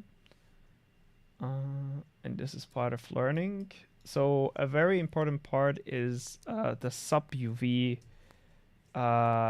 animation here. And here it is. Now we get to see it. Yes. So far so good, I think. Let me check on one more thing. Linear and all right, so in the sprite renderer, we go to the sprite renderer. Oh, damn. Okay, now it's way too fast because we made the particle here to 0.1. If we make it to a 1 second, 2 seconds, we see the fire actually taking place here. Yes, this is what we worked on now so far. Yeah, why are we getting this weird opacity problem here? I really don't know. But the cool thing is I get to play a little bit with the instance. Let's go and play with that a little bit. And the instance is right there. Let's separate them so we can have both of them in the view. Let's do with a gray. Let's go with the gray here. And honestly, I need to see these parameters one more time. So the red is the problem here, but mostly what else is the problem? All right, let's see. So red, brightness red. What happens if you are on 10? We are getting what exactly? All right, so the lower this is, the more we're gonna get the red. So we need now to talk about the intensity of the red. If this was on 10, we'll get more of the red. If this was on 1, we'll get less of the red. I would like more of the red personally. But when it comes to the blue, which is, it's very, very like little. Let's go with the G, with the green. Go with 2 here. Okay, here we go. 15. We get more of that. Okay, 10. And the brightness of the green, we'll do 10. Here we go. Okay, so let's do 2, 1. Okay, let's do 3. All right, and as to the color, we are gonna play a little bit with the color. And we'll see the final result on the left there. I would like to play with the controller. So opacity control 100 would mean opaque like this. This is way too opaque, as we can see already. Let's go with 10. Yes, I really like the motion of this fire and the color of this fire too. Let me see. Why are we not getting enough of the... All right, let's check on the red. Maybe make it brighter. All right, now this is pretty decent. I love this. As to the... so we have red. What else do we have? Red and... The only thing is that the bottom needs to be yellow too. Otherwise, it doesn't make sense. But if we can get the bottom also covered, that would be cool. This is just an experiment for now anyway. I really love it to play with the colors here. Yeah, this is pretty decent. I bet like you can make super cool stylized effects with that. Anyway, alpha clipping 0.1. All right, so what happens when it's 1? We can see it already clipping away. 2, yeah, it's clipping away completely. This is cool if you want to make them completely separate, right? Like just one color thing. All right, so let's keep the alpha clipping here maybe to 0.5, maybe 0.4, 0.3, 0.2. Oh, sorry, 0.2. Yeah, this is pretty cool. I would go with the last thing, which is the brightest of the bright. Let's see if we can. Yeah, this is too orange. I would like the third value, which is the blue, the B, here to be more. Okay, so the less of this, the less we're gonna see of it. The more we're gonna see of it. Okay, let's go 20. So we see a bit more of it. Do I like what I'm seeing? I kind of do, but I'm not an expert, so I'm just fucking around, right? I like to play around with these rules, just for studying, right? So yeah, let's keep it like this. I pretty much like this. I think it could go a bit faster, personally. But I also am curious, like, what would make this random float? What would random range float here do? Okay, it will do that. So what if it's between 1 and a 2? That is bad. That is horrible. 1.8 and 2. I think it will still look bad. Yeah, we don't want that. So I'm just gonna reverse this and put a 1.85 on this. Okay, so now it's not random. Why? Oh, because it's not an exact number. So it has to be an exact number. Otherwise, transforming between the layers would look weird, right? Type sprite, sprite render, sprite mesh. Okay, that's cool. Linear. Curve. Let's try a curve. Oh, that's very interesting. Okay, random, infinite loop. There. Okay, so we're gonna go with linear here. Simply because the simulation took care of that for us. And yeah, so this is the fire that we have here. And you know what? I am really happy with that so far. I'm just gonna place it just so I can see it. And then we can continue on Friday again with the stream to see how we can expand this and make it look amazing. But I also kind of want to just duplicate the instance, honestly. Just play with it a little bit. Did I? Yeah, I did. Let's just play with it a little bit. I'm just gonna change it in the... Where is it? Is it here? Is it here? Is it here? Where is my Niagara system? Here it is. Okay.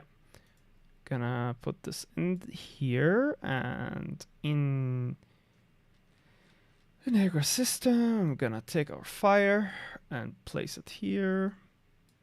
Oh, we need to save it. Yes, here it is. Perfect. And make it bigger. Oh, come on, dude. Can we make it bigger? Did it get bigger? Oh, it's not gonna get bigger because it's probably not in local space. Where was the setting? Local space? Oh.